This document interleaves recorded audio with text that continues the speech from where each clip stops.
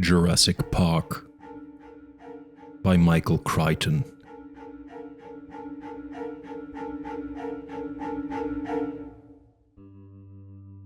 Third iteration. Details emerge more clearly as the fractal curve is redrawn. Jurassic Park. They moved into a green tunnel of overarching palms leading toward the main visitor building. Everywhere, extensive and elaborate planting emphasized the feeling that they were entering a new world, a prehistoric tropical world, and leaving the normal world behind. Ellie said to Grant, "They look pretty good." "Yes," Grant said. "I want to see them up close. I want to lift up their toe pads and inspect their claws and feel their skin and open their jaws and have a look at their teeth. Until then, I don't know for sure. But yes, they look good." "I suppose it changes your field a bit," Malcolm said. Grant shook his head. "It changes everything," he said. For 150 years, ever since the discovery of gigantic animal bones in Europe, the study of dinosaurs had been an exercise in scientific deduction. Paleontology was essentially detective work, searching for clues in the fossil bones and the trackways of the long-vanished giants. The best paleontologists were the ones who could make the most clever deductions. And all the great disputes of paleontology were carried out in this fashion, including the bitter debate in which Grant was a key figure about whether dinosaurs were warm-blooded. Scientists had always classified dinosaurs as reptiles, cold-blooded creatures drawing the heat they needed for life from the environment. A mammal could metabolize food to produce bodily warmth, but a reptile could not. Eventually, a handful of researchers, led chiefly by John Ostrom and Robert Bakker at Yale, began to suspect that the concept of sluggish, cold-blooded dinosaurs was inadequate to explain the fossil record.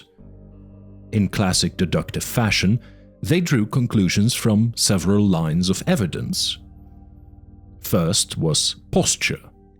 Lizards and reptiles were bent-legged sprawlers, hugging the ground for warmth. Lizards didn't have the energy to stand on their hind legs for more than a few seconds. But the dinosaurs stood on straight legs, and many walked erect on their hind legs. Among living animals, erect posture occurred only in warm-blooded mammals and birds. Thus, dinosaur posture suggested warm-bloodedness. Next, they studied metabolism, calculating the pressure necessary to push blood up the 18-foot-long neck of a brachiosaur and concluding that it could only be accomplished by a 4-chambered hot-blooded heart. They studied trackways, fossil footprints left in mud, and concluded that dinosaurs ran as fast as a man. Such activity implied warm blood. They found dinosaur remains above the Arctic Circle, in a frigid environment unimaginable for a reptile. And the new studies of group behavior, based largely on Grant's own work, suggested that dinosaurs had complex social life and reared their young, as reptiles did not. Turtles abandoned their eggs, but dinosaurs probably didn't. The warm-blooded controversy had raged for 15 years, before a new perception of dinosaurs as quick-moving, active animals was accepted, but not without lasting animosities. At conventions, there were still colleagues who did not speak to one another. But now, if dinosaurs could be cloned, why, Grant's field of study was going to change instantly. The paleontological study of dinosaurs was finished. The whole enterprise, the museum halls with their giant skeletons and flocks of echoing schoolchildren, the university laboratories with their bone trays, the research papers, the journals, all of it was going to end. "You don't seem upset," Malcolm said. Grant shook his head. It's been discussed in the field. Many people imagined it was coming, but not so soon. Story of our species, Malcolm said, laughing. Everybody knows it's coming, but not so soon. As they walked down the path, they could no longer see the dinosaurs, but they could hear them, trumpeting softly in the distance.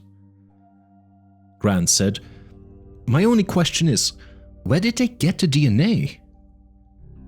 Grant was aware of serious speculation in laboratories in Berkeley, Tokyo, and London that it might eventually be possible to clone an extinct animal such as a dinosaur, if you could get some dinosaur DNA to work with.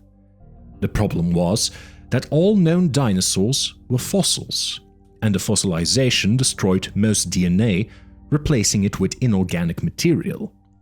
Of course, if a dinosaur was frozen or preserved in a peat bog or mummified in a desert environment, then its DNA might be recoverable.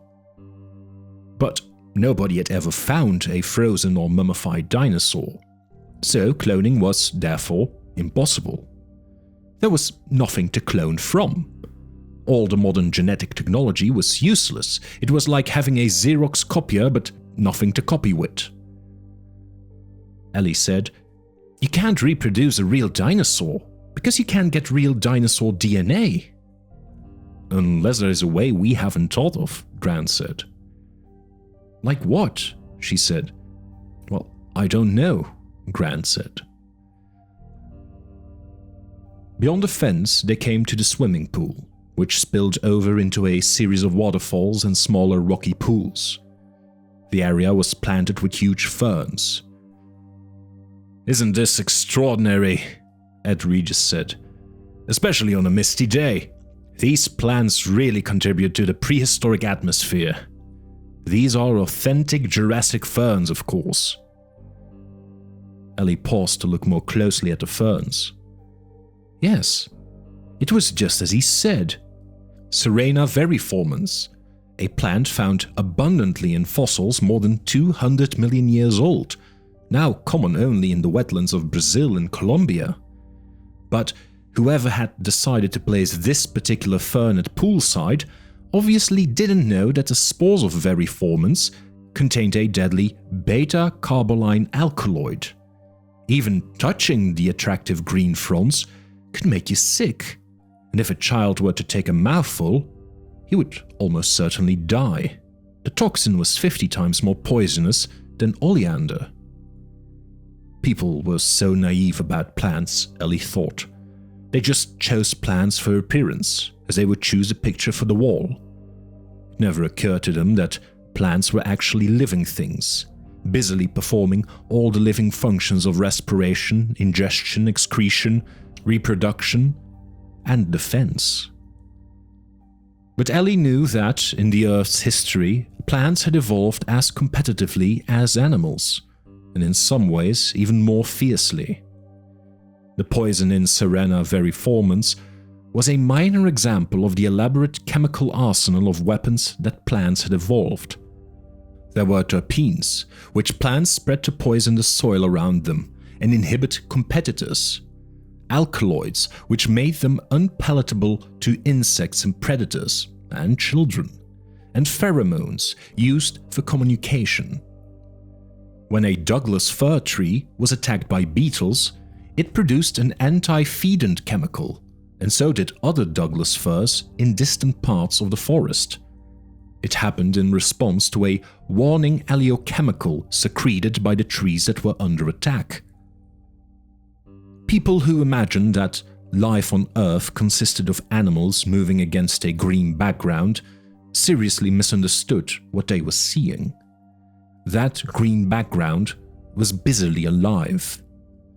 Plants grew, moved, twisted and turned, fighting for the sun, and they interacted continuously with animals, discouraging some with bark and thorns, poisoning others, and feeding still others to advance their own reproduction, to spread their pollen and seeds.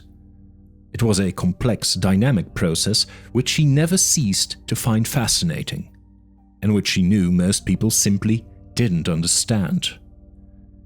But if planting deadly ferns at poolside was any indication, then it was clear that the designers of Jurassic Park had not been as careful as they should have been. "Isn't it just wonderful?" Ed Regis was saying. "If you look up ahead, you'll see our safari lodge." Ellie saw a dramatic low building with a series of glass pyramids on the roof. "That's where you'll all be staying here in Jurassic Park." Grant's suite was done in beige tones, the rattan furniture in green jungle print motifs. The room wasn't quite finished. There were stacks of lumber in the closet and pieces of electrical conduit on the floor. There was a television set in the corner with a cart on top. Channel 1, Hypsilophodont Highlands. Channel 3, Triceratops Territory. Channel 4, Sauropod Swamp. Channel 5, Carnivore Country. Channel 6, Stegosaurus South. Channel 7, Velociraptor Valley. And Channel 8, Pterosaur Peak. He found the names irritatingly cute. Grant turned on the television, but got only static. He shut it off and went into his bedroom, tossing his suitcase on the bed. Directly over the bed was a large, pyramidal skylight. It created a tented feeling, like sleeping under the stars. Unfortunately, the glass had to be protected by heavy bars, so that striped shadows fell across the bed. Grant paused. He had seen the plans for the lodge, and he didn't remember bars on the skylight. In fact, these bars appeared to be a rather crude addition. A black steel frame had been constructed outside the glass walls, and the bars welded to the frame. Puzzled, Grant moved from the bedroom to the living room. His window looked out on the swimming pool. "By the way, those ferns are poison," Ellie said, walking into his room. "But did you notice anything about the rooms, Alan?" "They changed the plans." "Yeah, I think so, yes." She moved around the room. "The windows are small," she said, "and the glass is tempered, set in a steel frame. The doors are steel-clad. That shouldn't be necessary. And did you see the fence we came in?" Grant nodded. The entire lodge was enclosed within a fence with bars of inch-thick steel.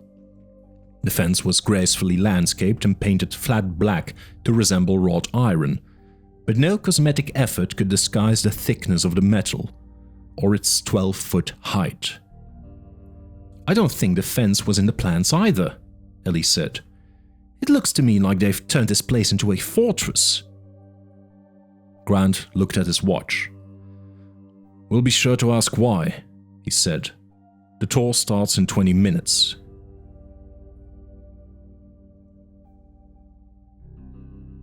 When dinosaurs ruled the Earth. They met in the visitor building, 2 stories high and all glass with exposed black anodized girders and supports. Grant found it determinedly high-tech. There was a small auditorium dominated by a robot Tyrannosaurus Rex, poised menacingly by the entrance to an exhibit area labeled "When Dinosaurs Ruled the Earth." Farther on were other displays: "What is a dinosaur?" and "The Mesozoic World." But the exhibits weren't completed. There were wires and cables all over the floor. Gennaro climbed up on the stage and talked to Grant, Ellie, and Malcolm, his voice echoing slightly in the room. Hammond sat in the back, his hands folded across his chest. "We're about to tour the facilities," Gennaro said. "I'm sure Mr. Hammond and his staff will show everything in the best light. Before we go, I wanted to review why we are here and what I need to decide before we leave."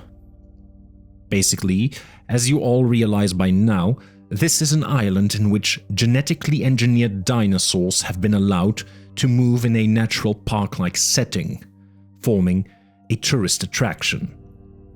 The attraction isn't open to tourists yet, but it will be in a year. Now, my question for you is a simple one. Is this island safe? Is it safe for visitors, and is it safely containing the dinosaurs?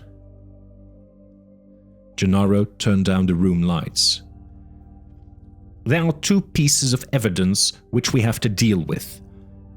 First of all, there is Dr. Grant's identification of a previously unknown dinosaur on the Costa Rican mainland. This dinosaur is known only from a partial fragment. It was found in July of this year after it supposedly bit an American girl on a beach. Dr. Grant can tell you more later. I've asked for the original fragment, which is in a lab in New York, to be flown here so that we can inspect it directly. Meanwhile, there is a second piece of evidence. Costa Rica has an excellent medical service, and it tracks all kinds of data.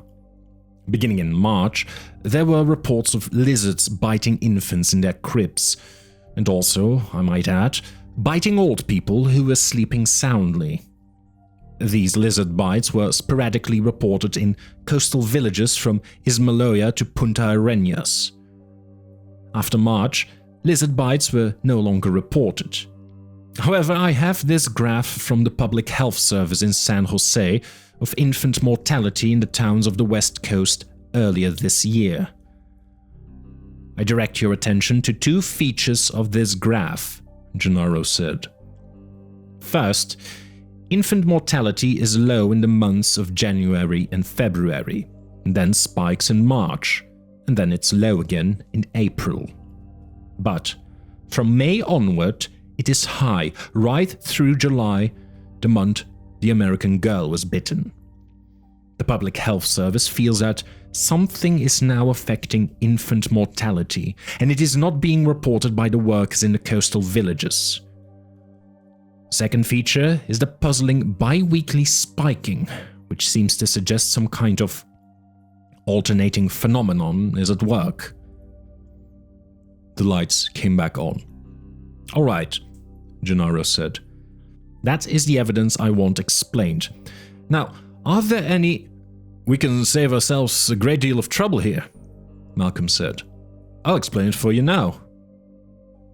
You will, Gennaro said. Yes, Malcolm said. First of all, animals have very likely gotten off the island. Oh, balls, Hammond growled from the back. And second, the graph from the Public Health Service is almost certainly unrelated to any animals that have escaped. Grant said, How do you know that? You'll notice that the graph alternates between high and low spikes, Malcolm said. That is characteristic of many complex systems. For example, water dripping from a tap. If you turn on the faucet just a little, you'll get a constant drip, drip, drip. But if you open it a little more so that there's a bit of turbulence in the flow, then you'll get alternating large and small drops. Drip, drip, drip, drip, drip. Like that. You can try it yourself. Turbulence produces alternation. It is a signature. And you will get an alternating graph like this for the spread of any new illness in a community. But why do you say it isn't caused by the escaped dinosaurs? Grant said. Because it's a non-linear signature, Malcolm said. You'd need hundreds of escaped dinosaurs to cause it, and I don't think hundreds of dinosaurs have escaped. So I conclude that some other phenomenon, such as a new variety of flu, is causing the fluctuations you see in the graph. Gennaro said, But you think that dinosaurs have escaped? Oh, probably yes. Why? Because of what you're attempting here. Look, this island is an attempt to recreate a natural environment from the past, to make an isolated world where extinct creatures roam freely, correct? Yes. But from my point of view, such an undertaking is impossible. The mathematics are so self-evident that they don't need to be calculated. It's rather like my asking you whether on $1 billion in income you had to pay tax. You wouldn't need to pull out your calculator to check. You'd know tax was owed. And similarly, I know overwhelmingly that one cannot successfully duplicate nature in this way or hope to isolate it. Why not? After all, there's zoos. Zoos don't recreate nature, Malcolm said.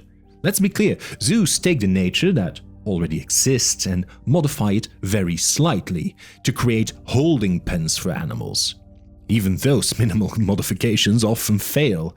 The animals escape with regularity, but a zoo is not a model for this park. This park is attempting something far more ambitious than that.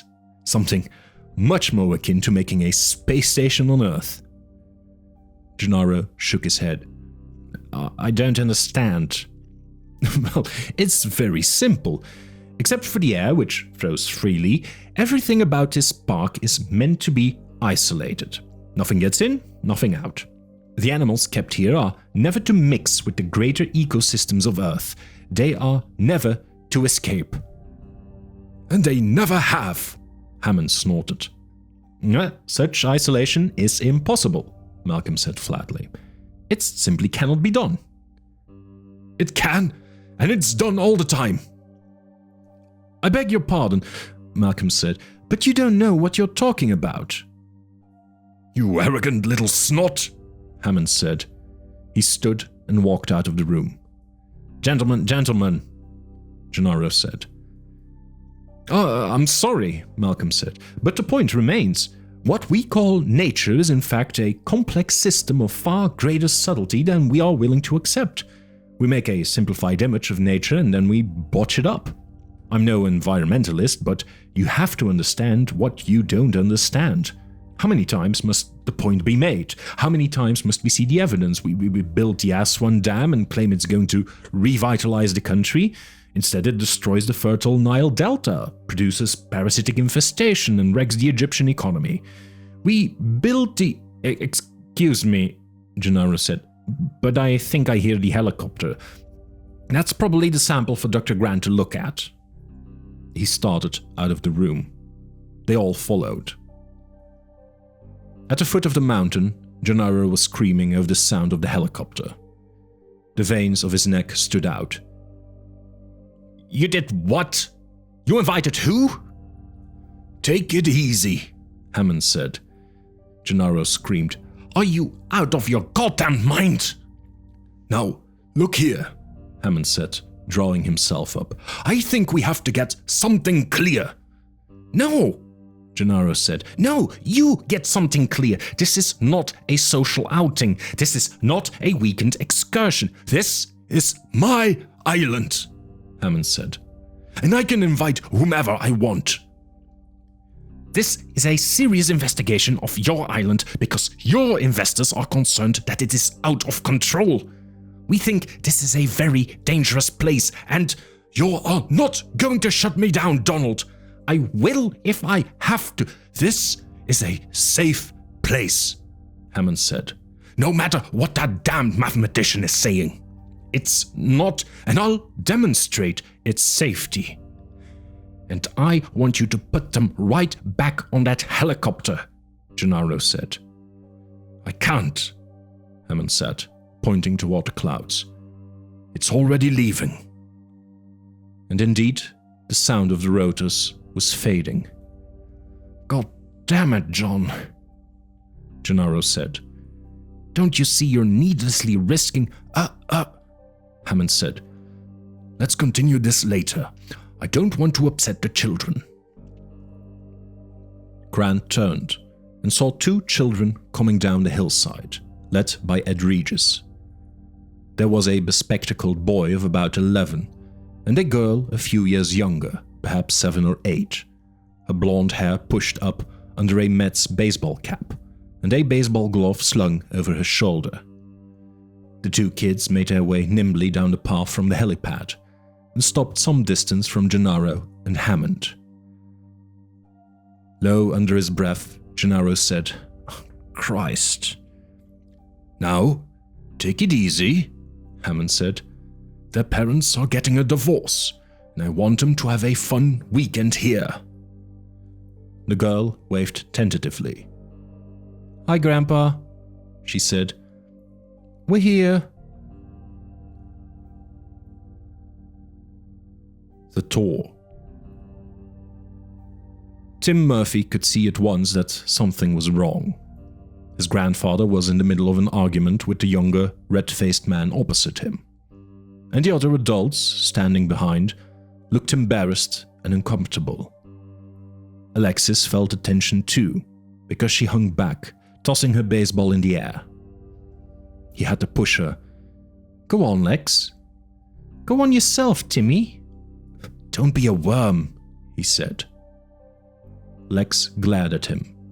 But Ed Regis said cheerfully, "I'll introduce you to everybody, and then we can take the tour." "I have to go," Lex said. "I'll just introduce you first," Ed Regis said. "No, I have to go." But Ed Regis was already making introductions. First to Grandpa, who kissed them both, and then to the man he was arguing with. This man was muscular, and his name was Gennaro. The rest of the introductions were a blur to Tim. There was a blonde woman wearing shorts, and a man with a beard who wore jeans and a Hawaiian shirt. He looked like the outdoors type. Then a fat college kid who had something to do with computers, and finally a thin man in black who didn't shake hands but just nodded his head. Tim was trying to organize his impressions, and was looking at the blonde woman's legs, when he suddenly realized that he knew who the bearded man was. "Your mouth is open," Lex said. Tim said, "I know him." "Oh, sure, you just met him." "No," Tim said, "I have his book." The bearded man said, "What book is that, Tim?" "Lost World of the Dinosaurs," Tim said. Alexis snickered. "Daddy says Tim has dinosaurs on the brain," she said. Tim hardly heard her. He was thinking of what he knew about Alan Grant. Alan Grant was one of the principal advocates of the theory that dinosaurs were warm-blooded. He had done lots of digging at a place called Egg Hill in Montana, which was famous because so many dinosaur eggs had been found there. Professor Grant had found most of the dinosaurs' eggs that had ever been discovered.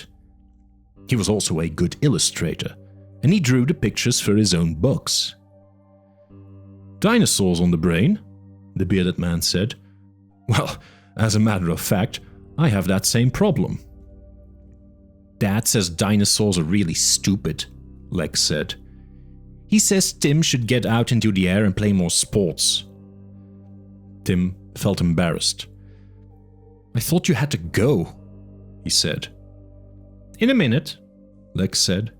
"I thought you were in such a rush." "Well, I'm the one who would know, don't you think, Timothy?" she said, putting her hands on her hips, copying her mother's most irritating stance. "I'll tell you what," Ed Regis said.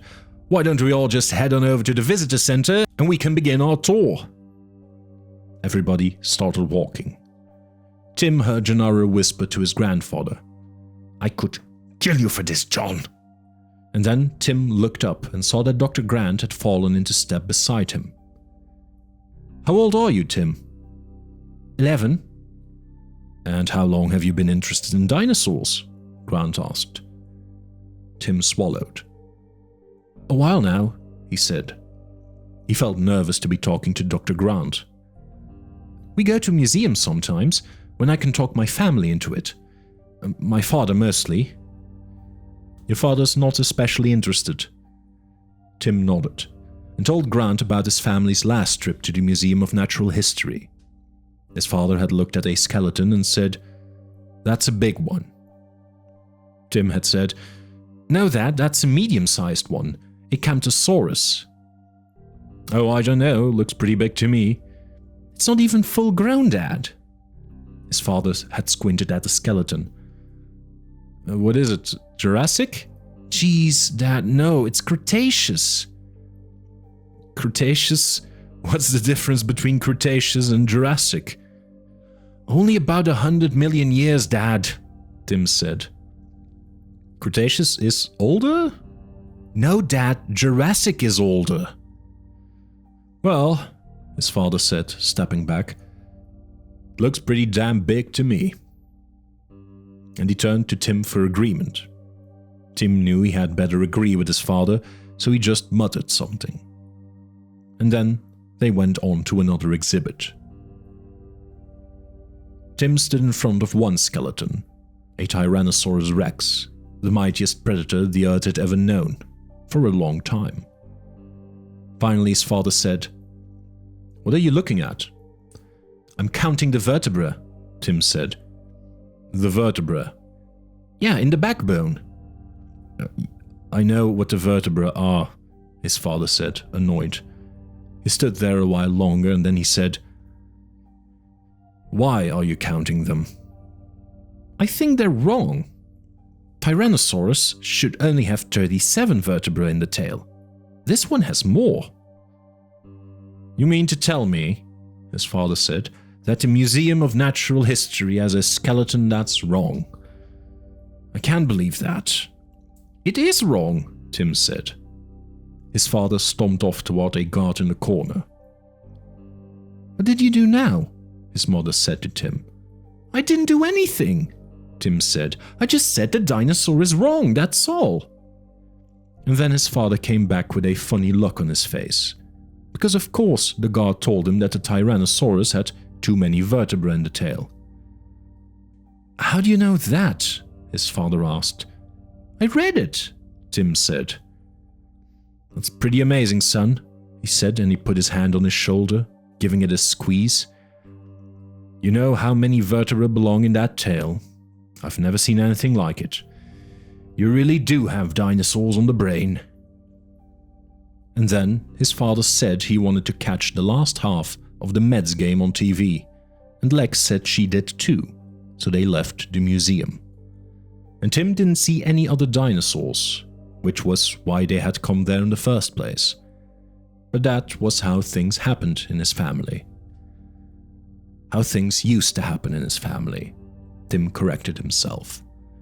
Now that his father was getting a divorce from his mother, things would probably be different. His father had already moved out, and even though it was weird at first, Tim liked it. He thought his mother had a boyfriend, but he couldn't be sure. And of course he would never mention it to Lex. Lex was heartbroken to be separated from her father, and in the last few weeks she had become so obnoxious that… "Was it 5027? Grant said. I'm sorry? The Tyrannosaurus at the museum, was it 5027? Yes, Tim said. How do you know? Grant smiled. They've been talking about fixing it for years, but now it may never happen.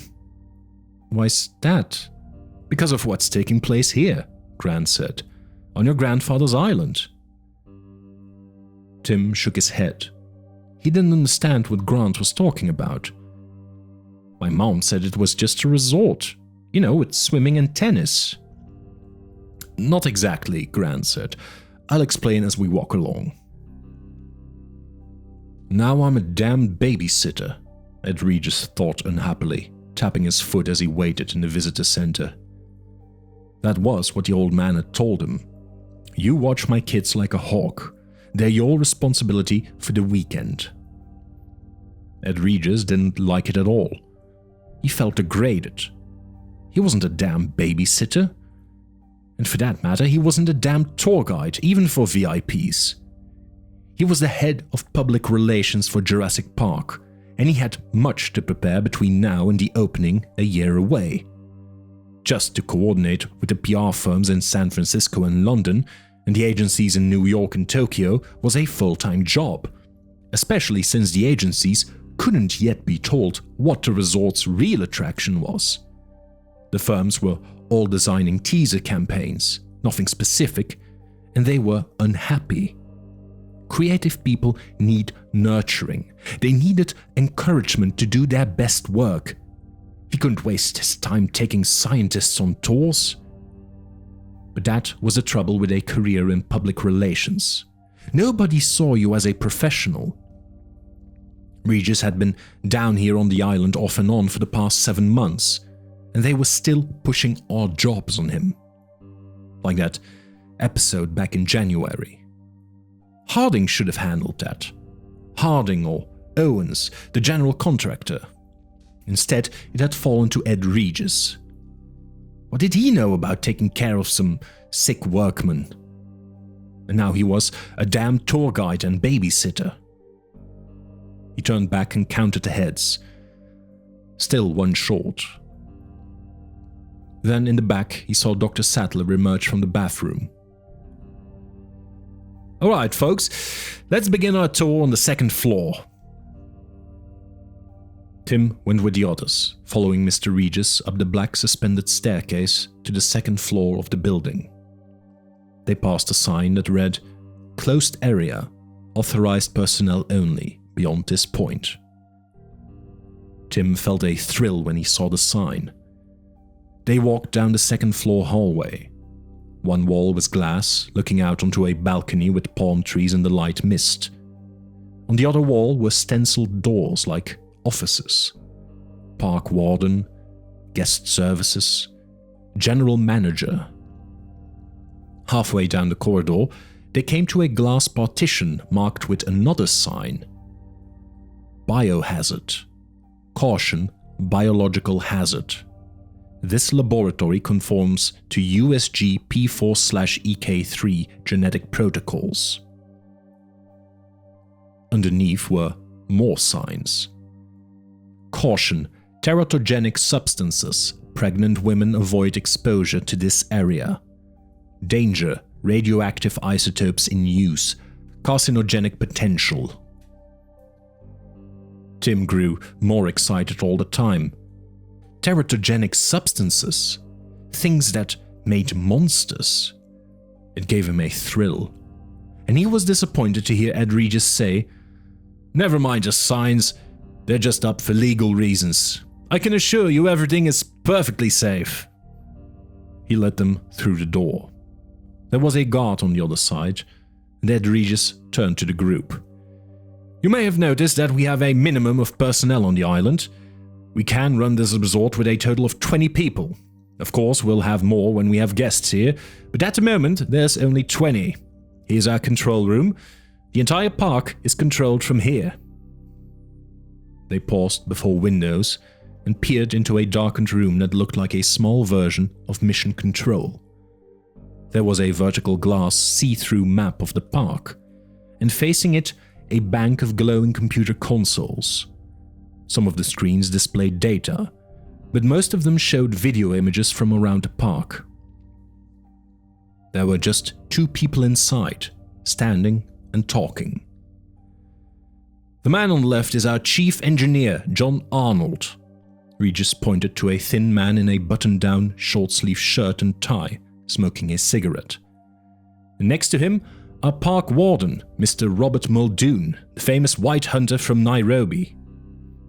Muldoon was a burly man in khaki, sunglasses dangling from his shirt pocket. He glanced out at the group, gave a brief nod, and turned back to the computer screens. "I'm sure you want to see this room," Ed Regis said. "But first, let's see how we obtain dinosaur DNA." The signs on the door said extractions, and like all the doors in the laboratory building, it opened with a security card. Ed Regis slipped the card in the slot, the light blinked, and the door opened. Inside, Tim saw a small room bathed in green light. 4 technicians in lab coats were peering into double-barreled stereo microscopes or looking at images on high-resolution video screens. The room was filled with yellow stones. The stones were in glass shelves, in cardboard boxes, in large pull-out trays. Each stone was tagged and numbered in black ink. Regis introduced Henry Wu, a slender man in his 30s. "Dr. Wu is our chief geneticist. I'll let him explain what we do here." Henry Wu smiled. "At least I'll try," he said. Genetics is a bit complicated, but you're probably wondering where our dinosaur DNA comes from. Yes, it has crossed my mind, Grant said. As a matter of fact, Wu said, there are two possible sources. Using the Loy antibody extraction technique, we can sometimes get DNA directly from dinosaur bones. But with what kind of yield? Grant asked. Well, most soluble protein is leached out during fossilization, but 20% of the proteins are still recoverable by grinding up the bones and using Loy's procedure. Dr. Loy himself has used it to obtain proteins from extinct Australian marsupials, as well as blood cells from ancient human remains. His technique is so refined it can work with a mere 50 nanograms of material. That's a 50 billionth of a gram. And you've adapted this technique here? Grant asked. Only as a backup, Wu said. As you can imagine, a 20% yield is insufficient for our work. We need the entire dinosaur DNA strand in order to clone, and we get it here. He held up one of the yellow stones. From amber, the fossilized resin of prehistoric tree sap. Grant looked at Ellie and then at Malcolm. That's really quite clever, Malcolm said, nodding. I still don't understand, Grant admitted. Tree sap, Wu explained, often flows over insects and traps them. The insects are then perfectly preserved within the fossil. One finds all kinds of insects in amber, including biting insects that have sucked blood from larger animals. Sucked the blood, Grant repeated. His mouth fell open. You mean suck the blood of dinosaurs? Hopefully, yes. And then the insects are preserved in amber. Grant shook his head. I'll be damned, that just might work. I assure you, it does work, Wu said. He moved to one of the microscopes, where a technician positioned a piece of amber containing a fly under the microscope. On the video monitor, they watched as he inserted a long needle through the amber into the thorax of the prehistoric fly. If this insect has any foreign blood cells, we may be able to extract them and obtain paleo-DNA, the DNA of an extinct creature. We won't know for sure, of course, until we extract whatever is in there, replicate it, and test it. That is what we have been doing for 5 years now. It has been a long, slow process, but it has paid off. Actually, dinosaur DNA is somewhat easier to extract by this process than mammalian DNA. The reason is that mammalian red cells have no nuclei and thus no DNA in their red cells. To clone a mammal, you must find a white cell, which is much rarer than red cells. But dinosaurs had nucleated red cells, as do modern birds. It is one of the many indications we have that dinosaurs aren't really reptiles at all. They are big, leathery birds. Tim saw that Dr. Grant still looked skeptical. And Dennis Nedry, the messy fat man, appeared completely uninterested, as if he knew it all already. Nedry kept looking impatiently toward the next room. I see Mr. Nedry has spotted the next phase of our work, Wu said. How we identify the DNA we have extracted. For that, we use powerful computers. They went through sliding doors into a chilled room. There was a loud humming sound. 2 6-foot-tall round towers stood in the center of the room, and along the walls were rows of waist-high stainless steel boxes. This is our high-tech laundromat, Dr. Wu said. The boxes along the walls are all Hamachi Hood automated gene sequences. They are being run at very high speed by the Cray XMP supercomputers, which are the towers in the center of the room. In essence, you are standing in the middle of an incredibly powerful genetics factory. There were several monitors, all running so fast it was hard to see what they were showing. Wu pushed a button and slowed one image. Here you can see the actual structure of a small fragment of dinosaur DNA, Wu said. Notice the sequence is made up of 4 basic compounds: adenine, thymine, guanine, and cytosine. This amount of DNA probably contains instructions to make a single protein, say a hormone or an enzyme. The full DNA molecule contains 3 billion of these bases. If we looked at a screen like this once a second for 8 hours a day, it'd still take more than 2 years to look at the entire DNA strand. It's that big. He pointed to the image. This is a typical example because you see the DNA has an error down here in line 1201. Much of the DNA we extracted is fragmented or incomplete, so the first thing we have to do is repair it. Or rather, the computer has to. It'll cut the DNA using what are called restriction enzymes. The computer will select a variety of enzymes that might do the job. Here's the same section of DNA, with the points of the restriction enzymes located. As you can see in line 1201, 2 enzymes will cut on either side of the damaged point. Ordinarily, we let the computers decide which to use, but we also need to know what base pairs we should insert to repair the injury. For that, we have to align various cut fragments, like so. Now, we are finding a fragment of DNA that overlaps the injury area and will tell us what is missing. And you can see we can find it and go ahead and make the repair. The dark bars you see here are restriction fragments, small sections of dinosaur DNA broken by enzymes and then analyzed. The computer is now recombining them by searching for overlapping sections of code. It's a little bit like putting a puzzle together. The computer can do it very rapidly. And here is then the revised DNA strand repaired by the computer. The operation you've witnessed would have taken months in a conventional lab, but we can do it in seconds.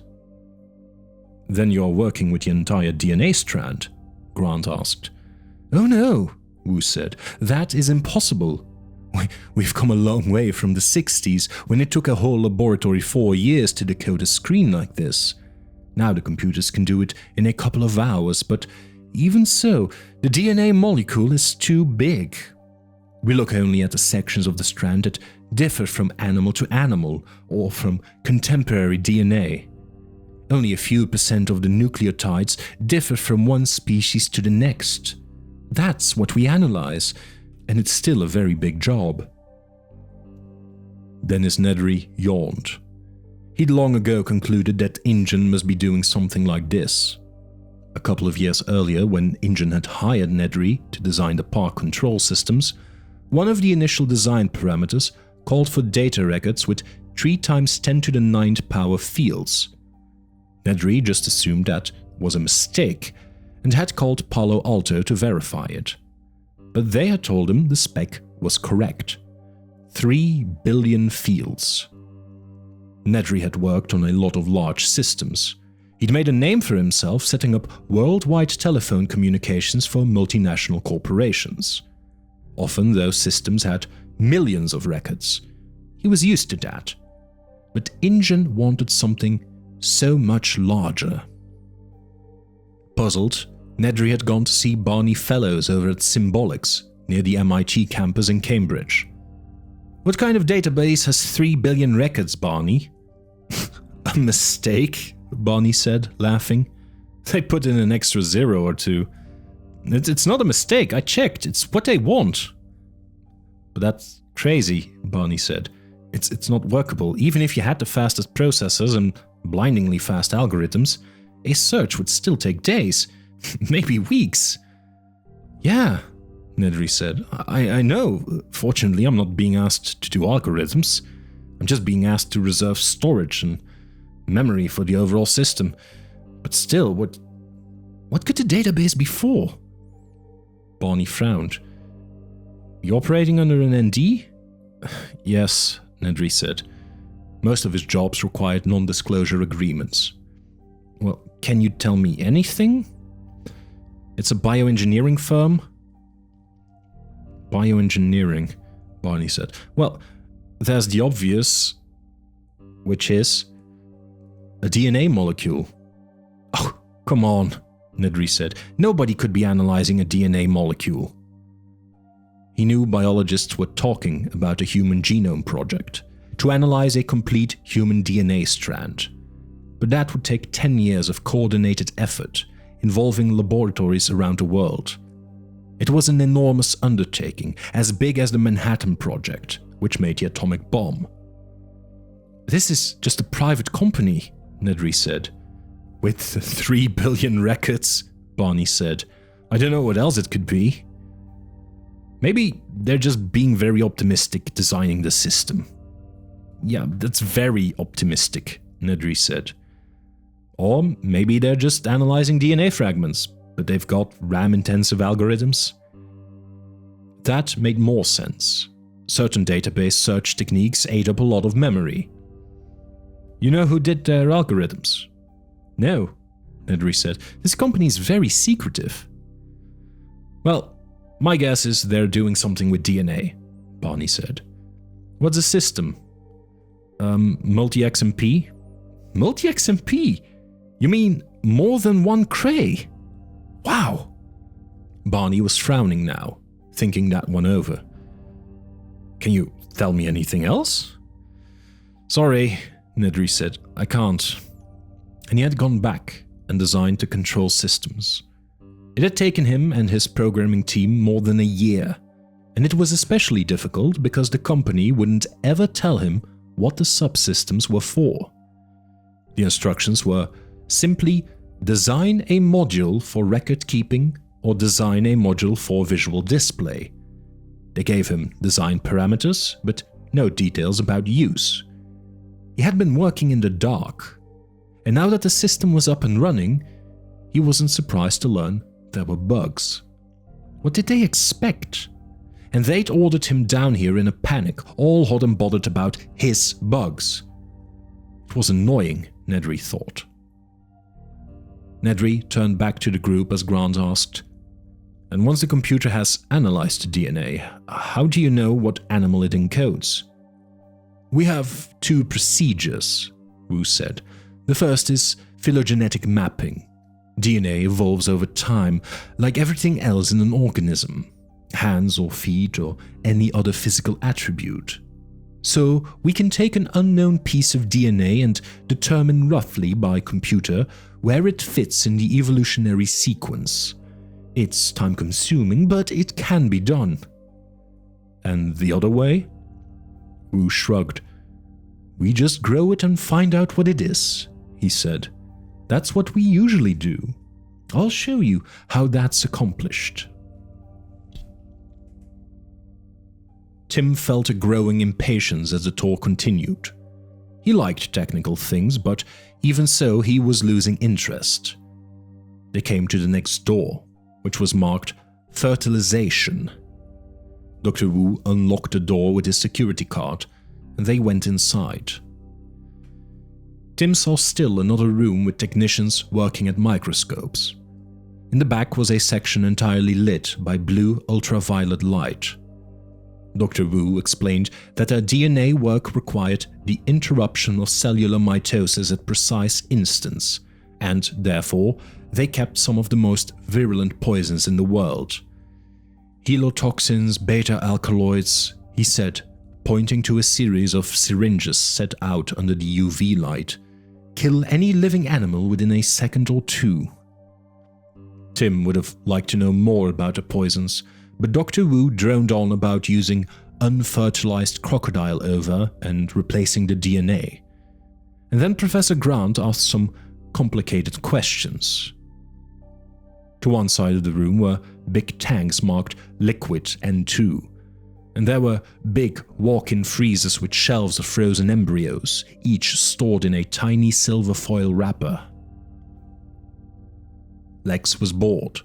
Nedry was yawning. and even Dr. Sattler was losing interest. Tim was tired of looking at these complicated laboratories. He wanted to see the dinosaurs. The next room was labeled Hatchery. "Now, it is a little warm and damp in here," Dr. Wu said.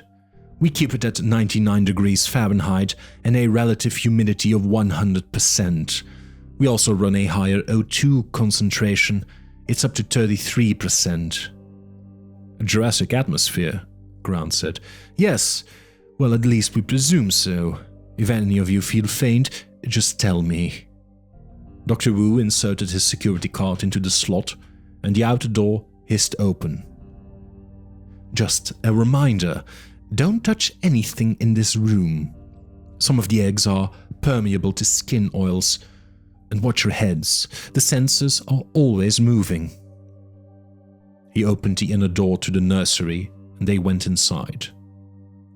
Tim faced a vast open room, bathed in deep infrared light. The eggs lay on long tables, their pale outlines obscured by the hissing low mist that covered the tables. The eggs were all moving gently, rocking. Reptile eggs contain large amounts of yolk but no water at all. The embryos must extract water from the surrounding environment, hence the mist. Dr. Wu explained that each table contained 150 eggs and represented a new batch of DNA extractions. The batches were identified by numbers at each table: Steg 458/2 or Trike 390/4. Waist deep in the mist, the workers in the nursery moved from one egg to the next, plunging their hands into the mist, turning the eggs every hour, and checking the temperatures with thermal sensors. The room was monitored by overhead TV cameras and motion sensors. An overhead thermal sensor moved from one egg to the next, touching each with a flexible wand, beeping and then going on. "In this hatchery, we have produced more than a dozen crops of extractions, giving us a total of 238 live animals. Our survival rate is somewhere around 0.4%, and we naturally want to improve that. But by computer analysis, we're working with something like 500 variables, 120 environmental, another 200 intra-egg, and the rest from the genetic material itself. Our eggs are plastic, the embryos are mechanically inserted and then hatched here." "And how long to grow?" "Oh, dinosaurs mature rapidly, attaining full size in 2 to 4 years, so we now have a number of adult specimens in the park." "And what do the numbers mean?" "Oh, those codes," Wu said, "identify the various batch extractions of DNA. The first 4 letters identify the animals being grown. Over here, that trike means Triceratops, and the steg means Stegosaurus, and so on." "And this table here," Grant said. The code said 4X 0001/1. Beneath was scrawled "Presumed Silu." "That's a new batch of DNA," Wu said. "We don't know exactly what will grow of it. The first time an extraction is done, we don't know for sure what the animal is. You can see it's marked Presumed Silu, so it's likely to be a Coelurosaurus, a small herbivore, if I remember. It's hard for me to keep track of the names. There are something like 300 genera of dinosaurs known so far." 347, Tim said. Grant smiled, and then said, "Is anything hatching now?" "Oh, not at the moment. The incubation period varies with each animal, but in general it runs about 2 months. We try to stagger hatching, so to make less work for the nursery staff. You can imagine how it is when we have 150 animals born within a few days, though of course most don't survive. Actually, these X's are due any day now. Any other questions? No? Then we'll go to the nursery where the newborns are." It was a circular room, all white. There were some incubators of the kind used in hospital nurseries, but they were empty at the moment. Rags and toys were scattered across the floor. A young woman in a white coat was seated on the floor, her back to them. "What have you got here today, Kathy?" Dr. Wu asked. "Oh, not much," she said. "Just a baby raptor." "Oh, let's have a look then." The woman got to her feet and stepped aside. Tim heard Nedry say, "It looks like a lizard." The animal on the floor was about 1.5 feet long, the size of a small monkey. It was dark yellow with brown stripes like a tiger. It had a lizard's head and long snout, but it stood upright on strong hind legs, balanced by a thick, straight tail. Its smaller front legs waved in the air. It cocked its head to one side and peered at the visitors staring down at it. "Velociraptor," Alan Grant said in a low voice. "Velociraptor mongoliensis," Wu said, nodding. "A predator. This one's only 6 weeks old." "I just excavated a raptor," Grant said, as he bent down for a closer look. Immediately the little lizard sprang up, leaping over Grant's head into Tim's arms. "Hey!" "Oh, they can jump," Wu said. "The babies can jump. So can the adults, as a matter of fact." Tim caught the velociraptor and held it to him. The little animal didn't weigh very much, 1 pound or 2 at most. The skin was warm and completely dry. The little head was inches from Tim's face. Its dark, beady eyes stared at him. A small forked tongue flicked in and out. "Will he hurt me?" "Oh no, she's friendly." "Are you sure about that?" asked Gennaro with a look of concern. "Oh, quite sure," Wu said. "At least until she grows a little older. But in any case, the babies don't have any teeth, even egg teeth." "Egg teeth?" Nedry said. "Oh, most dinosaurs are born with an egg teeth, little horns on the tip of the nose, like rhino horns, to help them break out of the eggs. But raptors aren't. They poke a hole in the egg with their pointed snouts, and then the nursery staff has to help them out." "You have to help them out?" Grant said, shaking his head. "Then what happens in the wild?" "In the wild?" "When they breed in the wild," Grant said. "When they make a nest." "Oh, they can't do that," Wu said. "None of our animals is capable of breeding. That's why we have this nursery. It is the only way to replace stock in Jurassic Park." "Why can't the animals breed?" "Well, as you can imagine, it is important that they are not able to breed," Wu said. "And whenever we faced a critical matter such as this, we designed redundant systems. That is, we always arranged at least 2 control procedures. In this case, there are 2 independent reasons why the animals can't breed. First of all, they're sterile, because we irradiate them with X-rays. And the second reason? All the animals in Jurassic Park are female," Wu said with a pleased smile. Malcolm said, "I should like some clarification about this, because it seems to me that irradiation is fraught with insincerity. The radiation dose may be wrong or aimed at the wrong anatomical area of the animal." "That's all true, Dr. Malcolm," Wu said, "but we're quite confident we have destroyed gonadal tissue." "And as for them all being female," Malcolm said, "is that checked? Does anyone go out and lift up the dinosaur's skirts to have a look? I mean, how does one determine the sex of a dinosaur anyway?" "Oh, sex organs vary with the species. It's easy to tell on some, subtle on others, but to answer your question, the reason we know all the animals are female is that we literally make them that way. We control their chromosomes and we control the intra-egg development environment.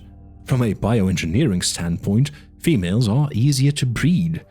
You probably know that all vertebrate embryos are inherently female.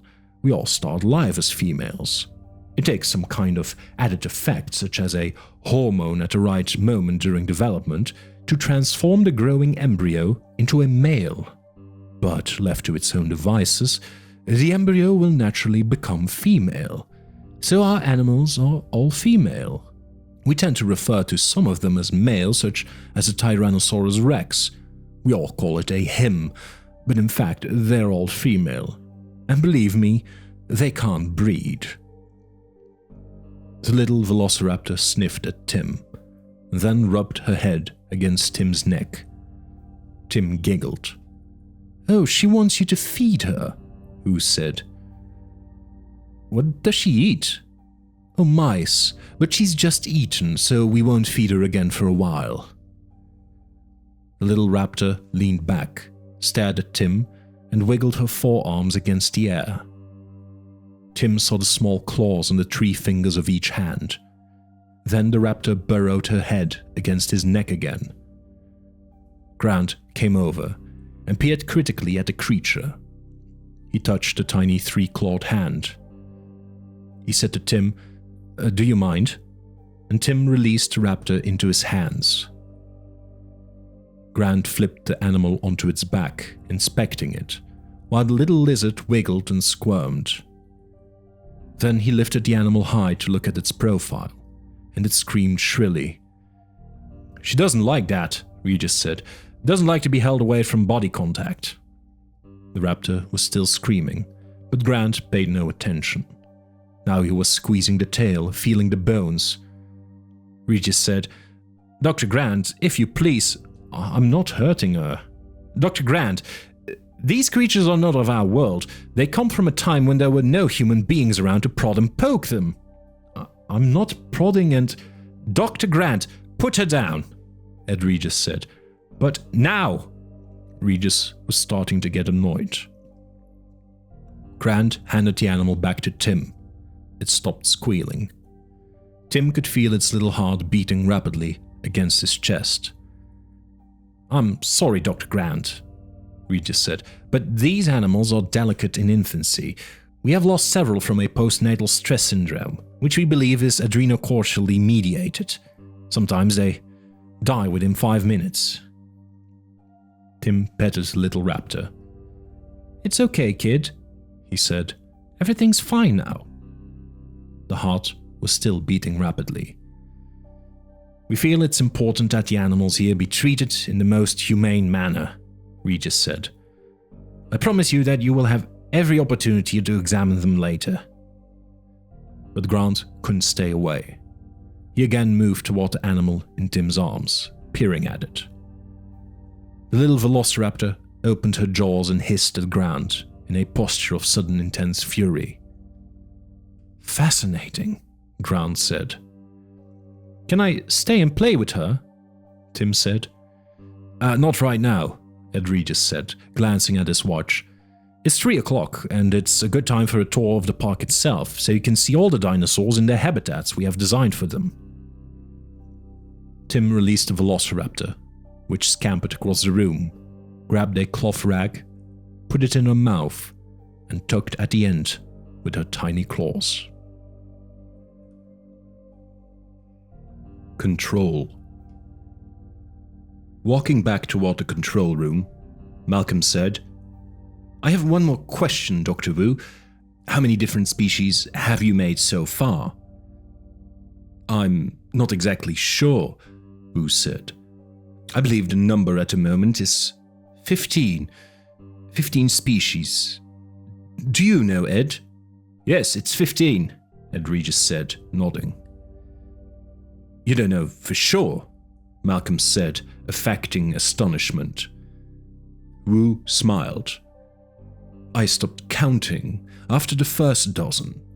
And you have to realize that sometimes we think we have an animal correctly made from the standpoint of the DNA, which is our basic work, and the animal grows for 6 months and then something untoward happens, and we realize there is some error. A releaser gene isn't operating, a hormone not being released, or some other problem in the developmental sequence. So we have to go back to the drawing board with that animal, so to speak." He smiled. "At one time I thought I had more than 20 species, but now only 15. "And is one of the 15 species a—" Malcolm turned to Grant. What was the name? Proconsignatus, Grant said. Yeah, you have made some proconsignatuses or whatever they're called, Malcolm asked. Oh yes, compies are very distinctive animals, and we made an unusually large number of them. And why is that?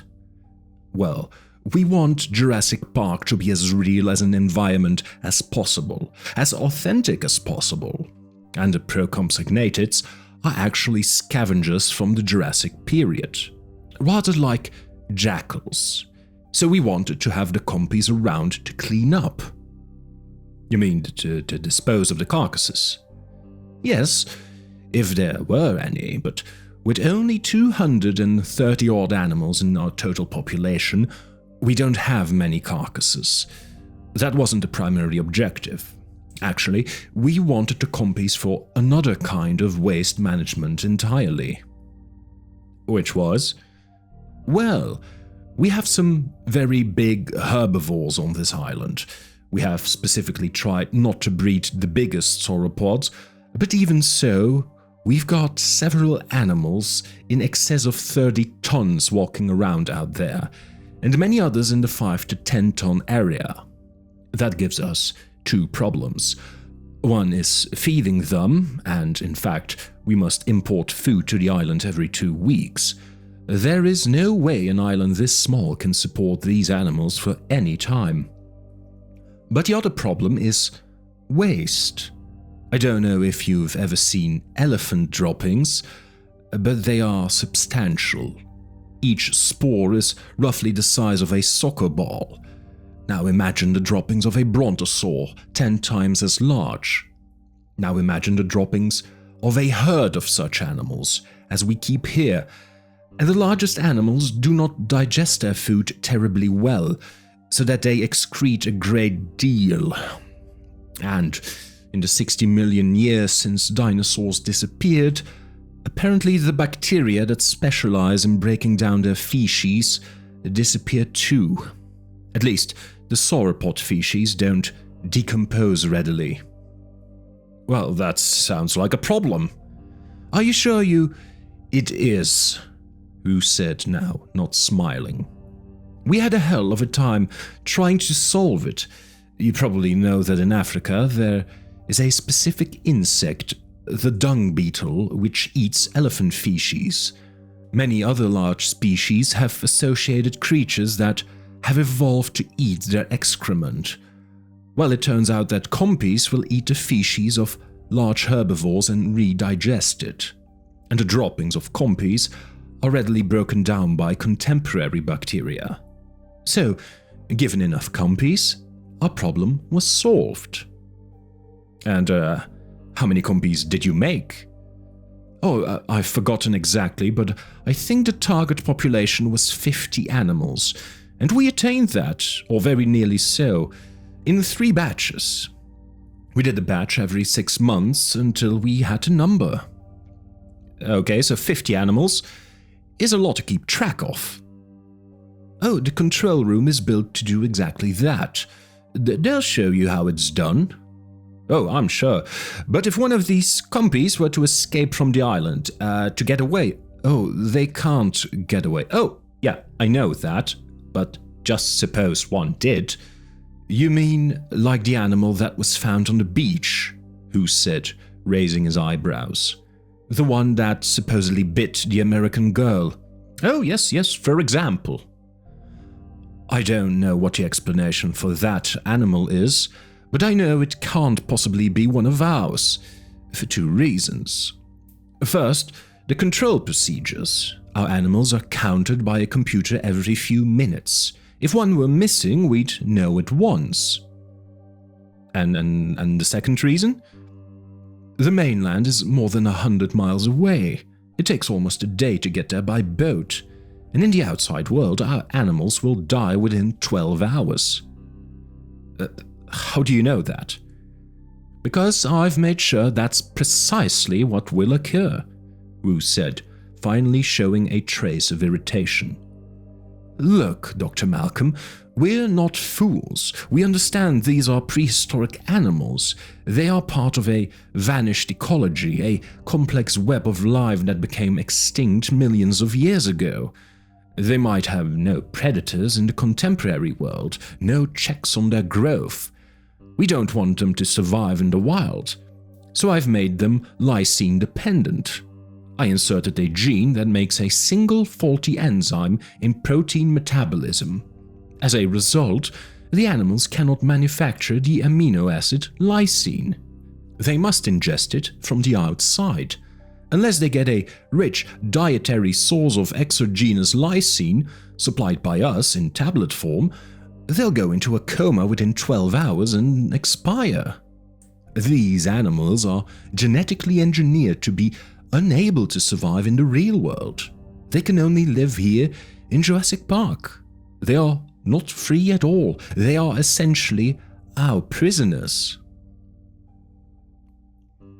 Here's the control room, Ed Regis said. Now that you know how the animals are made, you'll want to see the control room for the park itself before we go out on the... He stopped. Through the thick glass window, the room was dark. The monitors were off, except for 3 that displayed spinning numbers and the image of a large boat. What's going on? Ed Regis said. Oh hell, they're docking. Docking? Every 2 weeks, the supply boat comes in from the mainland. One of the things this island doesn't have is a good harbor, or even a good dock. It's a little hairy to get the ship in when the seas are rough. Could be a few minutes. He rapped on the window, but the men inside paid no attention. Oh, I guess we have to wait then. Ellie turned to Dr. Wu. You mentioned before that sometimes you make an animal and it seems to be fine, but as it grows, it shows itself to be flawed. Yes, I don't think there's any way around that. We can duplicate the DNA, but there's a lot of timing in development, and we don't know if everything is working unless we actually see an animal develop correctly. Grant said, Then how do you know if it's developing correctly? No one has ever seen these animals before. Wu smiled. I have often thought about that. I suppose it is a bit of a paradox. Eventually, I hope, paleontologists such as yourself will compare our animals with the fossil record to verify the development sequence. Ellie said, But the animals we just saw, the velociraptor, you said it was a Mongoliensis. From the location of the amber, it is from China. Interesting. I was just digging up an infant Anthropus. Are there any full-grown raptors here? Oh yes, Ed Regis said without hesitation. 8 adult females. The females are the real hunters. They're pack hunters, you know. Will we see them on the tour? No, Wu said, looking suddenly uncomfortable. And there was an awkward pause. Wu looked at Regis. Oh, no, not for a while yet, Regis said cheerfully. The velociraptors haven't been integrated into the park setting just yet. We keep them in a holding pen. And can I see them there? Oh, why yes, of course. In fact, while we're waiting, he glanced at his watch, you might want to go around and have a look at them. Oh, I certainly would. Absolutely, Ellie said. I want to go too. Well, just go around the back of this building, past the support facility, and you'll see the pen. But don't get too close to the fence. Do you want to go too? He said to the girl. No, Lex said. She looked appraisingly at Regis. You want to play a little pickle? Throw a few? Well, sure, Regis answered. Why don't you and I go downstairs, and we'll do that, while we wait for the control room to open up. Grant walked with Ellie and Malcolm around the back of the main building, with the kid tagging along. Grant liked kids. It was impossible not to like any group so openly enthusiastic about dinosaurs. Grant used to watch kids in museums as they stared open-mouthed at the big skeletons rising above them. He wondered what their fascination really represented. He finally decided that children liked dinosaurs because these giant creatures personified the uncontrollable force of looming authority. They were symbolic parents, fascinating and frightening, like parents, and kids loved them as they loved their parents.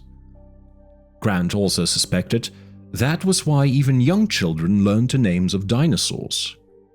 It never failed to amaze him when a 3-year-old shrieked Stegosaurus. Saying these complicated names was a way of exerting power over the giants, a way of being in control. "What do you know about a velociraptor?" Grant asked Tim. He was just making conversation. "Oh, it's a small carnivore that hunted in packs, like Deinonychus." "Well, that's right, although Deinonychus is now considered one of the velociraptors. And the evidence for pack hunting is all circumstantial.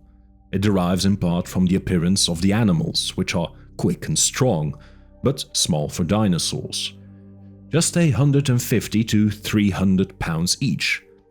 We assume they hunted in groups if they were to bring down larger prey.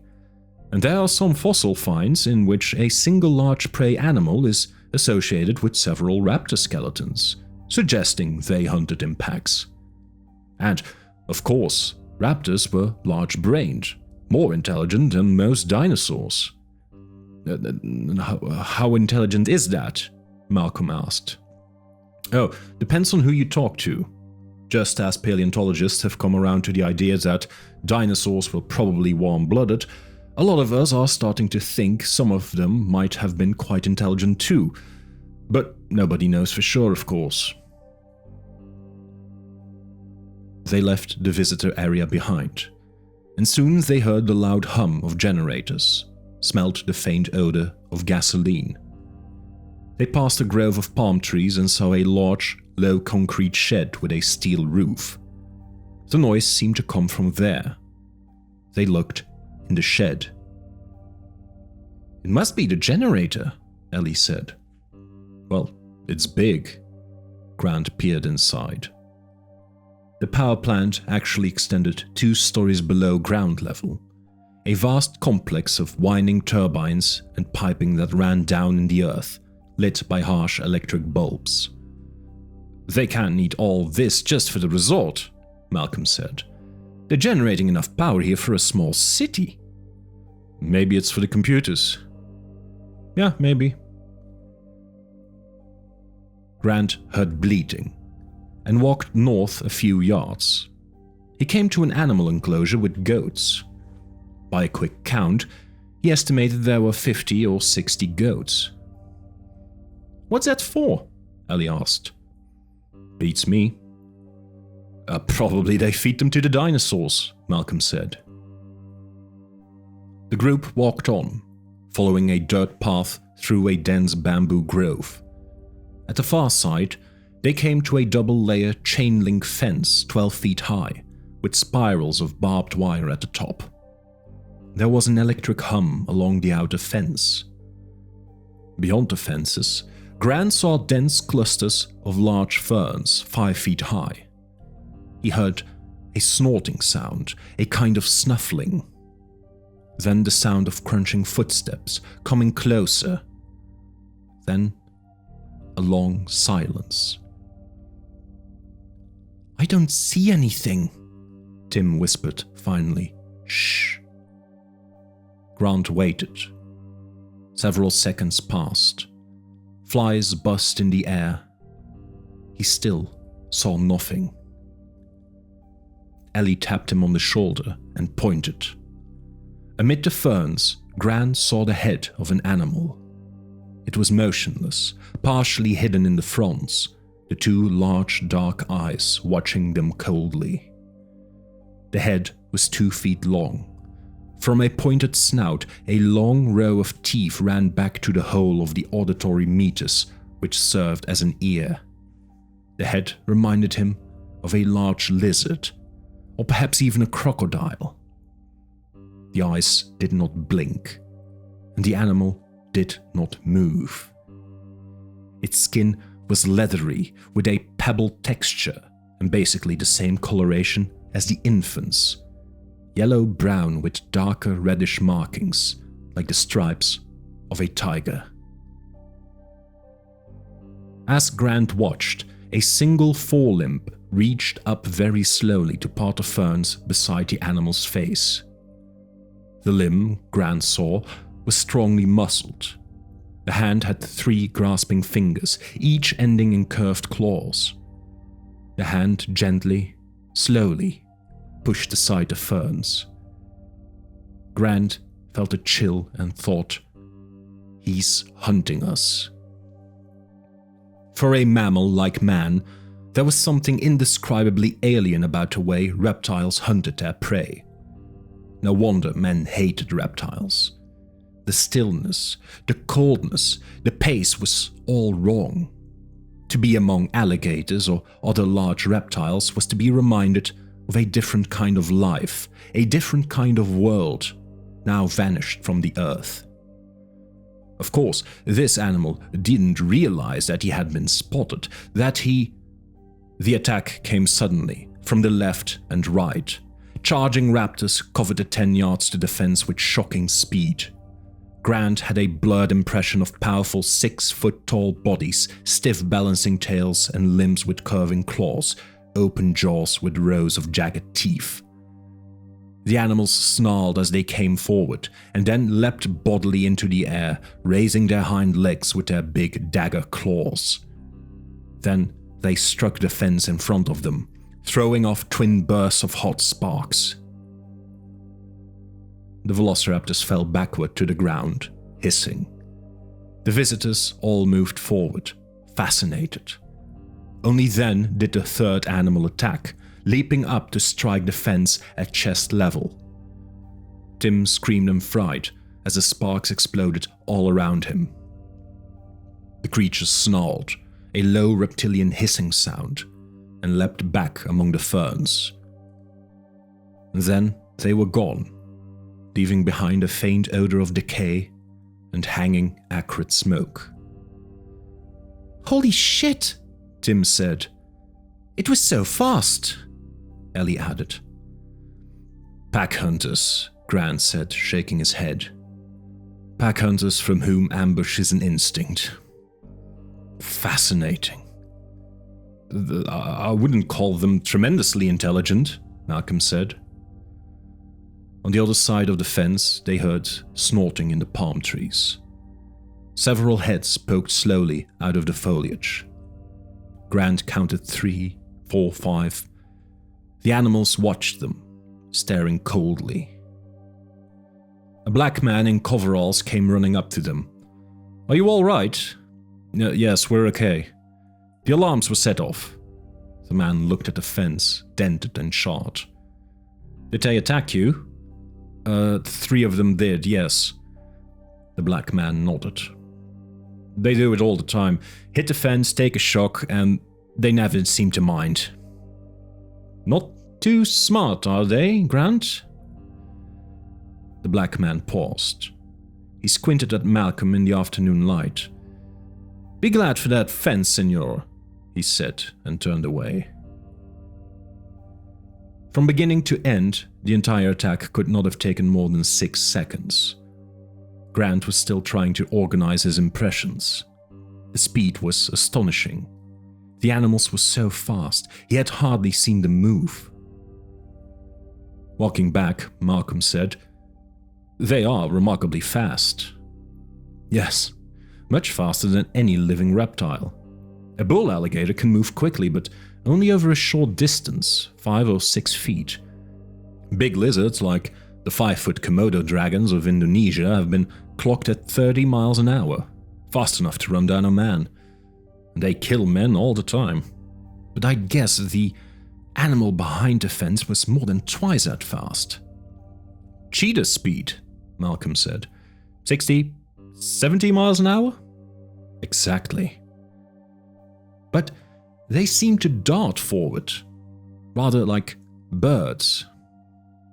"Yes, Grant said. In the contemporary world, only very small mammals, like the cobra-fighting mongoose, had such quick responses. Small mammals, and of course birds. The snake-hunting secretary bird of Africa, or the cassowary. In fact, the velociraptor conveyed precisely the same impression of deadly, swift menace Grant had seen in a cassowary, the clawed ostrich-like bird of New Guinea. So, these velociraptors look like reptiles, with the skin and general appearance of reptiles, but they move like birds, with the speed and predatory intelligence of birds. Is that about it? Yes, answered Grant. I'd say they display a mixture of traits. Does that surprise you? Oh, not really. It's actually rather close to what paleontologists believed a long time ago.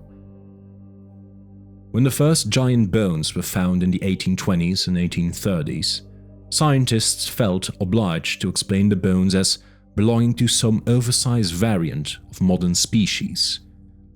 This was because it was believed that no species could ever become extinct, since God would not allow one of his creations to die. Eventually, it became clear that this conception of God was mistaken, and the bones belonged to extinct animals. But what kind of animals? In 1842, Richard Owen, the leading British anatomist of the day, called them dinosauria, meaning terrible lizards.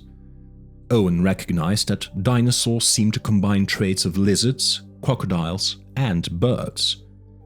In particular, dinosaur hips were bird-like, not lizard-like. And unlike lizards, many dinosaurs seemed to stand upright. Owen imagined dinosaurs to be quick-moving, active creatures, and his view was accepted for the next 40 years. But when truly gigantic finds were unearthed, animals that had weighed 100 tons in life, scientists began to envision the dinosaurs as stupid, slow-moving giants destined for extinction. The image of the sluggish reptile gradually predominated over the image of the quick-moving bird. In recent years, scientists like Grant had begun to swing back toward the idea of more active dinosaurs. Grant's colleagues saw him as radical in his conception of dinosaur behavior. But now he had to admit his own conception had fallen far short of the reality of these large, incredibly swift hunters. Actually, what I was driving at, Malcolm said, was this. Is it a persuasive animal to you? Is it in fact a dinosaur? I'd say so, yes. And the coordinated attack behavior? To be expected, Grant said.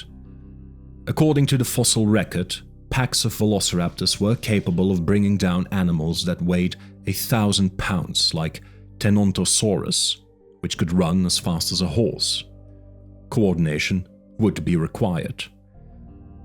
How do they do that without language? Oh, language isn't necessary for coordinated hunting. Chimpanzees do it all the time. A group of chimps will stalk a monkey and kill it. All communication is done with eye movement. And were the dinosaurs in fact attacking us? Oh yes. They would kill us and eat us if they could. I think so. Oh, the reason I ask is that I'm told large predators such as lions and tigers are not born man-eaters. Isn't that true? These animals must learn somewhere along the way that human beings are easy to kill. Only afterward do they become man-killers. Yes, I believe that's true. Well, these dinosaurs must be even more reluctant than lions and tigers, after all. They've come from a time before human beings, or even large mammals existed at all. God knows what they think when they see us, so I wonder, have they learned somewhere along the line that humans are easy to kill? The group fell silent as they walked. In any case, Malcolm said, I shall be extremely interested to see the control room now. version 4.4. Was there any problem with the group? Hammond asked. No, Henry Wu answered. There was no problem at all. They accepted your explanation? Why shouldn't they? It's all quite straightforward, in the broad strokes. It's only the details that get sticky, and I wanted to talk about the details with you today. You can think of it as a matter of aesthetics. John Hammond wrinkled his nose, as if he smelled something disagreeable. Aesthetics?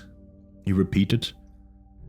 They were standing in the living room of Hammond's elegant bungalow, set back among palm trees in the northern section of the park. The living room was airy and comfortable, fitted with a half-dozen video monitors showing the animals in the park. The file Wu had brought, stamped Animal Development version 4.4, lay on the coffee table. Hammond was looking at him in that patient, paternal way. Wu, 33 years old, was acutely aware that he had worked for Hammond all his professional life. Hammond had hired him right out of graduate school. Of course, there are practical consequences as well. I really think you should consider my recommendations for Phase 2. We should go to version 4.4. You want to replace all the current stock of animals? Yes, I do. Why? What's wrong with them? Oh, nothing. Except that they're real dinosaurs. That's what I asked for, Henry. And that's what you gave me. Oh, I know, John, but see... He paused. How could he explain this to Hammond? Hammond hardly ever visited the island, and it was a peculiar situation that Wu was trying to convey.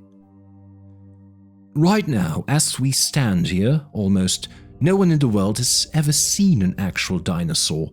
Nobody knows what they're really like. Yes.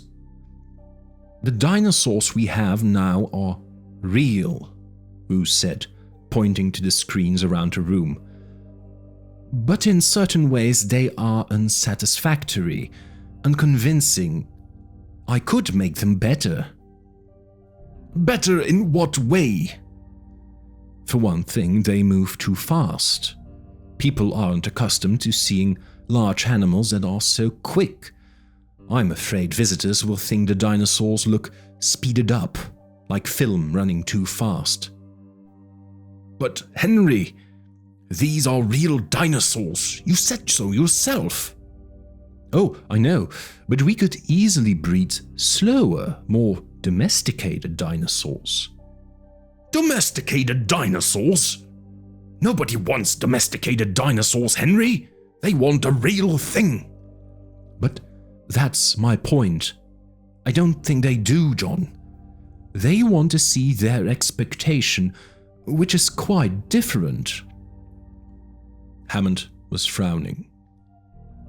You said yourself, John, this park is entertainment, and entertainment has nothing to do with reality. Entertainment is antithetical to reality. Hammond sighed. Now, Henry, are we going to have another one of those abstract discussions? You know, I like to keep it simple. The dinosaurs we have now are real and, well, not exactly, Wu said, pacing the room, pointing to the monitors. I don't think we should kid ourselves. We haven't recreated the past here. The past is gone, it can never be recreated. What we've done is reconstruct the past, or at least a version of the past. And I'm saying we can make a better version, John. Better than real? Why not? After all, these animals are already modified. We've inserted genes to make them patentable and to make them lysine-dependent. And we've done everything we can to promote growth and accelerate development into adulthood. Hammond shrugged. Well, that was inevitable. We didn't want to wait. We have investors to consider. Well, of course, but I'm just saying, why stop there? Why not push ahead to make exactly the kind of dinosaur that we'd like to see? One that is more acceptable to visitors, and one that is easier for us to handle. A slower, more docile version for our park. But then the dinosaurs wouldn't be real, Henry. But they're not real now, John. That's what I'm trying to tell you. There isn't any reality here. He shrugged helplessly. He could see he wasn't getting through. Hammond had never been interested in technical details, and the essence of the argument was technical. How could he explain to Hammond about the reality of DNA dropouts, the patches, the gaps in the sequence that Wu had been obliged to fill in, making the best guesses he could, but still making guesses? The DNA of the dinosaurs was like old photographs that had been retouched, basically the same as the original, but in some places repaired and clarified. And as a result... "Now, Henry," Hammond said, putting his arm around Wu's shoulder, "if you don't mind my saying so, I think you're getting cold feet. You've been working very hard for a long time, and you've done a hell of a job. And it's finally time to reveal to some people what you've done. It's natural to be a little nervous, to have some doubts, but I am convinced, Henry, that the world will be entirely satisfied. Entirely satisfied."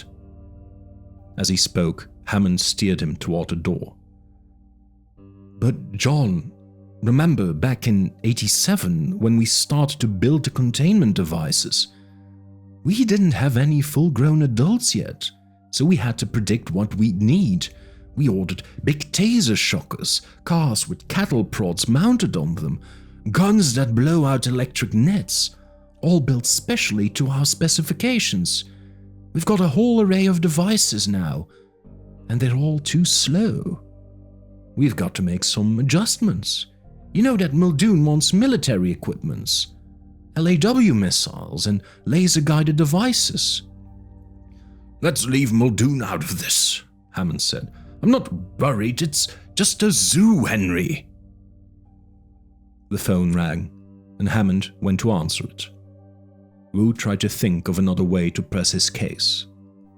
But the fact was that, after 5 long years, Jurassic Park was nearing completion, and John Hammond just wasn't listening to him anymore. There had been a time when Hammond listened to Wu very attentively, especially when he had first recruited him, back in the days when Henry Wu was a 28-year-old graduate student getting his doctorate at Stanford in Norman Atherton's lab. Atherton's death had thrown the lab into confusion as well as mourning. No one knew what would happen to the funding or the doctoral programs. There was a lot of uncertainty. People worried about their careers. 2 weeks after the funeral, John Hammond came to see Wu. Everyone in the lab knew that Atherton had some association with Hammond, although the details were never clear. But Hammond had approached Wu with a directness Wu never forgot. "Norman always said you were the best geneticist in his lab," he had said. "What are your plans now?" "Oh, I don't know, research." "You want a university appointment?" "Oh, yes." "That is a mistake. At least, if you respect your talent." Wu had blinked. Why is that?" "Because, let's face facts. Universities are no longer the intellectual centers of the country. The very idea is preposterous. Universities are the backwater. Now, don't look so surprised. I'm not saying anything you don't know. Since World War II, all the really important discoveries have come out of the private laboratories. The laser, the transistor, the polio vaccine, the microchip, the hologram, the personal computer, magnetic resonance imaging, CAT scans, the list goes on and on. Universities simply aren't where it's happening anymore. And they haven't been for 40 years. If you want to do something important in computers or genetics, you don't go to a university. Dear me, no." Wu found he was speechless. Good heavens, what must you go through to start a new project? How many grant applications? How many forms? How many approvals? The steering committee, the department chairman, the university resources committee. How do you get more workspace if you need it? More assistants if you need them? How long does it all take? A brilliant man can't squander precious time with forms and committees. Life's too short and DNA too long. You want to make your mark. If you want to get something done, stay out of universities. In those days, Wu desperately wanted to make his mark, and John Hammond had his full attention. I'm talking about work, real accomplishment. What does a scientist need to work? He needs time and he needs money. I'm talking about giving you a 5-year commitment and $10 million a year in funding. $50 million, and no one tells you how to spend it. You decide. Everyone else just gets out of your way. It sounded too good to be true. Wu was silent for a very long time. Finally he said, "And in return for what?" For taking a crack at the impossible. For trying something that probably can't be done. What does it involve? Oh, I can't give you the details, but the general area involves cloning reptiles. I don't think that's impossible. Reptiles are easier than mammals. Cloning's probably only 10-15 years off, assuming some fundamental advances. I've got 5 years and a lot of money for somebody who wants to take a crack at it now. Is my work publishable? Eventually. Not immediately. No. But eventually publishable? Wu asked, sticking on this point. Hammond had laughed. Don't worry. If you succeed, the whole world will know about what you've done. I promise you, Henry. And now it seemed the whole world would indeed know, Wu thought. After 5 years of extraordinary effort, they were just a year away from opening the park to the public. Of course, those years hadn't gone exactly as Hammond had promised. Wu had had some people telling him what to do, and many times fearsome pressures were placed on him. And the work itself had shifted. It wasn't even reptilian cloning once they began to understand that dinosaurs were so similar to birds. It was avian cloning, a very different proposition, much more difficult. And for the last 2 years, Wu had been primarily an administrator, supervising teams of researchers and banks of computer-operated gene sequences. Administration wasn't the kind of work he relished. It wasn't what he had bargained for. Still, he had succeeded. He had done what nobody really believed could be done, at least in so short a time. And Henry Wu thought that he should have some rights, some say in what happened, by virtue of his expertise and his efforts. Instead, he found his influence waning with each passing day. The dinosaurs existed. The procedures for obtaining them were worked out to the point of being routine. The technologies were mature. And John Hammond didn't need Henry Wu anymore. That should be fine, Hammond said, speaking into the phone. He listened for a while and smiled at Wu. Fine, yes, fine. He hung up. Where were we, Henry? We were talking about Phase 2, Wu said. Oh yes, we've gone over some of this before, Henry. I know, but you don't realize... Excuse me, Henry, Hammond said with an edge of impatience in his voice.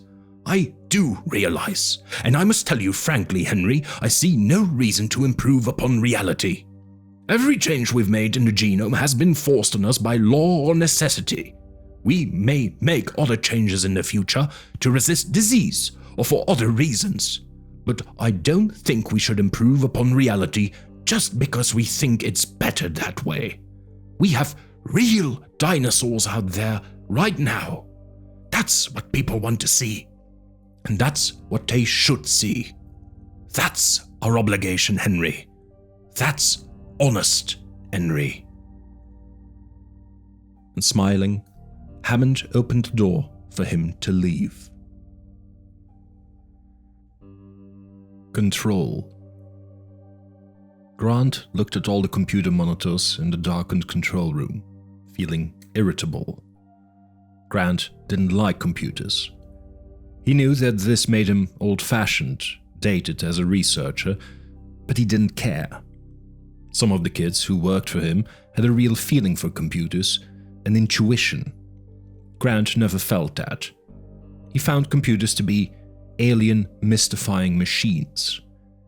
Even the fundamental distinction between an operating system and an application left him confused and disheartened, literally lost in a foreign geography he didn't begin to comprehend. But he noticed that Gennaro was perfectly comfortable, and Malcolm seemed to be in his element, making little sniffing sounds, like a bloodhound on a trail. "You want to know about control mechanisms?" John Arnold said, turning in his chair in the control room. The head engineer was a thin, tense, chain-smoking man of 45. He squinted at the others in the room. "We have unbelievable control mechanisms," Arnold said, and lit another cigarette. "For example," Gennaro said. "For example, animal tracking." Arnold pressed a button on his console, and the vertical glass map lit up with a pattern of jagged blue lines. "That's our juvenile T-Rex, the little Rex. All his movements within the park over the last 24 hours. Arnold pressed the button again. "Previous 24 hours. And again, previous 24 hours. The lines on the map became densely overlaid, a child's scribble. But the scribble was localized in a single area, near the southeast side of the lagoon. "You get a sense of his home range over time," Arnold said. "He's young, so he stays close to the water, and he stays away from the big adult Rex. You put up the big Rex and the little Rex, and you'll see their paths never cross." "Where's the big Rex right now?" Gennaro asked. Arnold pushed another button. The map cleared, and a single glowing spot with a code number appeared in the field northwest of the lagoon. "He's right there." "And the little Rex?" "Hell, I'll show you every animal in the park." The map began to light up like a Christmas tree. Dozens of spots of light, each tagged with a code number. "That's 238 animals as of this minute." "How accurate?" "Within 5 feet?" Arnold puffed on the cigarette. "Let's put it this way. You drive out in a vehicle and you will find the animals right there, exactly as they're shown on the map." "And how often is this updated?" "Every 30 seconds. That's pretty impressive. How's it done?" "We have motion sensors all over the park. Most of them hardwired, some radio telemetered. Of course, motion sensors won't usually tell you the species, but we get image recognition direct off the video. Even when we're not watching the video monitors, the computer is, and checking where everybody is." "Does the computer ever make a mistake?" "Only with the babies. It mixes those up sometimes, because they're so small images. But we don't sweat that. Only with the babies. It mixes those up sometimes, because they're such small images. But we don't sweat that. The babies almost stay close to the herds of adults. Also, you have the category tally." "And what's that?" "Oh, once every 15 minutes, the computer tallies the animals in all categories, like this. What you see here is an entirely separate counting procedure. It isn't based on the tracking data, it's a fresh look. The whole idea is that the computer can't make a mistake, because it compares the two different ways of gathering the data. If an animal were missing, we'd know it within 5 minutes. "I see. And has it ever actually been tested?" Malcolm said. "Well, in a way. We've had a few animals die, An Othnelian got caught in the branches of a tree and strangled. One of the stegos died of that intestinal illness that keeps bothering them. One of the hypsilophodons fell and broke his neck. In each case, once the animal stopped moving, the numbers stopped tallying and the computer signaled an alert. Within 5 minutes. Oh, yes. Grant said, "What is that right-hand column?" Oh, the release version of the animals. Most recent are version 4.1 or 4.3. We're considering going to 4.4. Version numbers? You mean like software, new releases? Oh, well, yes. It is like software in a way. As we discover the glitches in the DNA, Dr. Wu's labs have to make a new version. The idea of living creatures being numbered like software, being subject to updates and revisions, troubled Grant. He could not exactly say why, it was too new a thought, but he was instinctively uneasy about it. They were, after all, living creatures. Arnold must have noticed his expression, because he said, "Look, Dr. Grant, there's no point getting starry-eyed about these animals. It's important for everyone to remember that these animals are created by man. Sometimes there are bugs, so as we discover the bugs, Dr. Wu's labs have to make a new version, and we need to keep track of what version we have out there." Yes, of course you do, Malcolm said impatiently. But going back to the matter of counting, I take it all the counts are based on motion sensors. Well, yes, and these sensors are everywhere in the park. They cover 92% of the land area. There are only a few places we can't use them. For example, we can't use them on the Jungle River, because the movement of the water and the convection rising from the surface screws up the sensors. But we have them nearly everywhere else. And if the computer tracks an animal into an unsensed zone, it'll remember and look for the animal to come out again. And if it doesn't, it gives us an alarm. "Now then," Malcolm said, "you show 49 proconsignated. Suppose I suspect that some of them aren't really the correct species. How would you show that I am wrong?" 2 ways. First of all, I can track individual movements against the other presumed compies. Compies are social animals. They move in a group. We have 2 compy groups in the park. So the individual should be within either group A or group B. Yes, but... well, and the other way is direct visual. He punched buttons, and one of the monitors began to flick rapidly through images of compies, numbered from 1 to 49. And these pictures are current ID images from within the last 5 minutes. So you can see all these animals if you want to. Oh yes, I can visually review all the animals whenever I want. And how about physical containment? Gennaro said. Can they get out of their enclosures? Absolutely not. These are expensive animals, Mr. Gennaro. We take very good care of them. We maintain multiple barriers. First, there's the moats. He pressed a button and the board lit up with a network of orange bars. These moats are never less than 12 feet deep and water-filled. For bigger animals, the moats may be 30 feet deep. Next, the electrified fences. Lines of bright red glowed on the board. We have 50 miles of 12-foot-high fencing, including 22 miles around the perimeter of the island. All the park fences carry 10,000 volts. The animals quickly learn not to go near them. But if one did get out... Arnold snorted and stubbed out his cigarette. Just hypothetically, supposing it happened. Muldoon cleared his throat. We'd go out and get the animal back, he said. We have lots of ways to do that. Taser, shotguns, electrified nets, tranquilizers, all non-lethal, because as Mr. Arnold says, these are expensive animals. Gennaro nodded. And if one got off the island? It'll die in less than 24 hours, Arnold said. These are genetically engineered animals. They are unable to survive in the real world. How about this control system itself? Could anybody tamper with it? Arnold was shaking his head. The system's hardened. The computer is independent in every way.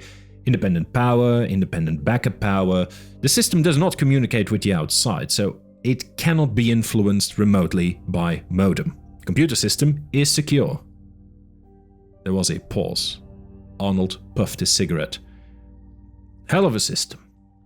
Hell of a goddamned system. Then I guess, Malcolm said, your system works so well you don't have any problems. Oh, we've got endless problems here, Arnold said, raising an eyebrow. But none of the things you worry about. I gather you're worried that the animals will escape and will get to the mainland and raise hell. We haven't got any concern of that at all. We see these animals as fragile and delicate.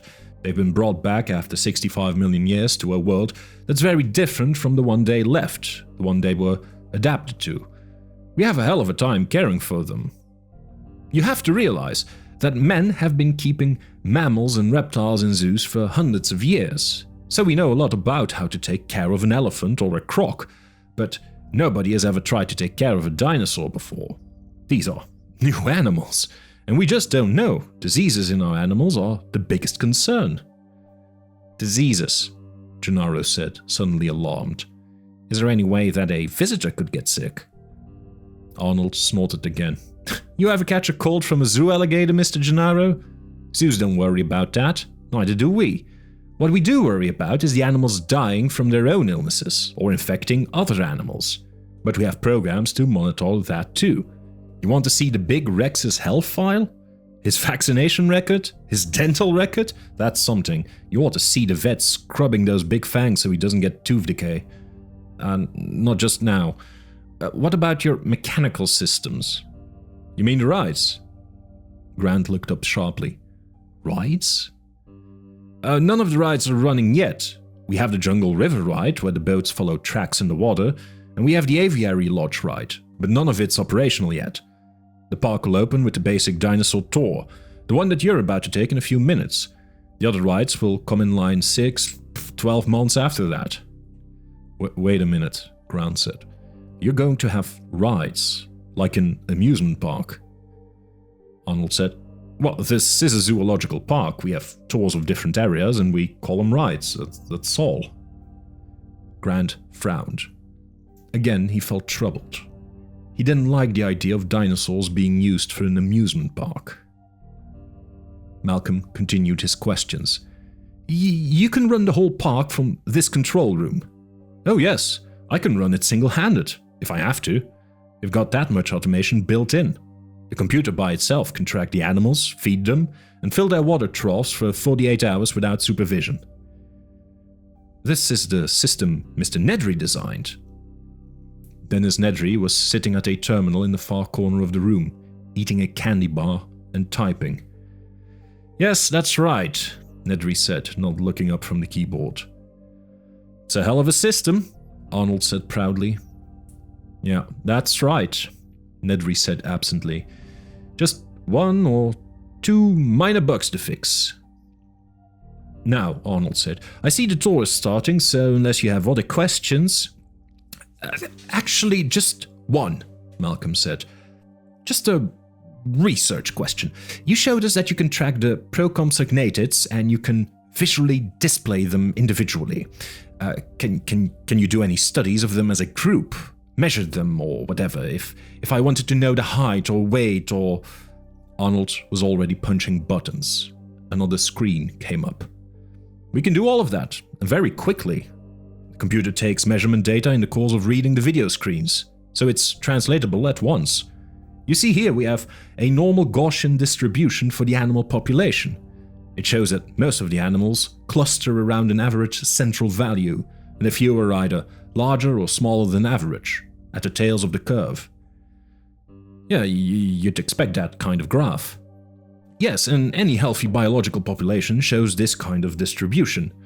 Now then, Arnold said, lighting another cigarette. Are there any other questions? No, Malcolm said. I've learned what I needed to know. As they were walking out, Gennaro said, It looks like a pretty good system to me. I don't see how many animals could get off this island. Oh, don't you? Malcolm said. I thought it was completely obvious. Wait a minute, you think animals have gotten out? Oh no, I know they have. But how? You saw for yourself, they can count all the animals. They can look at all the animals. They know where all the animals are at all times. How can one possibly escape? Malcolm smiled.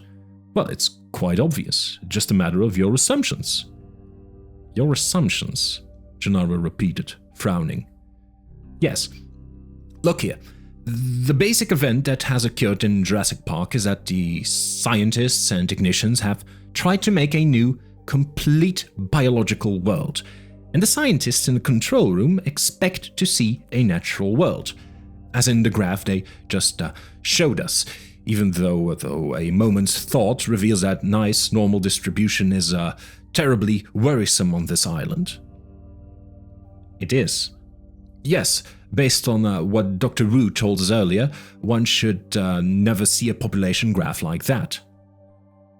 Why not? Because that is a graph for a normal biological population, which is precisely what Jurassic Park is not. Jurassic Park is not the real world. It is intended to be a controlled world that only imitates the natural world. In that sense, it is a true park, rather like a Japanese formal garden, nature manipulated to be more natural than the real thing, if you will. I'm afraid you've lost me. I'm sure the tour will make everything quite clear, Malcolm said.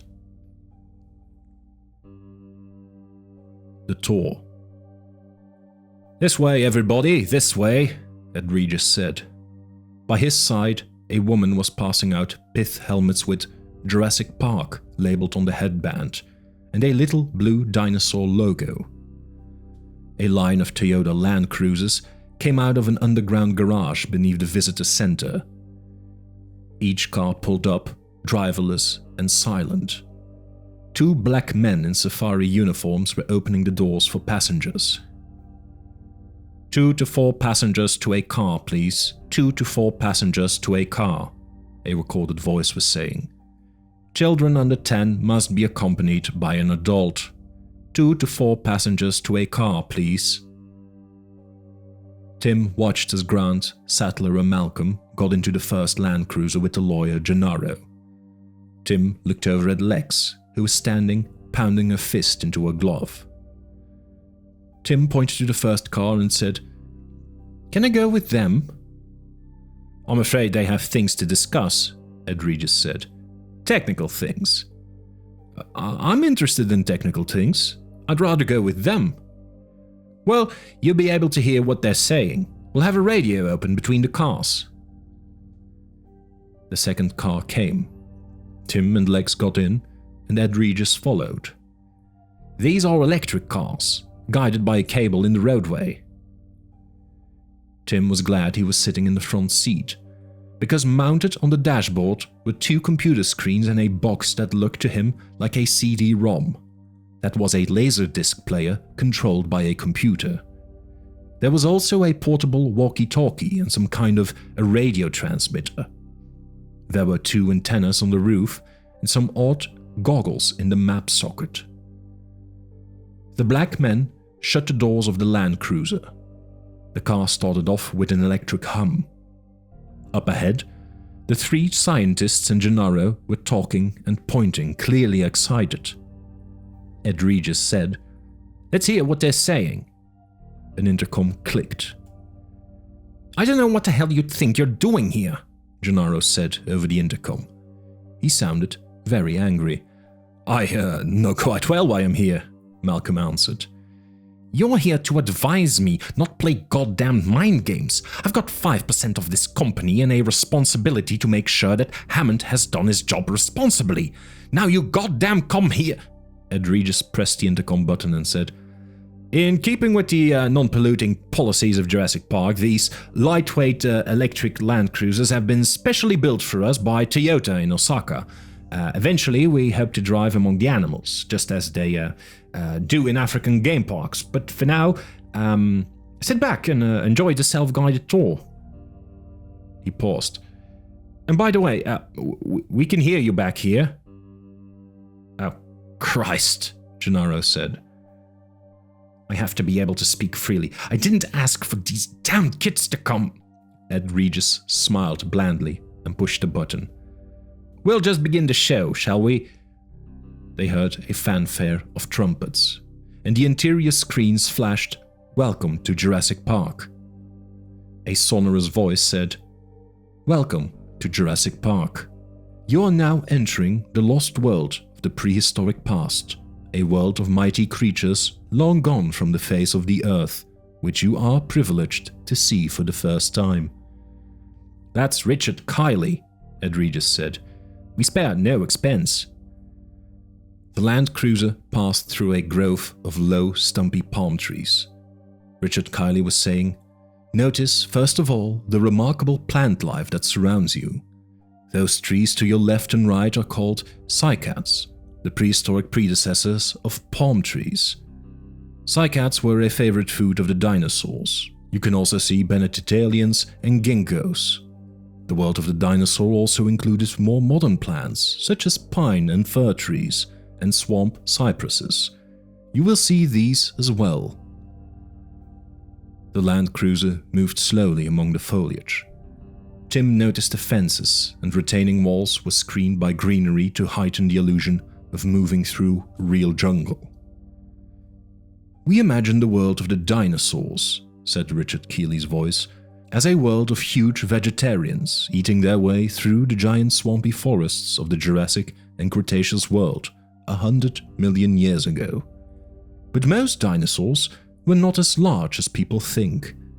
The smallest dinosaurs were no bigger than a house cat, and the average dinosaur was about as big as a pony. We are first going to visit one of these average-size animals, called Hypsilophodonts. If you look to your left, you may catch a glimpse of them now." They all looked to the left. The Land Cruiser stopped on a low rise, where a break in the foliage provided a view to the east. They could see a sloping forested area, which opened into a field of yellow grass that was about 3 feet high. There were no dinosaurs. "Where are they?" Lex said. Tim looked at the dashboard. The transmitter lights blinked and the CD-ROM whirred. Obviously, the disk was being accessed by some automatic system. He guessed that the same motion sensors that tracked the animals also controlled the screens in the Land Cruiser. The screens now showed pictures of Hypsilophodonts and printed out data about them. The voice said, "Hypsilophodontids are the gazelles of the dinosaur world. Small, quick animals that once roamed everywhere in the world, from England to Central Asia to North America. We think these dinosaurs were so successful because they had better jaws and teeth for chewing plants than their contemporaries did. In fact, the name Hypsilophodontid means high ridge tooth, which refers to the characteristic self-sharpening teeth of these animals. You can see them in the plains directly ahead, and also perhaps in the branches of the trees." "In the trees?" Lex said. "Dinosaurs in the trees?" Tim was scanning with binoculars too. "To the right," he said. "Halfway up that big green trunk." In the dappled shadows of the tree, a motionless, dark green animal about the size of a baboon stood on a branch. It looked like a lizard standing on its hind legs. It balanced itself with a long, drooping tail. "That's an Othnielia," Tim said.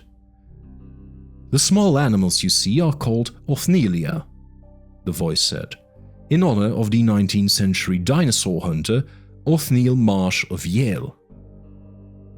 Tim spotted 2 more animals on higher branches of the same tree. They were all about the same size. None of them were moving. "Pretty boring," Lex said. "They're not doing anything." "The main herd of animals can be found in the grassy plain below you. We can rouse them with a simple mating call." A loudspeaker by the fence gave a long, nasal call, like the honking of geese.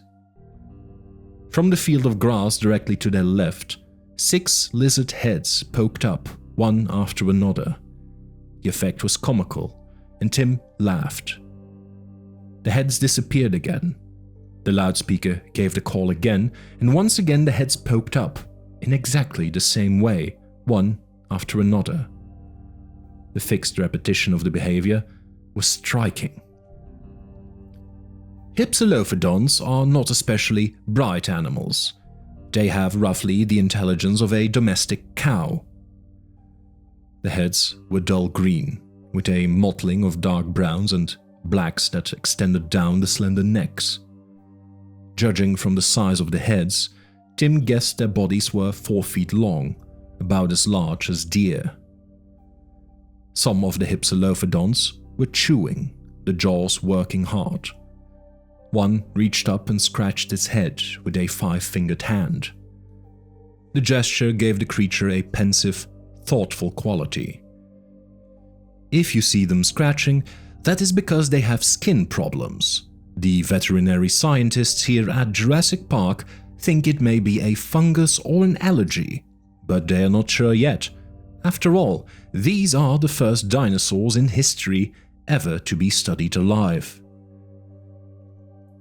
The electric motor of the car started, and there was a grinding of gears.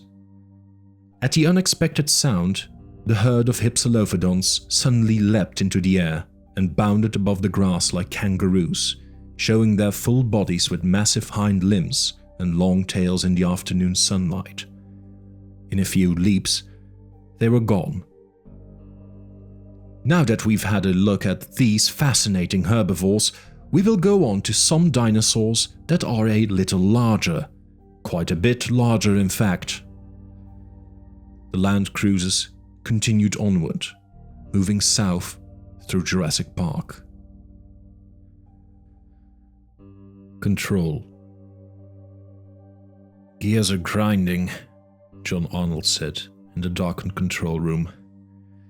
"Have maintenance check the electric clutches on vehicle BB4 and BB5 when they come back."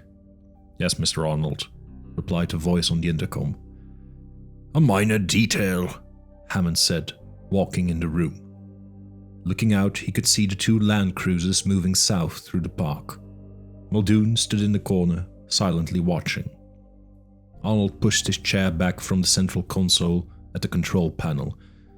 "There are no minor details, Mr. Hammond," he said, and he lit another cigarette.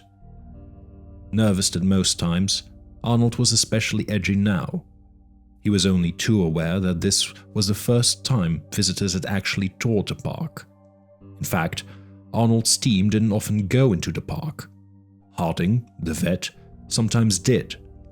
The animal handlers went to the individual feeding houses, but otherwise they watched the park from the control room. And now, with visitors out there, he worried about 100 details.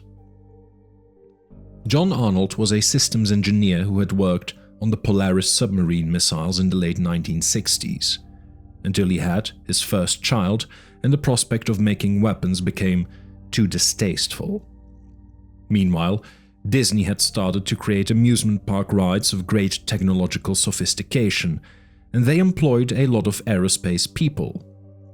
Arnold helped build Disney World in Orlando and had gone on to implement major parks at Magic Mountain in California, Old Country in Virginia, and Astroworld in Houston. His continuous employment at parks had eventually given him a somewhat skewed view of reality. Arnold contended, only half-jokingly, that the entire world was increasingly described by the metaphor of a theme park. "Paris is a theme park," he once announced after a vacation, "although it's too expensive and the park employees are unpleasant and sullen." For the past 2 years, Arnold's job had been to get Jurassic Park up and running. As an engineer, he was accustomed to long schedules. He often referred to the September opening, by which he meant September of the following year, and as the September opening approached, he was unhappy with the progress that had been made. He knew from experience that it sometimes took years to work the bugs out of a single park ride, let alone get a whole park running properly. "You are just a worrier," Hammond said. "I don't think so," Arnold said. "You've got to realize that, from an engineering standpoint, Jurassic Park is by far the most ambitious theme park in history. Visitors will never think about it, but I do." He ticked the points off on his fingers. First, Jurassic Park has all the problems of any amusement park. Ride maintenance, queue control, transportation, food handling, living accommodations, trash disposal, security. Second, we have all the problems of a major zoo. Care of the animals, health and welfare, feeding and cleanliness, protection from insects, pests, allergies and illnesses, maintenance of barriers, and all the rest. And finally, John, we have the unprecedented problems of caring for a populations of animals that no one has ever tried to maintain before. "Oh, it's not as bad as all that," Hammond said. "Yes, it is. You're just not here to see it," Arnold said. "The tyrannosaurs drink the lagoon water and sometimes get sick, and we aren't sure why.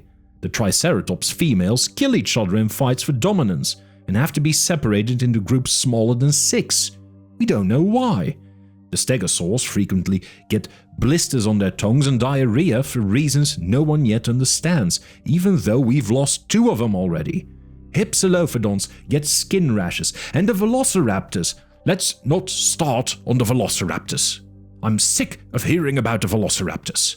How they're the most vicious creatures anyone has ever seen." "It's because they are," Muldoon said in a low voice. "They should all be destroyed." "You wanted to fit them with radio collars, and I agreed." "Yes, and they promptly chewed those collars off. But even if the raptors never get free, I think we have to accept that Jurassic Park is inherently dangerous." "Oh, balls! Whose side are you on, anyway?" "We now have 15 species of extinct animals, and most of them are dangerous. We've been forced to delay the Jungle River ride because of the Dilophosaurus, and the Teratops Lodge in the aviary because the pterodactyls are so unpredictable. These aren't engineering delays, Mr. Hammond. They're problems with control of the animals." "You've had plenty of engineering delays as well. Don't blame it on the animals." "Yes, we have. In fact, it's all we could do to get the main attraction, Park Drive, working correctly, to get the CD-ROMs inside the cars to be controlled by the motion sensors. It's taken weeks of adjustments to get that working properly. And now the electrical gear shifts on the cars are acting up.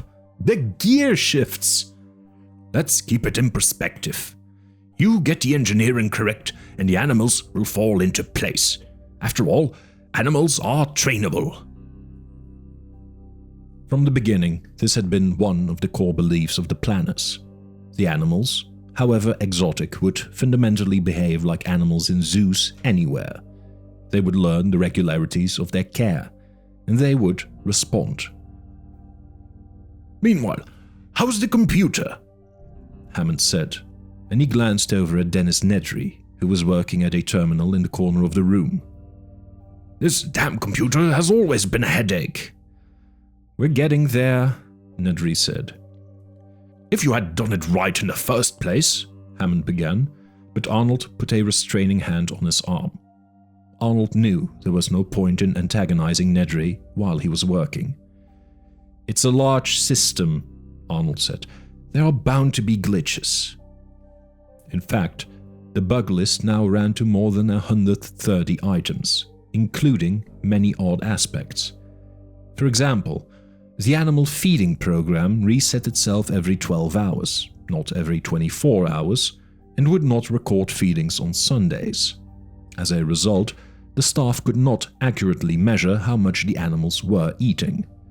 The security system, which controlled all the security card-operated doors, cut out whenever main power was lost and did not come back on with auxiliary power. The security program only ran with main power. The physical conservation program, intended to dim lights after 10 p.m., only worked on alternate days of the week. The automated fecal analysis, called autopoop, designed to check for parasites in the animals' stools, invariably recorded all specimens as having the parasite Phagostomum venulosum, although none did. The program then automatically dispensed medication into the animal's food.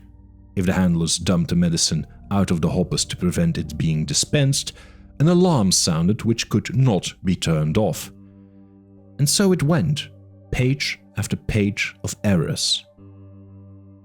When he had arrived, Dennis Nedry had been under the impression that he could make all the fixes himself over the weekend. He had paled when he saw the full listing. Now he was calling his office in Cambridge, telling his staff programmers they were going to have to cancel their weekend plans and work overtime until Monday.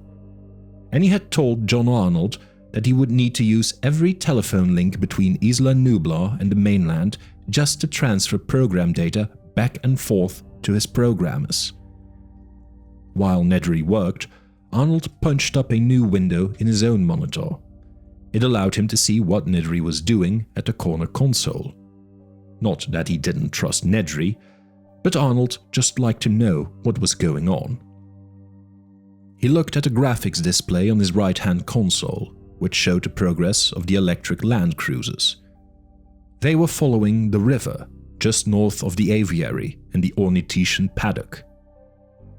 "If you look to your left," said the voice, "you will see the dome of the Jurassic Park aviary, which is not yet finished for visitors." Tim saw sunlight glinting off aluminum struts in the distance. "And directly below is a Mesozoic jungle river, where, if you're lucky, you may just catch a glimpse of a very rare carnivore. Keep your eyes peeled, everyone." Inside the Land Cruiser, the screen showed a bird-like head topped with a flaming red crest. But everyone in Tim's car was looking out the windows.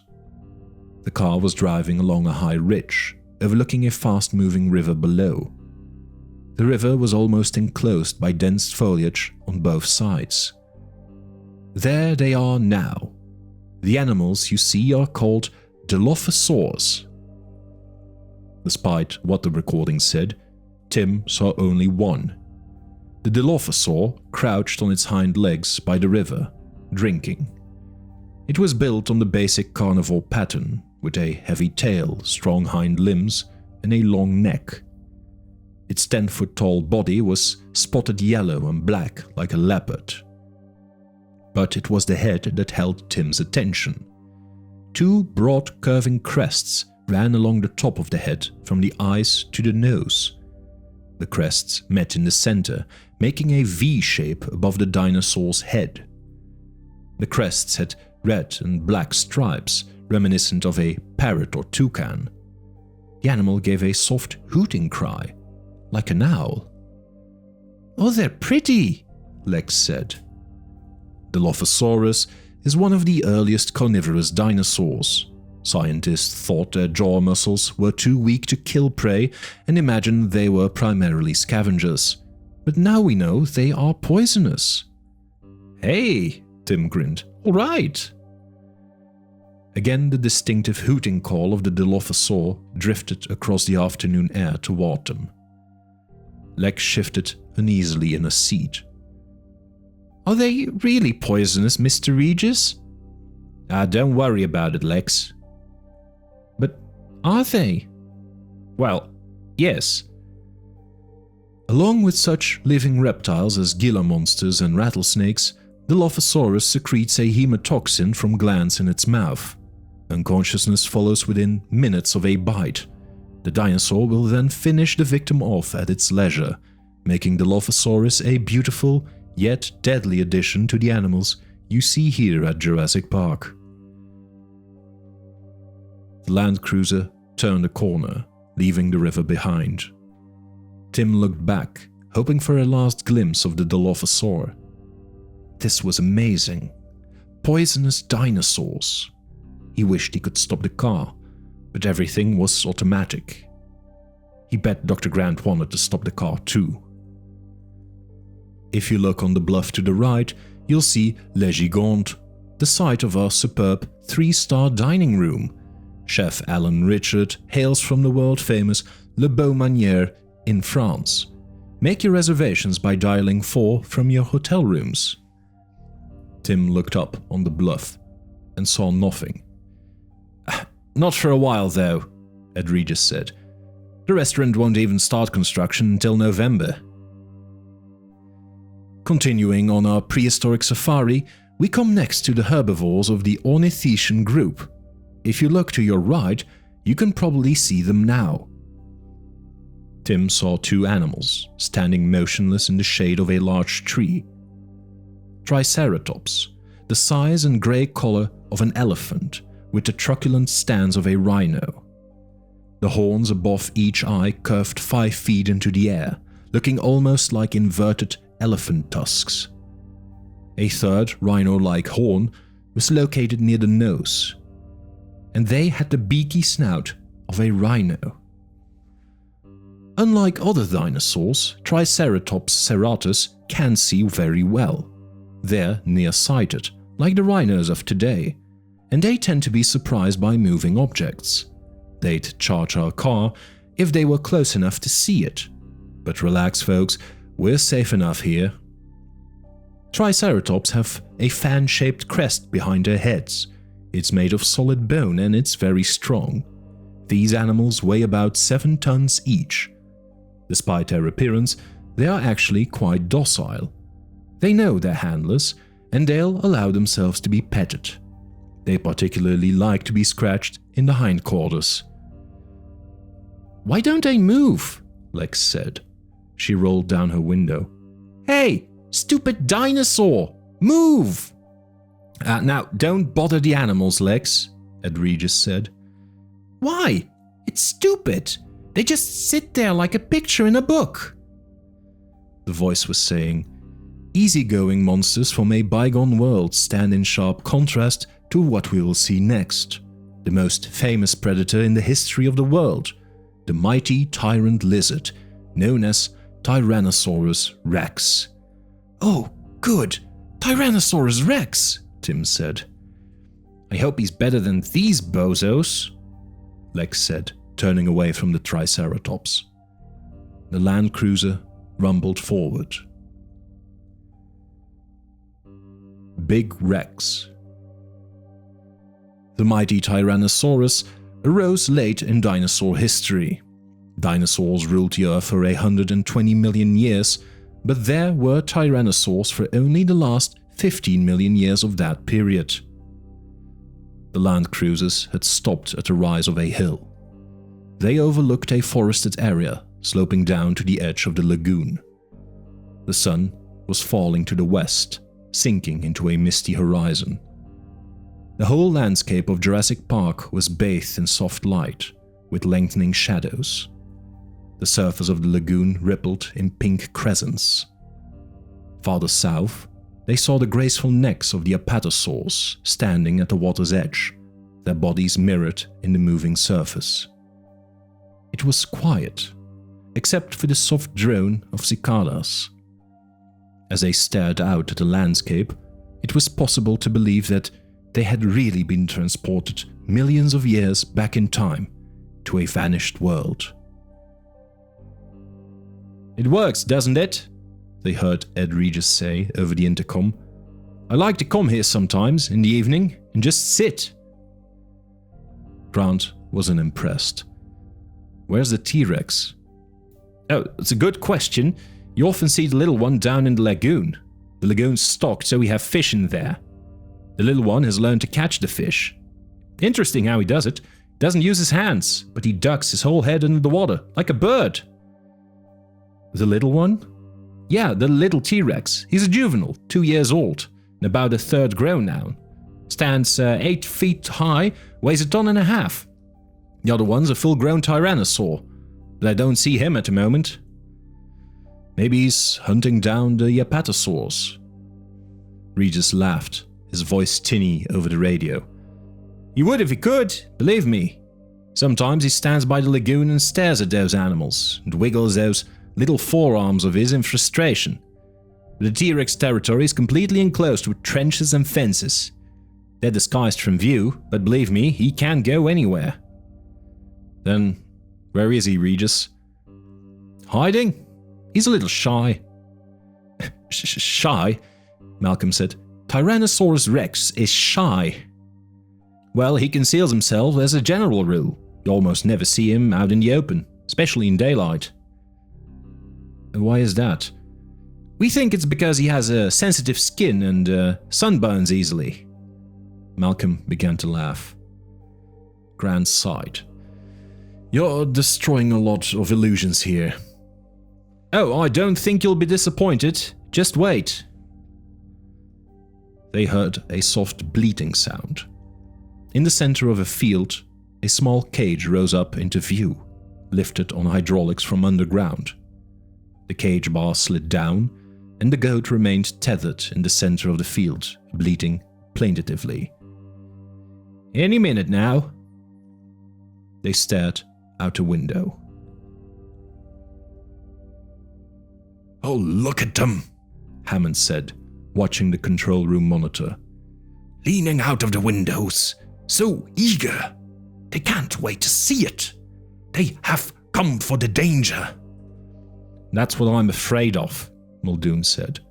He twirled the keys on his finger and watched the land cruisers tensely. This was the first time that visitors had toured Jurassic Park, and Muldoon shared Arnold's apprehension. Robert Muldoon was a big man, 50 years old, with a steel-grey mustache and deep blue eyes. Raised in Kenya, he had spent most of his life as a guide for African big game hunters, as had his father before him. But since 1980, he had worked principally for conservation groups and zoo designers as a wildlife consultant. He had become well known. An article in the London Sunday Times had said, "What Robert Trent Jones is to golf courses, Robert Muldoon is to zoos, a designer of unsurpassed knowledge and skill." In 1986, he had done some work for a San Francisco company that was building a private wildlife park on an island in North America. Muldoon had laid out the boundaries for different animals, defining space and habitat requirements for lions, elephants, zebras, and hippos, identifying which animals could be kept together and which had to be separated. At the time, it had been a fairly routine job. He had been more interested in an Indian park called Tiger World in southern Kashmir. Then, a year ago, he was offered a job as game warden of Jurassic Park. It coincided with a desire to leave Africa. The salary was excellent, and Muldoon had taken it on for a year. He was astonished to discover the park was really a collection of genetically engineered prehistoric animals.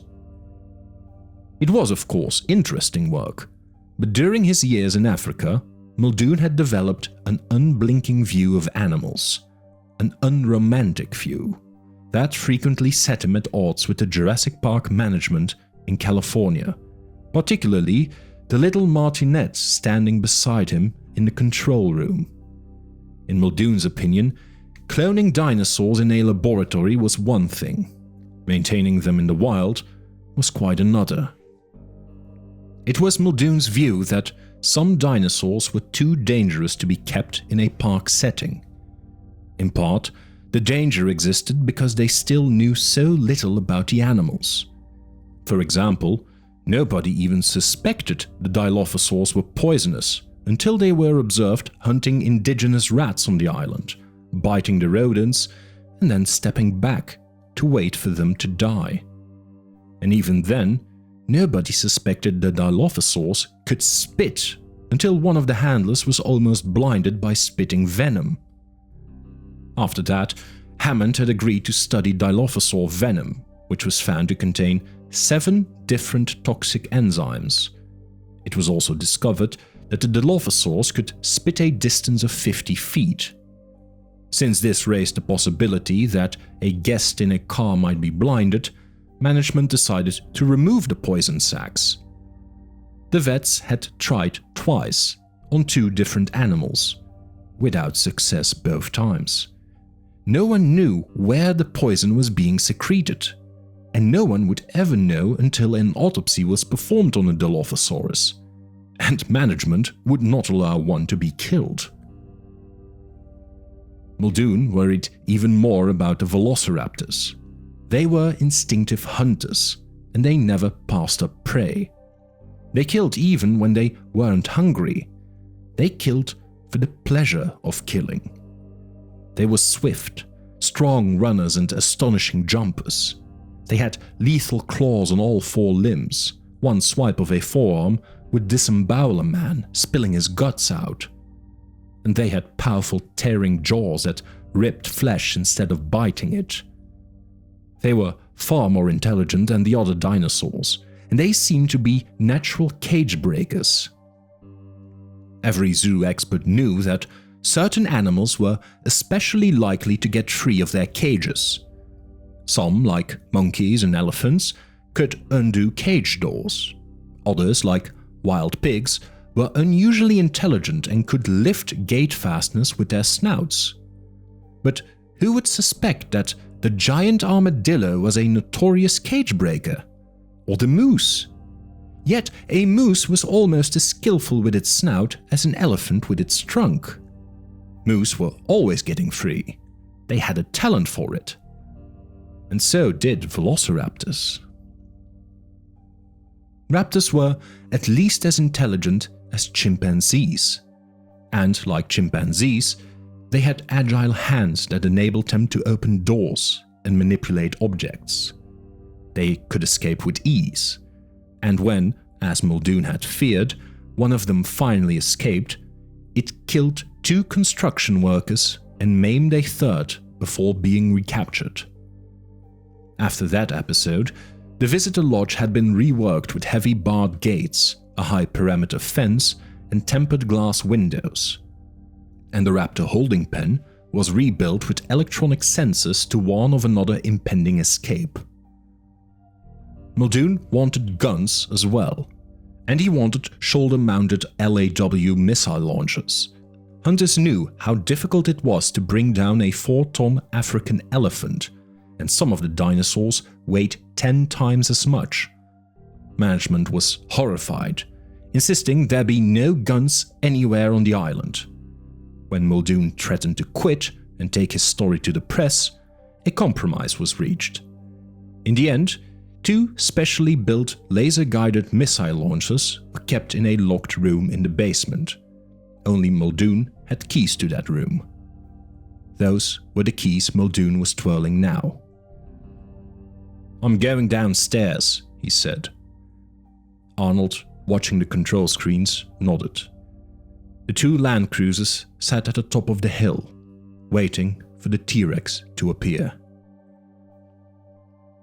"Hey," Dennis Nedry called from the far console. "As long as you're up, Muldoon, get me a Coke, okay?" Grant waited in the car, watching quietly. The bleating of the goat became louder and more insistent. The goat tugged frantically at its tether, racing back and forth. Over the radio, Grant heard Lex say in alarm, "What's going to happen to the goat? Is she going to eat a goat?" "I think so," someone said to her, and then Ellie turned the radio down. And then they smelled the odor, a garbage stench of putrefaction and decay that drifted up the hillside toward them. Grant whispered, "He's here." She, Malcolm corrected.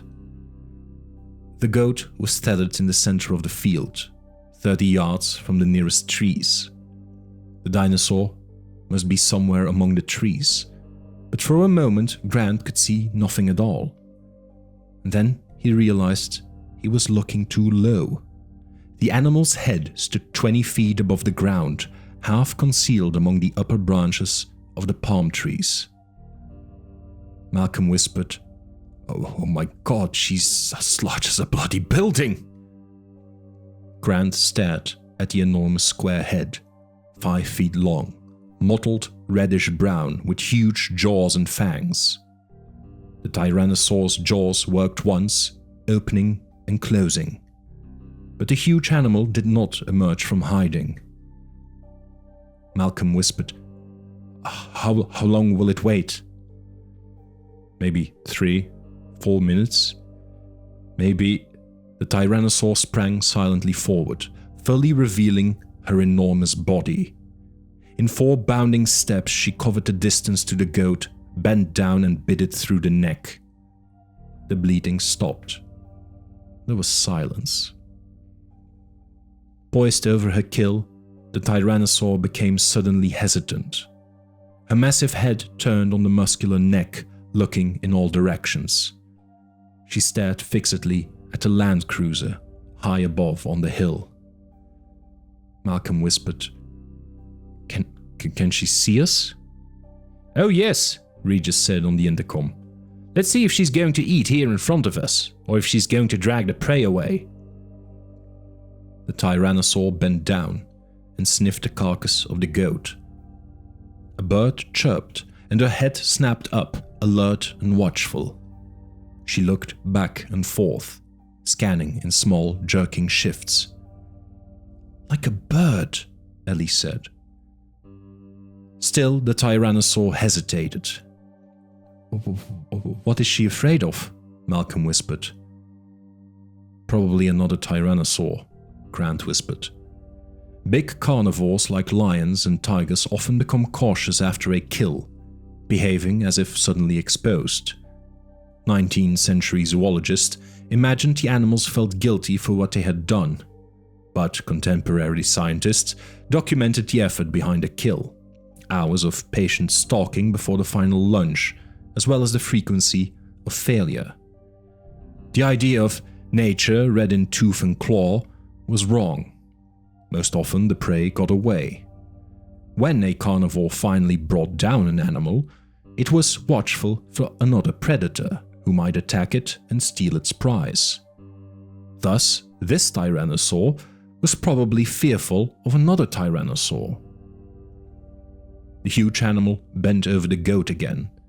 One great hind limb held the carcass in place as the jaws began to tear the flesh.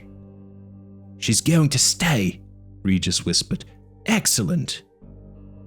The Tyrannosaur lifted her head again, ragged chunks of bleeding flesh in her jaws. She stared at the land cruiser. She began to chew. They heard the sickening crunch of bones. "Ew," Lex said over the intercom. "That's disgusting." And then, as if caution had finally gotten the better of her, the Tyrannosaur lifted the remains of the goat in her jaws and carried them silently back among the trees. "Ladies and gentlemen, Tyrannosaurus Rex," the tape said. The land cruisers started up and moved silently off through the foliage. Malcolm sat back in his seat. "Fantastic." Gennaro wiped his forehead. He looked pale. Control. Henry Wu came into the control room to find everyone sitting in the dark, listening to the voices on the radio. "Jesus, if an animal like that gets out," Gennaro was saying, his voice tinny on the speaker, "there'd be no stopping it." "No stopping it, no. Huge, with no natural enemies. My God, think of it." In the control room, Hammond said, "Damn those people, they are so negative." Who said, "They're still going on about animal escaping. I don't understand. They must have seen by now that we have everything under control. We've engineered the animals and engineered the resort." He shrugged. It was Wu's deepest perception that the park was fundamentally sound. As he believed, his paleo-DNA was fundamentally sound. Whatever problems might arise in the DNA were essentially point problems in the code, causing a specific problem in the phenotype. An enzyme that didn't switch on, or a protein that didn't fold. Whatever the difficulty, it was always solved with a relatively minor adjustment in the next version. Similarly, he knew that Jurassic Park's problems were not fundamental problems. They were not control problems. Nothing as basic or as serious as the possibility of an animal escaping. Wu found it offensive to think that anyone would believe him capable of contributing to a system where such a thing could happen. "It's that Malcolm," Hammond said darkly. "He's behind it all. He was against us from the start, you know. He's got this theory that complex systems can be controlled and nature can be imitated. I don't know what his problem is. Hell, we're just making a zoo here. World's full of them, and they all work fine. But he's going to prove his theory or die trying. I just hope he doesn't panic Gennaro into trying to shut the park down." "Can he do that?" "No, but he can try. He can try and frighten the Japanese investors and get them to withdraw funds.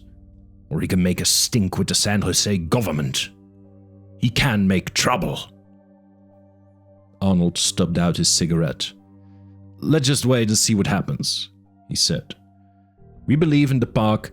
Let's see how it plays out." Muldoon got off the elevator, nodded to the ground floor guard, and went downstairs to the basement. He flicked on the lights. The basement was filled with 24 Land Cruisers arranged in neat rows.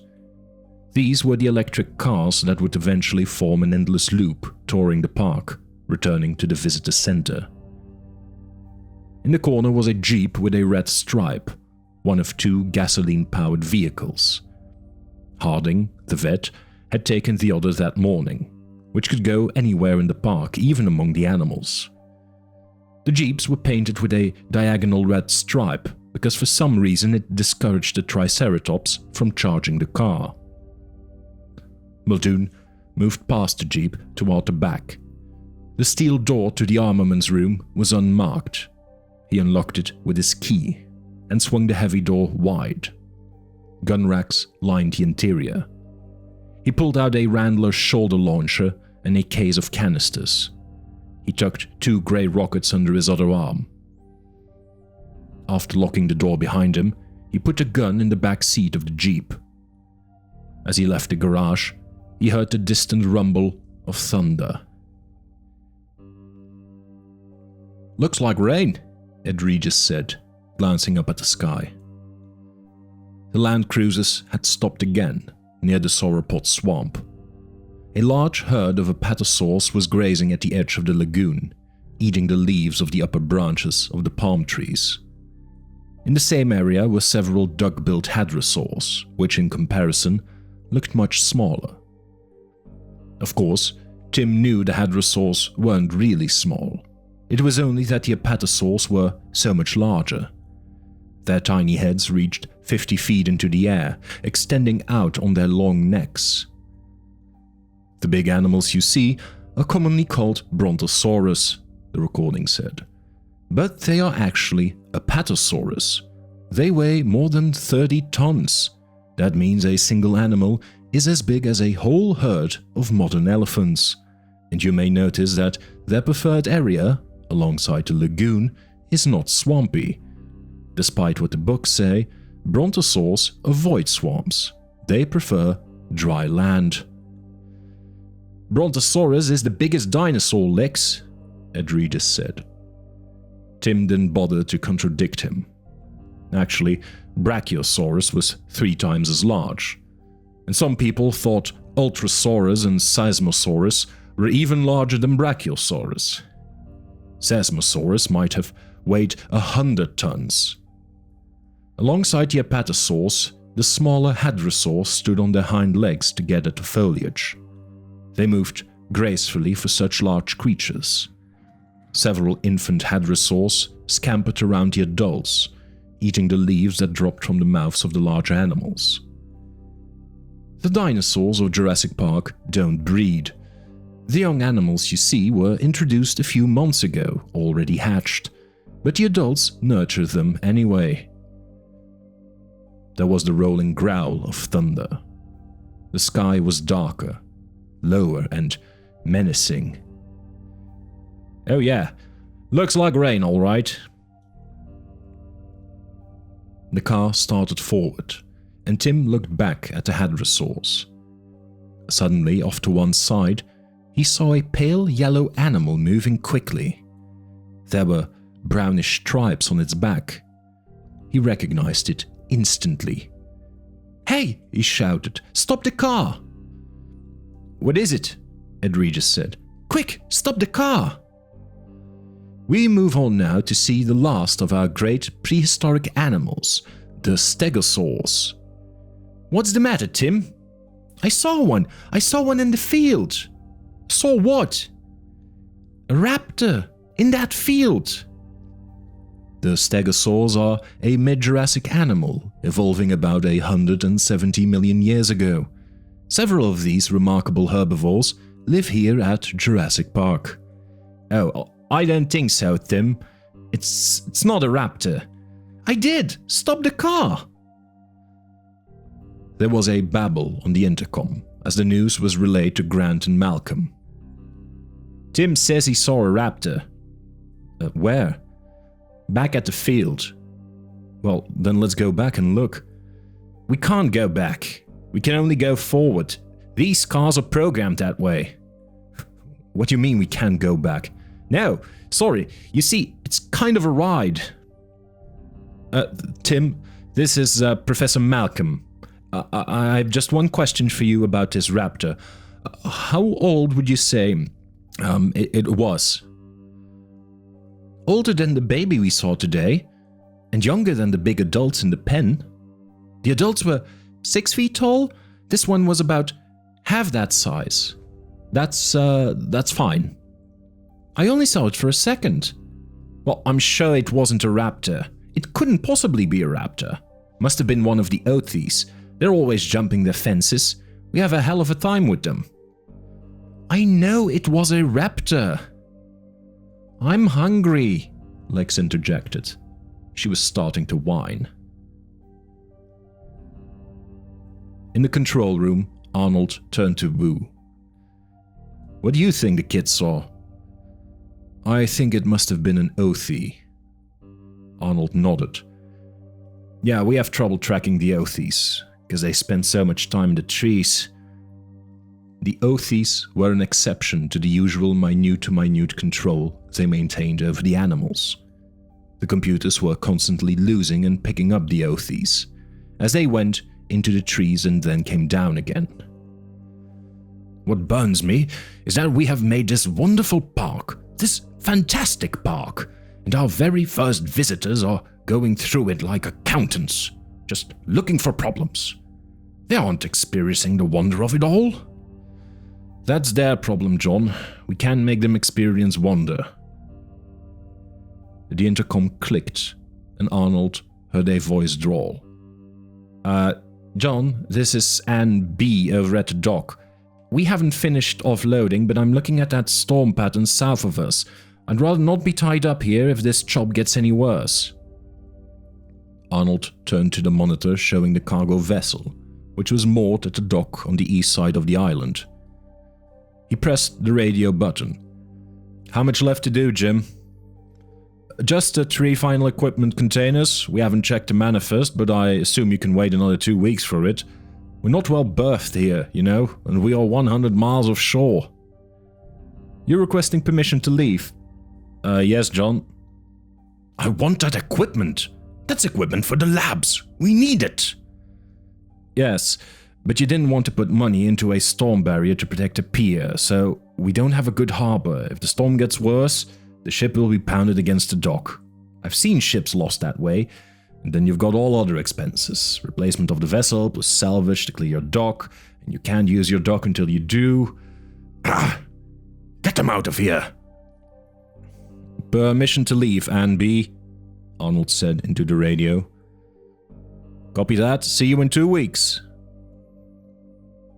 On the video monitor, they saw the crew on the decks, casting off the lines. Arnold turned back to the main console bank. He saw the land cruisers moving through fields of steam. "Where are they now?" "It looks like the south fields." The southern end of the island had more volcanic activity than the north. "That means they should almost be at the Stegos. I'm sure they'll stop and see what Harding is doing." Stegosaur. As the Land Cruiser came to a stop, Ellie Sattler stared through the plumes of steam at the Stegosaurus. It was standing quietly, not moving. A jeep with a red stripe was parked alongside it. "I have to admit, that's a funny-looking animal," Malcolm said. The Stegosaurus was 20 feet long, with a huge bulky body and vertical armor plates along its back. The tail had dangerous-looking 3-foot spikes, but the neck tapered to an absurdly small head with a stupid gaze, like a very dumb horse. As they watched, a man walked around from behind the animal. "That's our vet, Dr. Harding," Regis said over the radio. "He sedated the stego, which is why it's not moving. It's sick." Grant was already getting out of the car, hurrying toward the motionless stegosaur.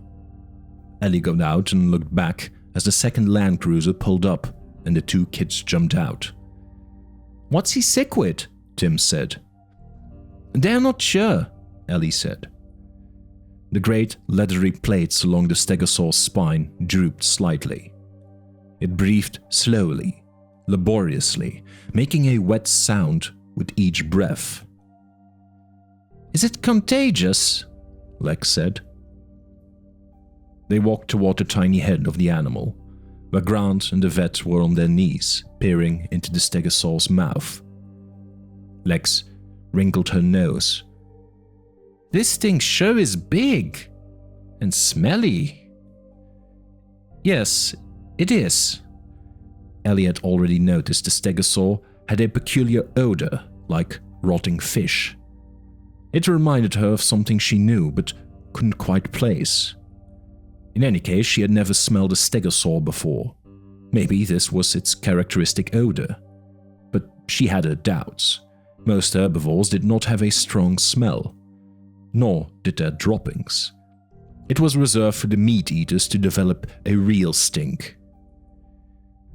"Is that because it's sick?" Lex asked. "Maybe, and don't forget, the vets tranquilized it." "Ellie, have a look at its tongue," Grant said. The dark purple tongue drooped limply from the animal's mouth. The vet shone a light on it so she could see the very fine silvery blisters. "Microvesicles," Ellie said. "Interesting." "We've had a difficult time with these stegos," the vet said. "They're always getting sick." "What are the symptoms?" Ellie scratched the tongue with her fingernail. A clear liquid exuded from the broken blisters. "Ew," Lex said. "Imbalance, disorientation, labored breathing, massive diarrhea," Harding said. "Seems to happen about once every 6 weeks or so." "They feed continuously?" "Oh yes. Animal this size has to take in a minimum of 500 or 600 pounds of plant matter daily just to keep going. They're constant foragers."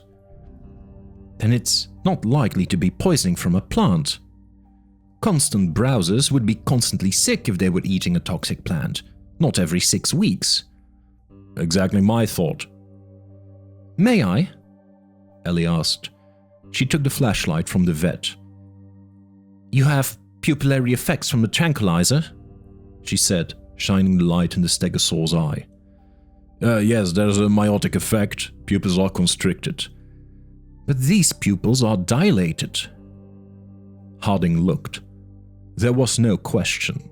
The stegosaur's pupil was dilated and did not contract when light shone on it. "I'll be damned. That's a pharmacological effect." "Yes." Ellie got back on her feet and looked around. "What's the animal's range?" "About 5 square miles. In this general area?" They were in an open meadow, with scattered rocky outcrops and intermittent plumes of steam rising from the ground. It was late afternoon, and the sky was pink beneath the lowering grey clouds. "Their range is mostly north and east of here, but when they get sick, they're usually somewhere around this particular area." It was an interesting puzzle, she thought. how to explain the periodicity of the poisoning. She pointed across the field. You see those low, delicate-looking bushes? That's West Indian lilac. We know it's toxic. The animals don't eat it. You're sure? Oh yes, we monitor them on video, and we've checked droppings just to be certain. The stegos never eat the lilac bushes. Melia azadarak, called China berry or West Indian lilac, contained a number of toxic alkaloids. The Chinese used the plant as a fish poison. They don't eat it. Interesting. Because otherwise I would have said that this animal shows all the classic signs of Melia toxicity. Stupor, blistering of the mucous membranes, and pupillary dilation.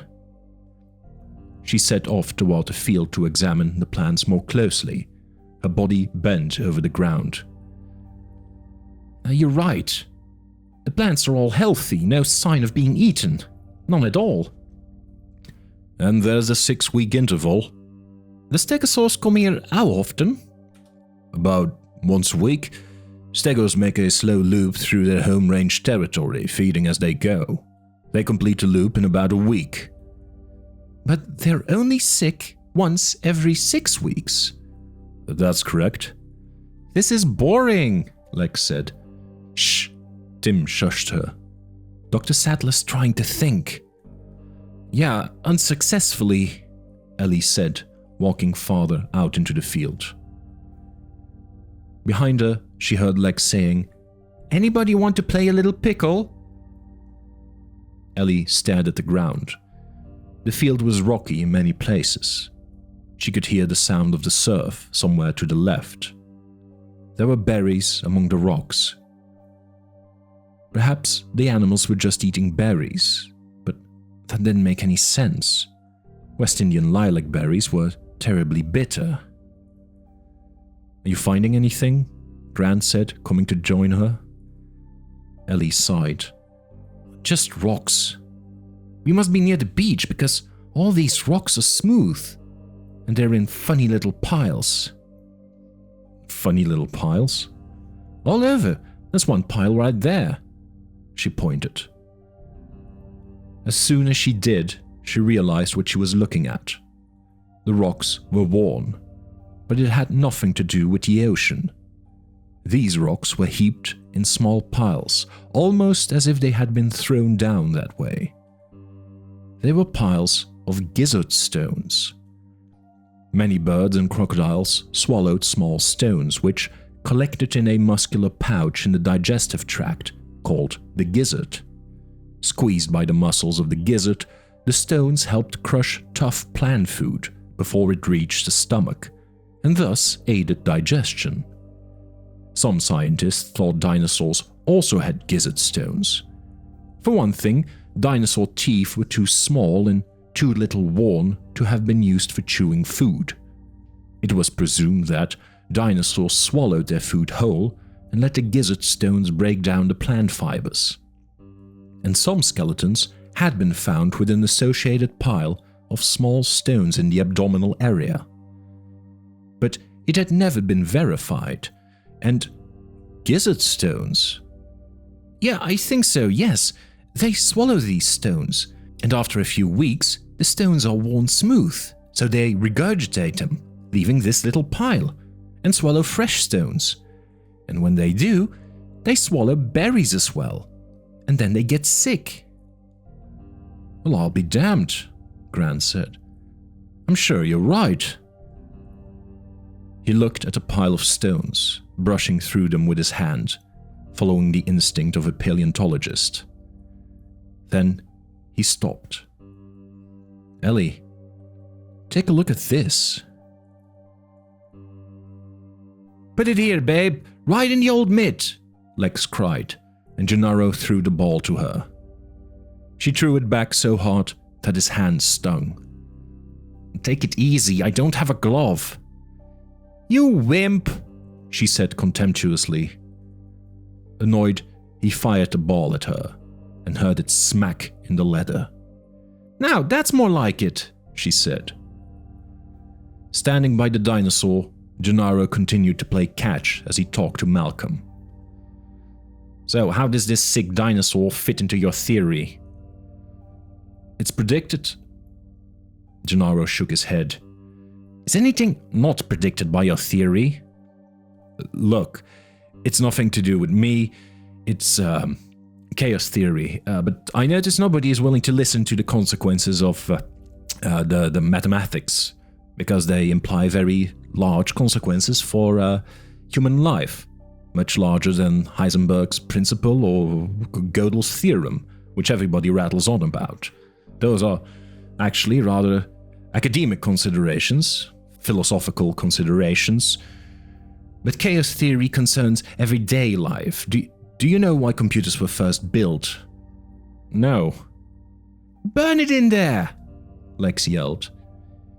Computers were built in the late 1940s because mathematicians like John von Neumann thought if you had a computer, a machine to handle a lot of variables simultaneously, you would be able to predict the weather. Weather would finally fall to human understanding, and men believed that dream for the next 40 years. They believed that prediction was just a function of keeping track of things. If you knew enough, you could predict anything. That's been a cherished scientific belief since Newton. Yes, and, well, chaos theory throws it right out of the window. It says that you can never predict certain phenomena at all. You can never predict the weather more than a few days away.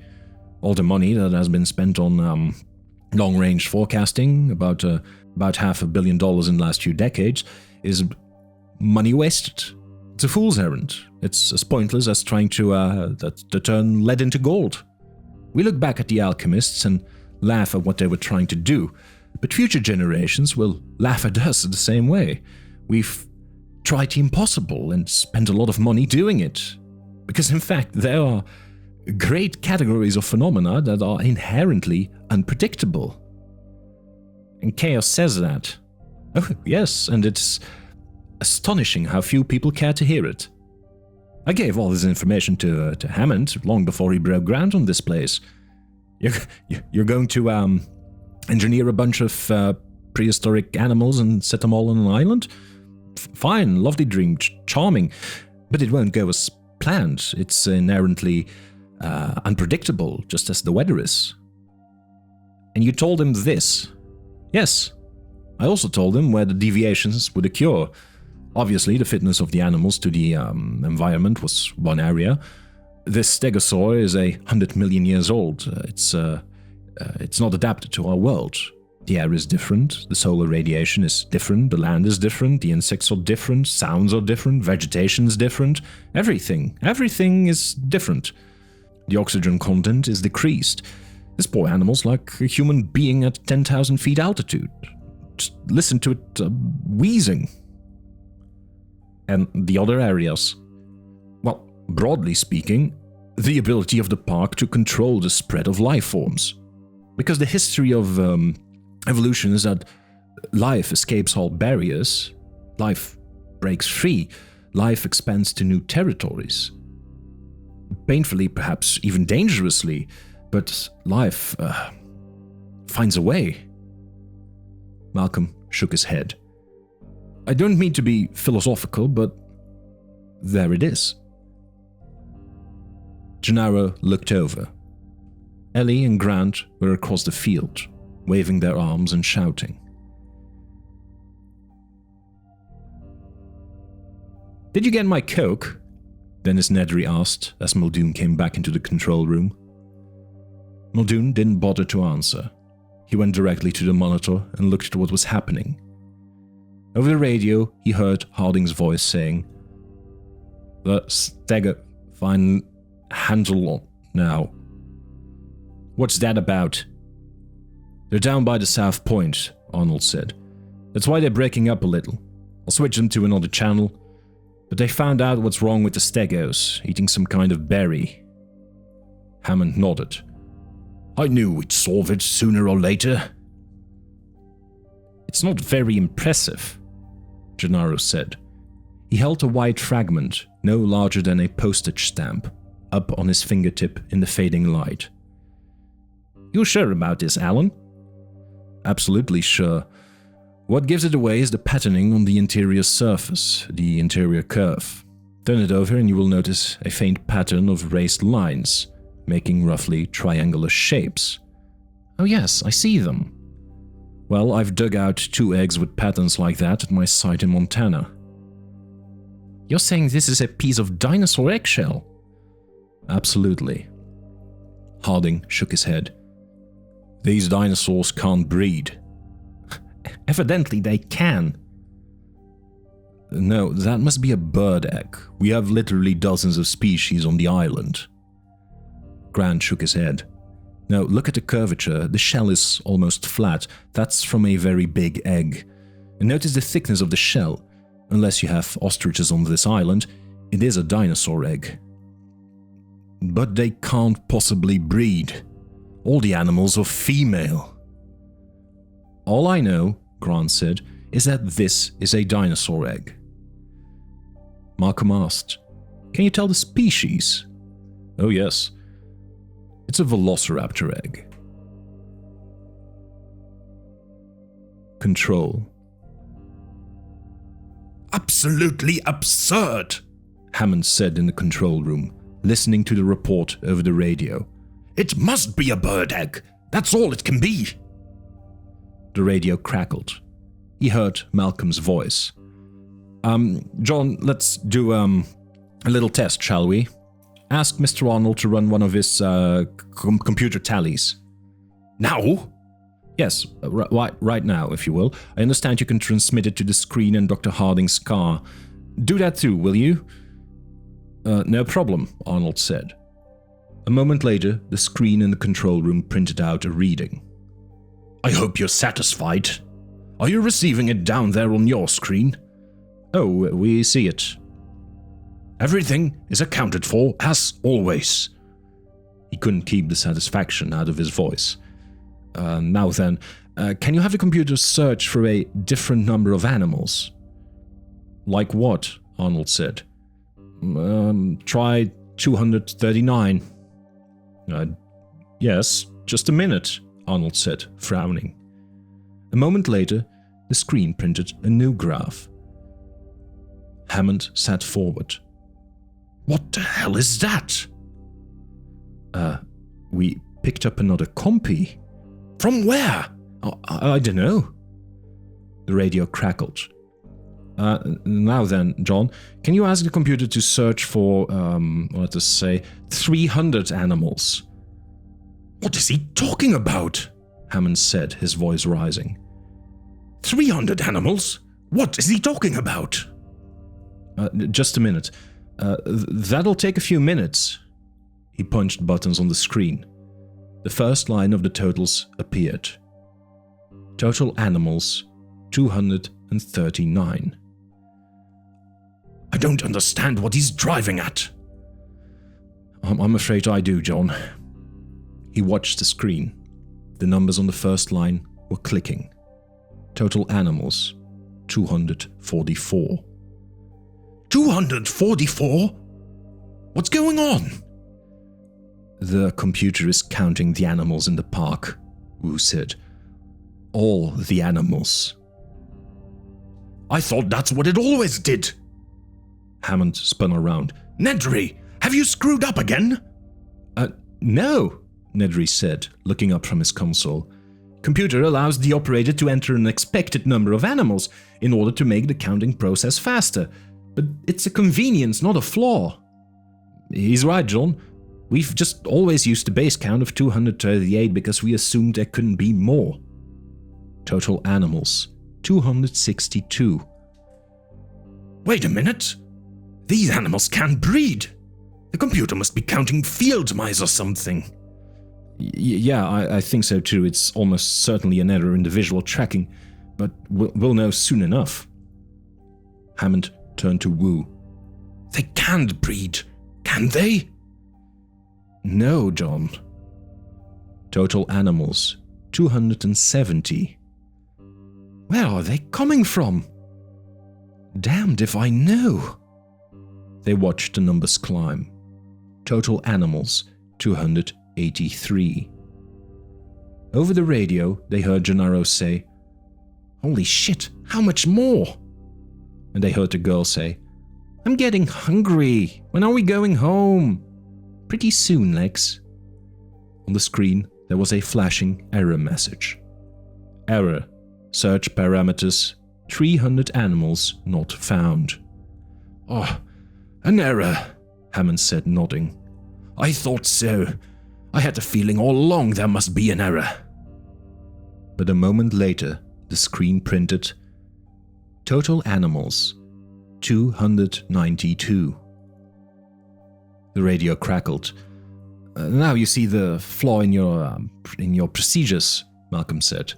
"You only tracked the expected number of dinosaurs. You were worried about losing animals, and your procedures were designed to advise you instantly if you had less than the expected number, but that wasn't a problem. The problem was you had more than the expected number." "Christ," Arnold said. "There can't be more. We know how many we've released. There can't be more than that." "Afraid so, Henry. They're breeding." "No." "Even if you don't accept Grant's eggshell, you can prove it with your own data. Take a look at the Compy height graph. Arnold will put it up for you." "Notice anything about it?" "It's a Gaussian distribution, which is a normal curve." "Yeah, but didn't you say you introduced the Compies in 3 batches at 6-month intervals?" "Yes." "Well, then you should get a graph which peaks for each of the 3 separate batches that were introduced," Malcolm said, tapping the keyboard. "Like this one." "But you didn't get this graph. The graph you actually got is a graph of a breeding population. Your Compies are breeding." Wu shook his head. "I don't see how." "Oh, they're breeding, and so are the Othnielia, the Myosaurs, the Hypsies, and the Velociraptors." "Christ," Muldoon said. "There are raptors free in the park." "Well, it's not that bad," Hammond said, looking at the screen. "We have increases in just 3 categories. Well, 5 categories, but very small increases in 2 of them." "What are you talking about?" Wu said loudly. "Don't you know what this means?" "Of course I know what this means, Henry. It means you screwed up." "Absolutely not, John." "You've got breeding dinosaurs out there, Henry." "But they're all female. It is impossible. There must be a mistake. And look at the numbers. A small increase in the big animals, the Myosaurs and the Hypsies, and a big increase in the number of small animals. It just doesn't make sense. It must be a mistake." The radio clicked. Actually not," Grant said. "I think these numbers confirm that breeding is taking place, and in 7 different sites around the island." Breeding sites. The sky was growing darker. Thunder rumbled in the distance. Grant and the others leaned in the doors of the Jeep, staring at the screen on the dashboard. "Breeding sites," Wu said over the radio. "Nests," Grant said. "Assuming the average clutch is 8 to 12 hatching eggs, these data would indicate the Compies have 2 nests. The Raptors have 2 nests, the Ophies have 1 nest, and the Hypsies and the Mayas have 1 nest each." "And where are these nests?" "Oh, we'll have to find them. Dinosaurs built their nests in secluded places." "But why are there so few big animals? If there is a Maya nest of 8 to 12 eggs, there should be 8 to 12 new Mayas, not just 1. "Yeah, that's right, except that the raptors and the Compies that are loose in the park are probably eating the eggs of the bigger animals, and perhaps eating the newly hatched young as well." "But we've never seen that," Arnold said over the radio. "Well, raptors are nocturnal. Is anyone watching the park at night?" There was a long silence. "Yeah, I didn't think so." "It still doesn't make sense. You can't support 50 additional animals on a couple of nests and eggs." No, I assume they are eating something else as well, perhaps small rodents, mice and rats. There was another silence. Let me guess. When you first came to the island, you had a problem with rats, but as time passed, the problem faded away? Yes, that is true. And you never thought to investigate why? Well, we just assumed. Look, the fact remains all the animals are female. They can't breed. Grant had been thinking about that. He had recently learned of an intriguing West German study that he suspected held the answer. When you made your dinosaur DNA, you were working with fragmentary pieces, is that right? Yes. In order to make a complete strand, were you ever required to include DNA fragments from other species? Occasionally, yes. It's the only way to accomplish the job. Sometimes we included avian DNA from a variety of birds, and sometimes reptilian DNA. Any amphibian DNA, specifically frog DNA? Possibly, I'd have to check. Please go and check. I think you'll find that holds the answer. Malcolm asked. Frog DNA? Why frog DNA? Gennaro said impatiently. Listen, this is all very intriguing, but we're forgetting the main question. Have any animals gotten off the island? We can't tell that from this data. Then how are we going to find out? Well, there is only one way I know, and we'll have to find the individual dinosaur nests, inspect them, and count the remaining egg fragments. From that, we may be able to determine how many animals were originally hatched, and we can begin to assess whether any are missing. Even so, you won't know if the missing animals are killed or dead from natural causes, or whether they have left the island. No, but it's a start, and I think we can get more information from an intensive look at the population graphs. And how are we going to find these nests? Oh, actually, I think the computer will be able to help us with that. Can we go back now? I'm hungry. Yes, let's go, Grant said, smiling at her. You've already been very patient. Oh, you'll be able to eat in about 20 minutes, Ed Regis said, starting towards the two land cruisers. I'll stay here for a while, Ellie said, and get photos of the stego with Dr. Harding's camera. Those vesicles in the mouth will have cleared up by tomorrow. I want to get back. I'll go with the kids. I will too, Malcolm said. I think I'll stay, Gennaro said, and go back with Harding in his jeep with Dr. Sattler. Fine, let's go. They started walking. Malcolm said, Why exactly is our lawyer staying? Grant shrugged. I think it might have something to do with Dr. Sattler. Really? The short, you think? It's happened before. When they came to the land cruisers, Tim said, I want to ride in the front one this time with Dr. Grant. Malcolm said, Well, unfortunately, Tim, Dr. Grant and I need to talk. Well, I'll just sit and listen. I won't say anything. It's a private conversation. Tell you what, Tim, Regis said.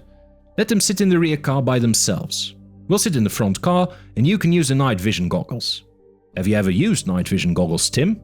They're goggles with very sensitive CCDs that allow you to see in the dark. Oh, neat, he said, and moved toward the first car. Hey, Lex said. I want to use it too. No fair. You get to do everything, Timmy. Ed Regis watched them go and said to Grant, I can see what the ride back is going to be like. Grant and Malcolm climbed into the second car. A few raindrops spattered the windshield. Let's get going. I'm about ready for dinner. And I could do with a nice banana daiquiri. What do you say, folks? Daiquiri sound good? He pounded the metal panel of the car. See you back at camp. And he started running toward the first car and climbed aboard. A red light on the dashboard blinked. With a soft electric whir, the Land Cruisers started off. Driving back in the fading light, Malcolm seemed oddly subdued. Grant said, "You must feel vindicated about your theory." "As a matter of fact, I'm feeling a bit of dread. I suspect we're at a very dangerous point." "Why?" "Call it intuition." "Do mathematicians believe in intuition?" "Oh, absolutely. Very important intuition. Actually, I was thinking of fractals. You know about fractals?" Grant shook his head. Not really, no." "Well, fractals are kind of geometry associated with a man named Mandelbrot. Unlike ordinary Euclidean geometry that everybody learns in school, squares and cubes and spheres, fractal geometry appears to describe real objects in the natural world. Mountains and clouds are fractal shapes, so fractals are probably related to reality somehow. Well, Mandelbrot found a remarkable thing with his geometric tools. He found that things looked almost identical at different scales. At different scales? Yeah, for example, a big mountain seen from far away has a certain rugged mountain shape. Well, if you get closer and examine a small peak of the big mountain, it will have the same mountain shape.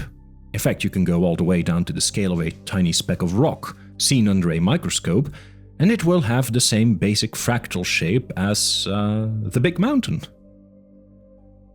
"I don't really see why this is worrying you," Grant said. He yawned. He smelled the sulfur fumes of the volcanic steam. They were coming now to the section of road that ran near the coastline, overlooking the beach and the ocean. "It's a way of looking at things. Mandelbrot found a sameness from the smallest to the largest, and this sameness of scale also occurs for events." "Events like?" "Well, consider cotton prices. There are good records of cotton prices going back more than 100 years. When you study fluctuations in cotton prices, you find that the graph of price fluctuations in the course of a day looks basically like the graph for a week, which looks basically like the graph for a year or for 10 years, yeah. And that's how things are. A day is like a whole life. You start out doing one thing but end up doing something else. Plan to run an errand but never get there, and at the end of your life, your whole existence has that same haphazard quality too. Your whole life has the same shape as a single day."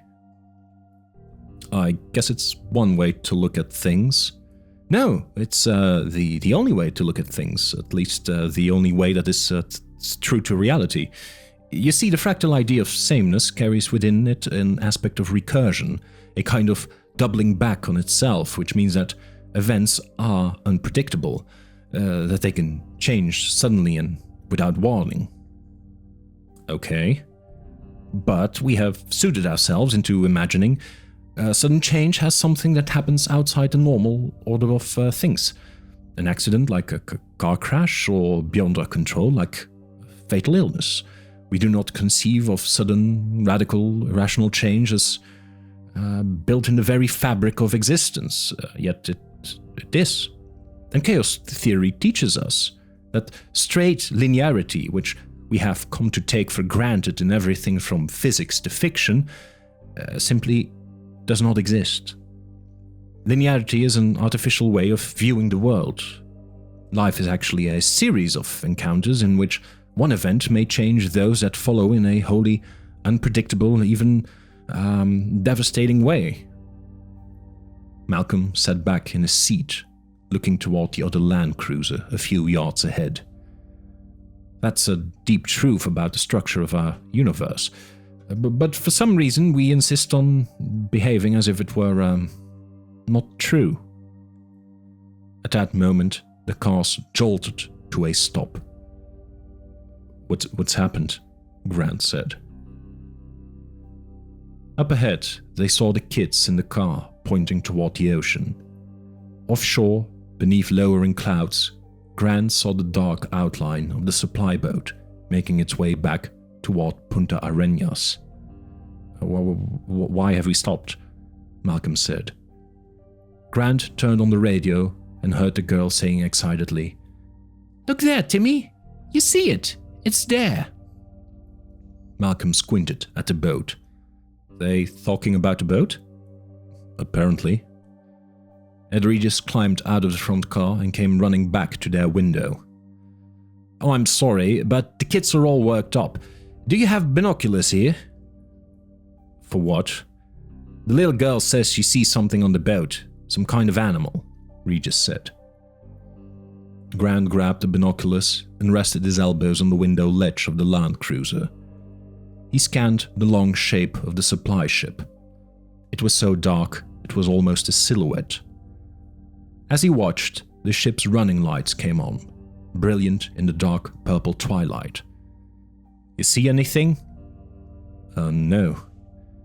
"They're low down," Lex said over the radio. "Look low down." Grant tilted the binoculars down, scanning the hull just above the waterline. The supply ship was broad-beamed, with a splash flange that ran the length of the ship. But it was quite dark now, and he could hardly make out the details. No, still nothing. "I can see them," Lex said impatiently. "Near the back. Look, near the back." "Now, how can she see anything in this light?" Malcolm said. Kids can see. They've got visual acuity we forget we ever had." He swung the binoculars toward the stern, moving them slowly. And suddenly, he saw the animals. They were playing, darting among the silhouetted stern structures. He could see them only briefly, but even in the fading light, he could tell that they were upright animals, about 2 feet tall, standing with stiff, balancing tails. "You see them now?" "Yeah, I see them." "What are they?" "They're raptors. At least 2, maybe more. They're juveniles." "Jesus, that boat's going to the mainland." Malcolm shrugged. Don't get too excited. Just call the control room and tell them to recall the boat." Ed Regis reached in and grabbed the radio from the dashboard. They heard hissing static and clicks as he rapidly changed channels. "There's something wrong with this one. It's not working." He ran off to the first Land Cruiser. They saw him duck into it. Then he looked back at them. "There's something wrong with both the radios. I can't raise the control room." "Well, then let's get going." In the control room, Muldoon stood before the big windows that overlooked the park. At 7 o'clock, the quartz floodlights came on all over the island, turning the landscape into a glowing jewel stretching away to the south. This was his favorite moment of the day. He heard the crackle of static from the radios. "The land cruisers have started again," Arnold said. "They're on their way home." "But why did they stop?" Hammond said. "And why can't we talk to him?" "I don't know, John. Maybe they turned off the radios in the cars. It's probably the storm. Interference from it." "They'll be here in 20 minutes. You better call down and make sure the dining room is ready for them. Those kids are going to be hungry." Arnold picked up the phone and heard a steady, monotonous hiss. "What's this? What's going on?" "Jesus, hang that up," Nedry said. "You'll screw up the data stream." You've taken all the phone lines, even the internal ones." "I've taken all the lines that communicate outside," Nedry said, "but your internal lines should still work." Arnold punched console buttons one after another. He heard nothing but hissing on all the lines. "Looks like you got them all." "Sorry about that. I'll clear a couple for you at the end of the next transmission in about 15 minutes. He yawned. "Looks like a long weekend for me. I guess I'll go get that Coke now." He picked up his shoulder bag and headed for the door. Don't touch my console, okay?" The door closed. "What a slob," Hammond said. "Yeah," Arnold said. but I guess he knows what he's doing. Along the side of the road, clouds of volcanic steam misted rainbows in the bright quartz lights. Grant said into the radio, "How long does it take for the ship to reach the mainland?"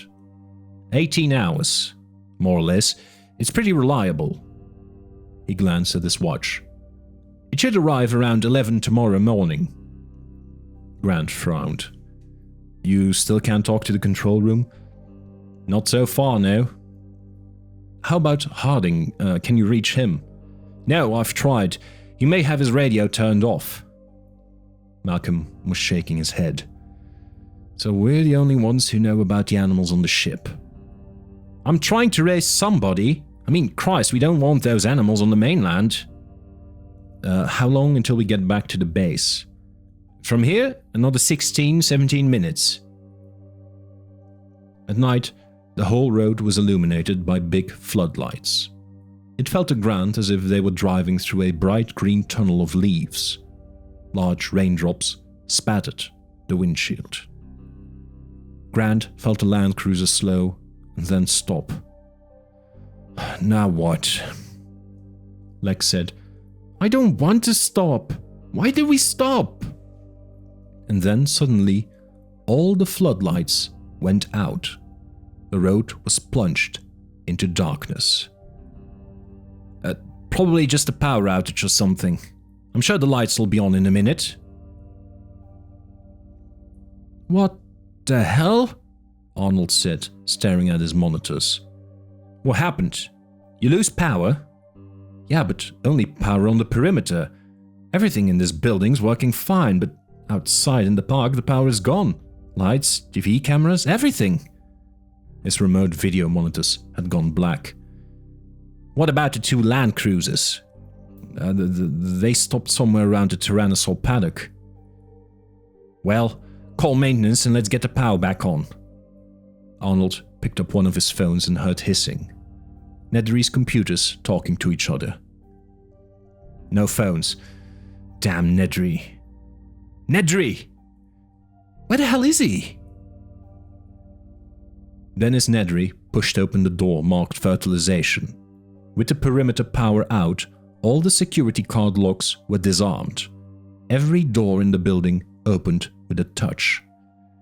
The problems with the security system were high on Jurassic Park's bug list. Nedry wondered if anybody ever imagined that it wasn't a bug, that Nedry had programmed it that way. He had built in a classic trap door. Few programmers of large computer systems could resist the temptation to leave themselves a secret entrance.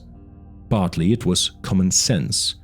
If inept users locked up the system and then called you for help, you always had a way to get in and repair the mess.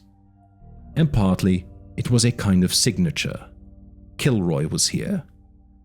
And partly it was insurance for the future. Nedry was annoyed with the Jurassic Park project. Late in the schedule, InGen had demanded extensive modifications to the system, but hadn't been willing to pay for them, arguing they should be included under the original contract. Lawsuits were threatened, letters were written to Nedry's other clients, implying that Nedry was unreliable. It was blackmail, and in the end Nedry had been forced to eat his overages on Jurassic Park and to make the changes that Hammond wanted. But later, when he was approached by Lewis Dodgson at Biosyn, Nedry was ready to listen, and able to say that he could indeed get past Jurassic Park security. He could get into any room, any system, anywhere in the park, because he had programmed it that way, just in case. He entered the fertilization room. The lab was deserted. As he had anticipated, all the staff was at dinner. Nedry unzipped his shoulder bag and removed a can of Gillette shaving cream. He unscrewed the base and saw the interior was divided into a series of cylindrical slots. He pulled on a pair of heavy insulated gloves and opened the walk-in freezer marked "Contents, Viable Biological, Maintain -10 degrees Celsius minimum." The freezer was the size of a small closet, with shelves from floor to ceiling. Most of the shelves contained reagents and liquids in plastic sacks. To one side, he saw a smaller nitrogen cold box with a heavy ceramic door. He opened it, and a rack of small tubes slid out in a cloud of white liquid nitrogen smoke. The embryos were arranged by species: Stegosaurus, Apatosaurus, Hadrosaurus, Tyrannosaurus. Each embryo in a thin glass container wrapped in silver foil, stoppered with polyline. Nedry quickly took 2 of each, slipping them into the shaving cream can. Then he screwed the base of the can shut and twisted the top. There was a hiss of releasing gas inside, and the can frosted in his hands.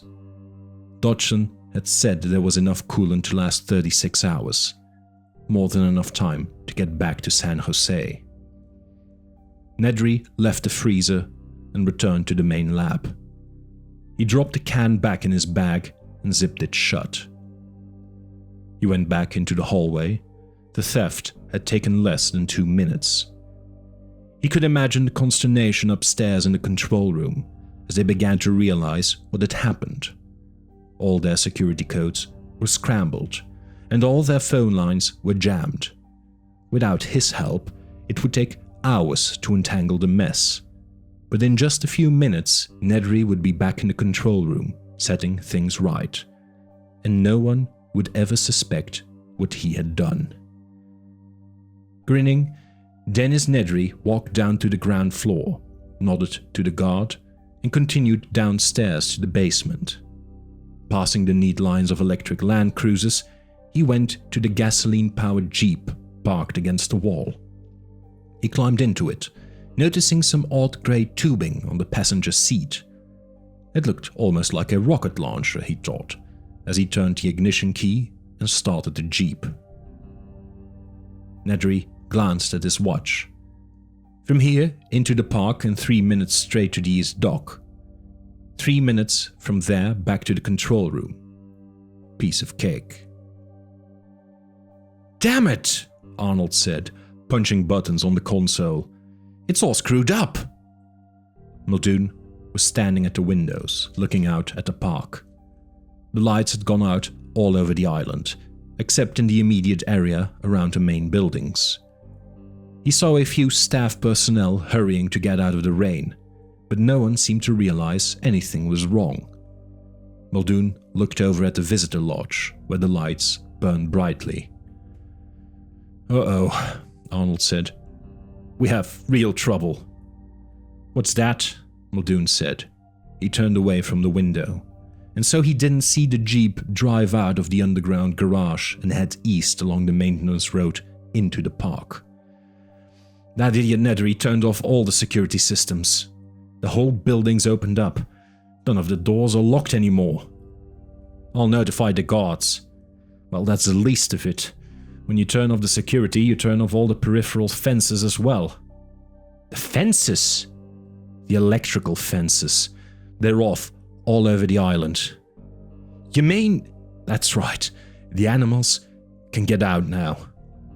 Arnold lit a cigarette. "Probably nothing will happen, but you never know."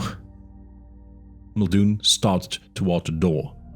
"I better drive out and bring the people in on those 2 Land Cruisers, just in case." Muldoon quickly went downstairs to the garage. He wasn't really worried about the fences going down. Most of the dinosaurs had been in their paddocks for 9 months or more, and they had brushed up against the fences more than once with notable results. Muldoon knew how quickly animals learned to avoid shock stimuli. You could train a laboratory pigeon with just 2 or 3 stimulation events, so it was unlikely the dinosaurs would now approach the fences. Muldoon was more concerned about what the people in the cars would do. He didn't want them getting out of the Land Cruisers, because once the power came back on, the cars would start moving again, whether the people were inside them or not, and they might be left behind. Of course, in the rain it was unlikely they would leave the cars, but still, you never knew. He reached the garage and hurried toward the jeep. It was lucky, he thought, that he had had the foresight to put a launcher in it. He could start right out and be out there in... It was gone. What the hell? Muldoon stared at the empty parking space, astonished. The jeep was gone. What the hell was happening? Fourth iteration. Inevitably, underlying instabilities begin to appear. The main road. Rain drummed loudly on the roof of the Land Cruiser. Tim felt the night vision goggles pressing heavily on his forehead. He reached for the knob near his ear and adjusted the intensity. There was a brief phosphorescent flare, and then, in shades of electronic green and black, he could see the Land Cruiser behind, with Dr. Grant and Dr. Malcolm inside. Neat. Dr. Grant was staring out the front windshield toward him. Tim saw him pick up the radio from the dash. There was a burst of static, and then he heard Dr. Grant's voice. "Can you see us back here?"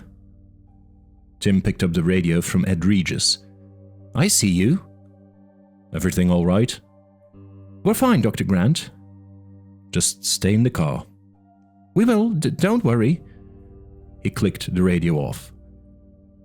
Ed Regis snorted. "It's pouring down rain. Of course we'll stay in the car," he muttered. Tim turned to look at the foliage at the side of the road. Through the goggles, the foliage was a bright electronic green, and beyond he could see sections of the green grid pattern of the fence. The Land Cruisers were stopped on the downslope of a hill, which must mean they were someplace near the Tyrannosaur area. It would be amazing to see a Tyrannosaur with these night vision goggles.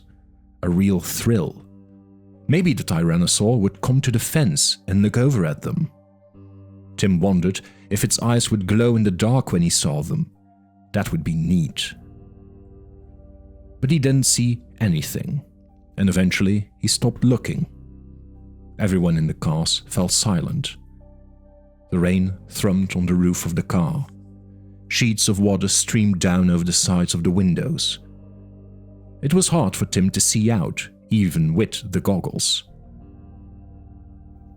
How long have we been sitting here?" Malcolm asked.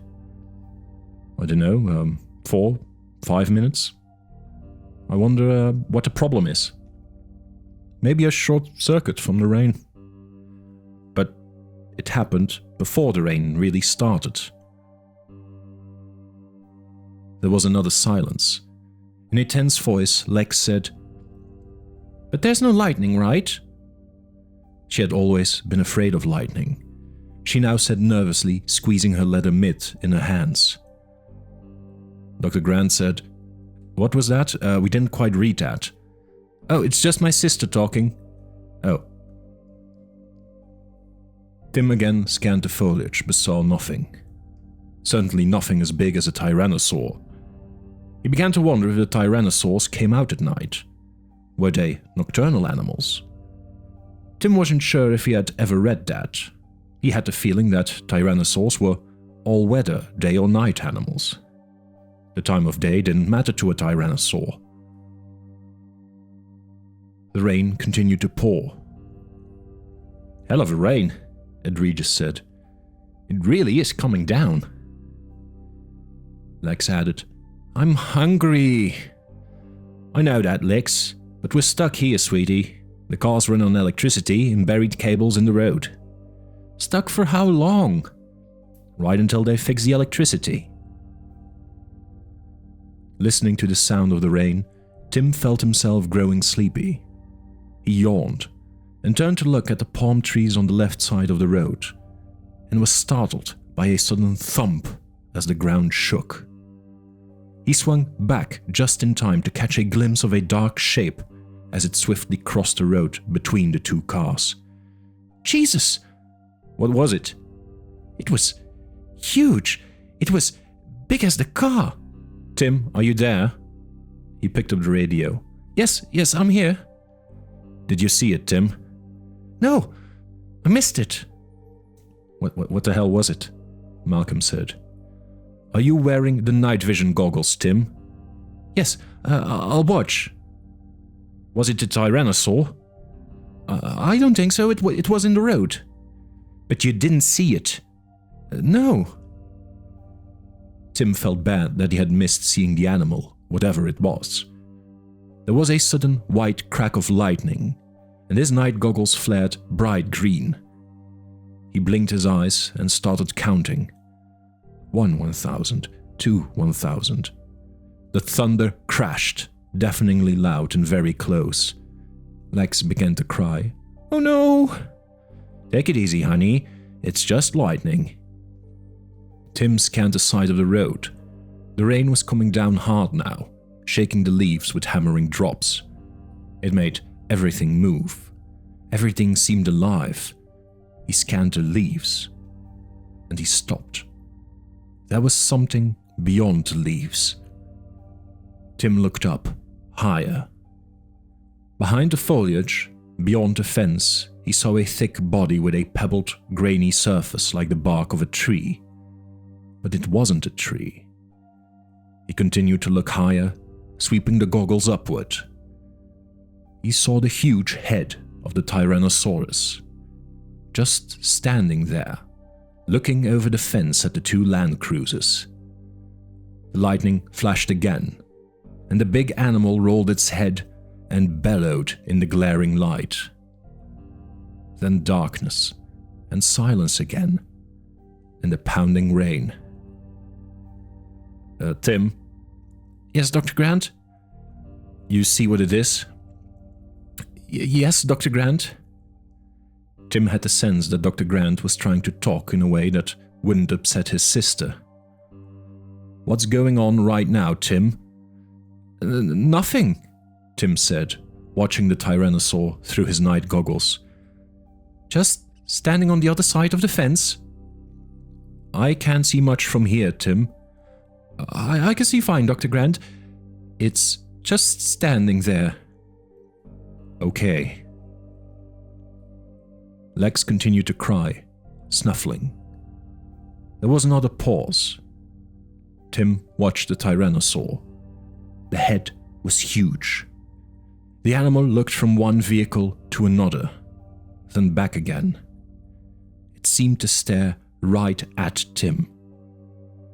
In the goggles, the eyes glowed bright green. Tim felt a chill, but then as he looked down the animal's body, moving down from the massive head and jaws, he saw the smaller, muscular forelimb. It waved in the air, and then it gripped the fence. Jesus Christ! Edregis exclaimed, staring out the window. The greatest predator the world has ever known. The most fearsome attack in human history. Somewhere in the back of his publicist's brain, Edregis was still writing copy. But he could feel his knees began to shake uncontrollably, his trousers flapping like flags. Jesus, he was frightened. He didn't want to be here. Alone among all the people in the two cars, Edregis knew what a dinosaur attack was like. He knew what happened to people. He had seen the mangled bodies that resulted from a raptor attack. He could picture it in his mind. And this was a Rex, much, much bigger. The greatest meat-eater that ever walked the earth. Jesus. When the Tyrannosaur roared, it was terrifying. A scream from some other world. Edregis felt the spreading warmth in his trousers. He'd peed in his pants. He was simultaneously embarrassed and terrified. But he knew he had to do something. He couldn't just stay here. He had to do something. Something. His hands were shaking, trembling against the dash. Jesus Christ, he said again. It's bad language, Lex said, wagging her finger at him. Tim heard the sound of a door opening, and he swung his head away from the Tyrannosaur, The night vision goggles streaked laterally, in time to see Ed Regis stepping out through the open door, ducking his head in the rain. "Hey," Lex said, "where are you going?" Ed Regis just turned and ran in the opposite direction from the Tyrannosaur, disappearing into the woods. The door to the Land Cruiser hung open. The paneling was getting wet. "He left! Where did he go? He left us alone!" "I shut the door," Tim said, but she had started to scream. "He left us! He left us alone!" "Tim, what's going on?" It was Dr. Grant on the radio. "Tim!" Tim leaned forward and tried to shut the door.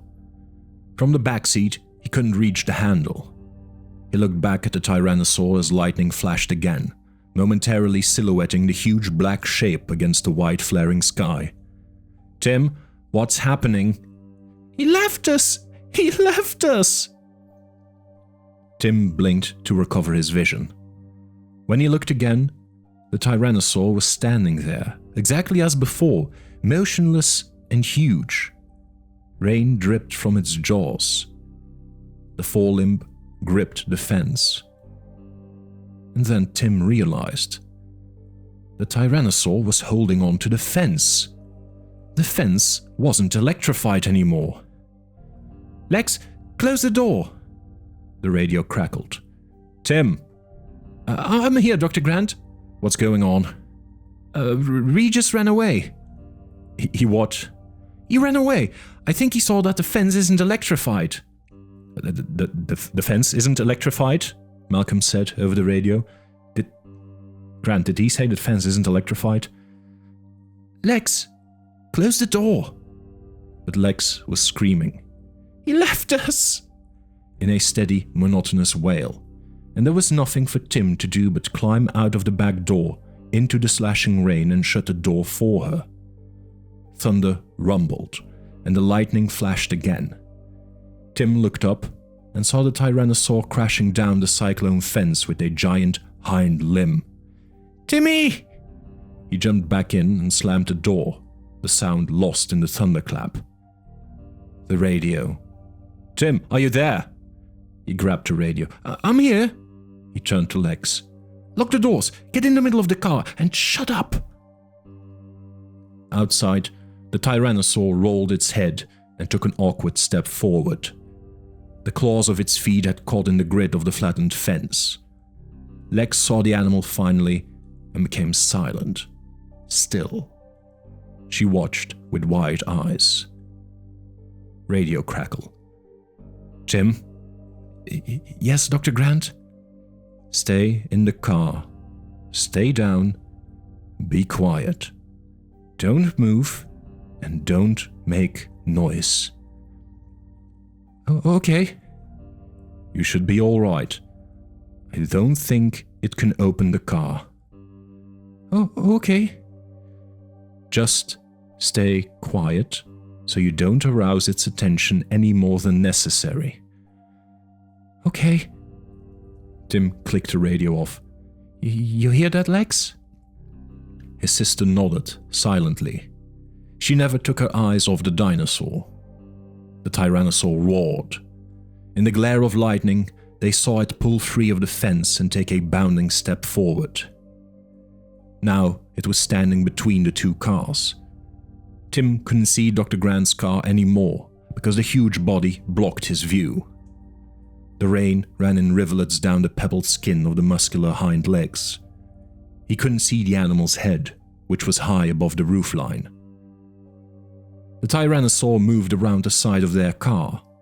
It went to the very spot where Tim had gotten out of the car, where Ed Regis had gotten out of it. The animal paused there. The big head ducked down toward the mud. Tim looked back at Dr. Grant and Dr. Malcolm in the rear car. Their faces were tense as they stared forward through the windshield. The huge head raised back up, jaws open, and then stopped by the side windows. In the glare of lightning, they saw the beady, expressionless reptile eye moving in the socket. It was looking in the car. His sister's breath came in ragged, frightened gasps. He reached out and squeezed her arm, hoping she would stay quiet. The dinosaur continued to stare for a long time through the side window. Perhaps the dinosaur couldn't really see them, he thought. Finally, the head lifted up, out of view again. "Timmy," Lex whispered. It's okay," Tim whispered. "I don't think it saw us." He was looking back toward Dr. Grant when a jolting impact rocked the Land Cruiser and shattered the windshield in a spiderweb as the Tyrannosaur's head crashed against the hood of the Land Cruiser. Tim was knocked flat on the seat. The night vision goggles slid off his forehead. He got back up quickly, blinking in the darkness, his mouth warm with blood. "Lex?" He couldn't see his sister anywhere. The Tyrannosaur stood near the front of the Land Cruiser, its chest moving as it breathed, the forelimbs making clawing movements in the air. "Lex?" Tim whispered. Then he heard her groan. She was lying somewhere on the floor under the front seat. Then the huge head came down, entirely blocking the shattered windshield. The Tyrannosaur banged down twice more, denting the metal. Then it moved around the side of the car. The big raised tail blocked his view out all of the side windows. At the back, the animal snorted, a deep, rumbling growl that blended with the thunder. It sank its jaws into the spare tire mounted on the back of the Land Cruiser, and, in a single head shake, tore it away. The rear of the car lifted into the air for a moment, then it thumped down with a muddy splash. "Tim," Dr. Grant said. "Tim, are you there?" Tim grabbed the radio. "We're okay." There was a shrill metallic scrape as claws raked the roof of the car. Tim's heart was pounding in his chest. He couldn't see anything out of the windows on the right side except pebbled, leathery flesh. The Tyrannosaur was leaning against the car, which rocked back and forth with each breath, the springs and metal creaking loudly. Lex groaned again. Tim put down the radio and started to crawl over into the front seat. The Tyrannosaur roared and the metal roof dented downward. Tim felt a sharp pain in his head and tumbled to the floor onto the transmission hump. He found himself lying alongside Lex, and he was shocked to see that the whole side of her head was covered in blood. She looked unconscious. There was another jolting impact, and pieces of glass fell all around him. Tim felt rain. He looked up and saw that the front windshield had broken out. There was just a jagged rim of glass and, beyond, the big head of the dinosaur, looking down at him. Tim felt a sudden chill, and then the head rushed forward toward him, the jaws open. There was the squeal of metal against teeth, and he felt the hot, stinking breath of the animal and a thick tongue stuck into the car through the windshield opening. The tongue slapped wetly around inside the car, and he felt a hot lather of dinosaur saliva, and the Tyrannosaur roared, a deafening sound inside the car. The head pulled away abruptly. Tim scrambled up, avoiding the dent in the roof. There was still room to sit on the front seat by the passenger door. The Tyrannosaur stood in the rain near the front fender. It seemed confused by what had happened to it. Blood dripped freely from its jaws. The Tyrannosaur looked at Tim, cocking its head to stare with one big eye. The head moved close to the car, sideways, and peered in. Blood spattered on the dented hood of the Land Cruiser, mixing with the rain. "It can't get to me," Tim thought. "It's too big." Then the head pulled away, and in the flare of lightning he saw the hind leg lift up, and the world tilted crazily as the Land Cruiser slammed over on its side, the windows splatting in the mud. He saw Lex fall helplessly against the side window. and he fell down beside her, banging his head. Tim felt dizzy. Then the Tyrannosaur's jaws clamped onto the window frame, and the whole Land Cruiser was lifted up into the air and shaken. "Timmy!" Lex shrieked, so near to his ear that it hurt. She was suddenly awake, and he grabbed her as the Tyrannosaur crashed the car down again. Tim felt a stabbing pain in his side, and his sister fell on top of him. The car went up again, tilting crazily. Lex continued to shout Timmy, and he saw the door give way beneath her, and she fell out of the car into the mud. But Tim couldn't answer, because in the next instant, everything swung crazily. He saw the trunks of the palm trees sliding downward past him, moving sideways through the air. He glimpsed the ground very far below, the hot roar of the Tyrannosaur, the blazing eye, the tops of palm trees. And then, with a metallic, scraping shriek, the car fell from the Tyrannosaur's jaws, a sickening fall, and Tim's stomach heaved in the moment before the world became totally black and silent. In the other car, Malcolm gasped. "Jesus, what happened to the car?" Grant blinked his eyes as the lightning faded. The other car was gone. Grant couldn't believe it. He peered forward, trying to see through the rain-streaked windshield. The dinosaur's body was so large, it was probably just blocking. No. In another flash of lightning, he saw clearly. The car was gone. "What happened?" Malcolm said. I don't know." Faintly, over the rain, Grant heard the sound of the little girl screaming. The dinosaur was standing in darkness on the road up ahead, but they could see well enough to know that it was bending over now, sniffing the ground, or eating something on the ground. Can you see?" Malcolm said, squinting. "Not much now." The rain pounded on the roof of the car. He listened for the little girl, but he didn't hear her anymore. The two men sat in the car, listening. "Was it the girl?" Malcolm said finally. It sounded like the girl." It did, yes." "Was it? I don't know." He felt a seeping fatigue overtake him. Blurred through the rainy windshield, the dinosaur was coming toward their car. Slow, ominous strides, coming right toward them. Malcolm said, "At times like this, one feels, perhaps extinct animals should be left extinct. Don't you have that feeling now?" Yes. He was feeling his heart pounding. Do you, have any suggestions about what we do now?" "I have no idea." Malcolm twisted the handle, kicked open the door, and ran. But even as he did, Grant could see he was too late, the Tyrannosaur too close. There was another crack of lightning, and in that instant of glaring white light, Grant watched in horror as the Tyrannosaur roared and leapt forward. Grant was not clear about exactly what happened next. Malcolm was running, his feet splashing in the mud. The Tyrannosaur bounded alongside him and ducked its massive head, and Malcolm was tossed into the air like a small doll. By then, Grant was out of the car too, feeling the cold rain slashing his face and body. The Tyrannosaur had turned his back to him, the huge tail swinging through the air. Grant was tensing to run for the woods, when suddenly the Tyrannosaur spun back to face him and roared.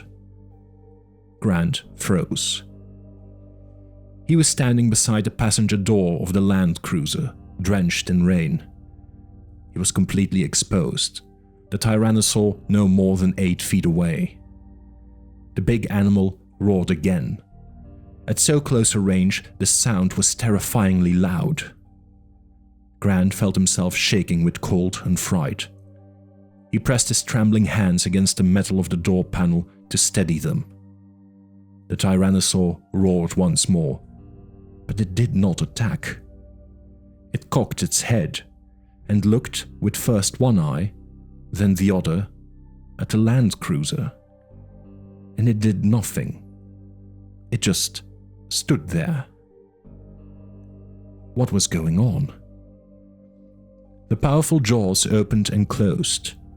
The tyrannosaur bellowed angrily, and then the big hind leg came up and crashed down on the roof of the car. The claws slid off with a metal screech, barely missing Grant as he stood there, still unmoving. The foot splashed in the mud. The head dug down in a slow arc, and the animal inspected the car, snorting. It peered into the front windshield. Then, moving toward the rear, it banged the passenger door shut and moved right toward Grant as he stood there. Grant was dizzy with fear, his heart pounding inside his chest. With the animal so close, he could smell the rotten flesh in the mouth, the sweetish blood smell, the sickening stench of the carnivore. He tensed his body, awaiting the inevitable. The big head slid past him, toward the rear of the car. Grant blinked. What had happened? Was it possible the Tyrannosaur hadn't seen him? It seemed as if it hadn't. But how could that be? Grant looked back to see the animal sniffing the rear-mounted tire. It nudged the tire with its snout, and then the head swung back. Again it approached Grant. This time, the animal stopped, the black, flaring nostrils just inches away. Grant felt the animal's startling, hot breath on his face. But the Tyrannosaur wasn't sniffing like a dog. It was just breathing. And if anything, it seemed puzzled. No, the Tyrannosaur couldn't see him. Not if he stood motionless. And in a detached academic corner of his mind, he found an explanation for that. A reason why the jaws opened before him, the massive head raised up. Grant squeezed his fists together and bit his lip, trying desperately to remain motionless, to make no sound. The Tyrannosaur bellowed in the night air. But by now, Grant was beginning to understand. The animal couldn't see him, but it suspected he was there, somewhere, and was trying with its bellowing to frighten Grant into some revealing movement. So long as he stood his ground, Grant realized he was invisible. In a final gesture of frustration, the big hind leg lifted up and kicked the land cruiser over, and Grant felt searing pain and the surprising sensation of his own body flying through the air. It seemed to be happening very slowly, and he had plenty of time to feel the world turn colder and watch the ground rush up to strike him in the face. Return. "Oh, damn," Harding said. "Will you look at that?" They were sitting in Harding's gasoline-powered Jeep, staring forward past the flick-flick of the windshield wipers. In the yellow flare of the headlamps, a big fallen tree blocked the road. "Must have been the lightning," Gennaro said. "That's one hell of a tree." "We can't get past it. I better tell Arnold in control." He picked up the radio and twisted the channel dial. "Hello, John? Are you there, John?" There was nothing but steady, hissing static. "I don't understand. The radio lines seem to be down." "It must be the storm." "Yeah, I suppose." Maybe try the land cruisers," Ellie said. Harding opened the other channels, but there was no answer. "No, nothing. They're probably back to camp by now, and outside the range of our little set. In any case, I don't think we should stay here. It'll be hours before maintenance gets a crew out here to move that tree." He turned the radio off and put the Jeep into reverse. "What are you going to do?" "I'll go back to the turnout and get onto the maintenance road. Fortunately, there's a second road system. We have one road for visitors and a second road for animal handlers and feed trucks and so on. We'll drive back on the maintenance road. It's a little longer and not so scenic, but you may find it interesting. If the rain lets up, we'll get a glimpse of some of the animals at night. We should be back in 30-40 minutes, if I don't get lost." He turned the jeep around in the night and headed south again. Lightning flashed, and every monitor in the control room went black. Arnold sat forward, his body rigid and tense. Jesus, not now. Not now. That was all he needed, to have everything go out now in this storm. All the main power circuits were surge protected, of course, but Arnold wasn't sure about the modems Nedry was using for his data transmission. Most people didn't know it was possible to blow an entire system through a modem. The lightning pulse climbed back into the computer through the telephone line and bang! No more motherboard, no more RAM, no more file server, no more computer. The screens flickered, and then, one by one, they came back on. Arnold sighed and collapsed back in his chair. He wondered again where Nedry had gone. 5 minutes ago, he'd sent guards to search the building for him. The fat bastard was probably in the bathroom reading a comic book. But the guards hadn't come back, and they hadn't called in. 5 minutes. If Nedry was in the building, they should have found him by now. "Somebody took the damn jeep," Muldoon said as he came back in the room. "Have you talked to the land cruisers yet?" "No, can't raise them on the radio," Arnold said. "I have to use this, because the main board is down. It's weak, but it ought to work. I've tried on all 6 channels. I know they have radios in the car, but they're not answering." "That's not good. If you want to go out there, take one of the maintenance vehicles." "Well, I would, but they're all in the east garage, more than a mile from here.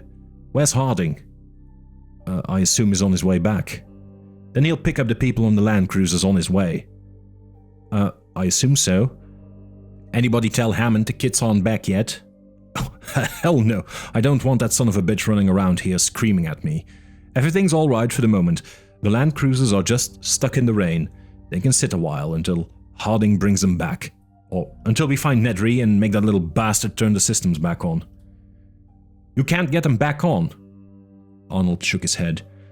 I've been trying, but Nedry's done something to the system. I can't figure out what, but I have to go into the code itself, and that'll take hours. We need Nedry, and we've got to find the son of a bitch right away."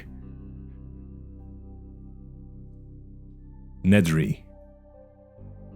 The sign said, "Electrified fence, 10,000 volts, do not touch."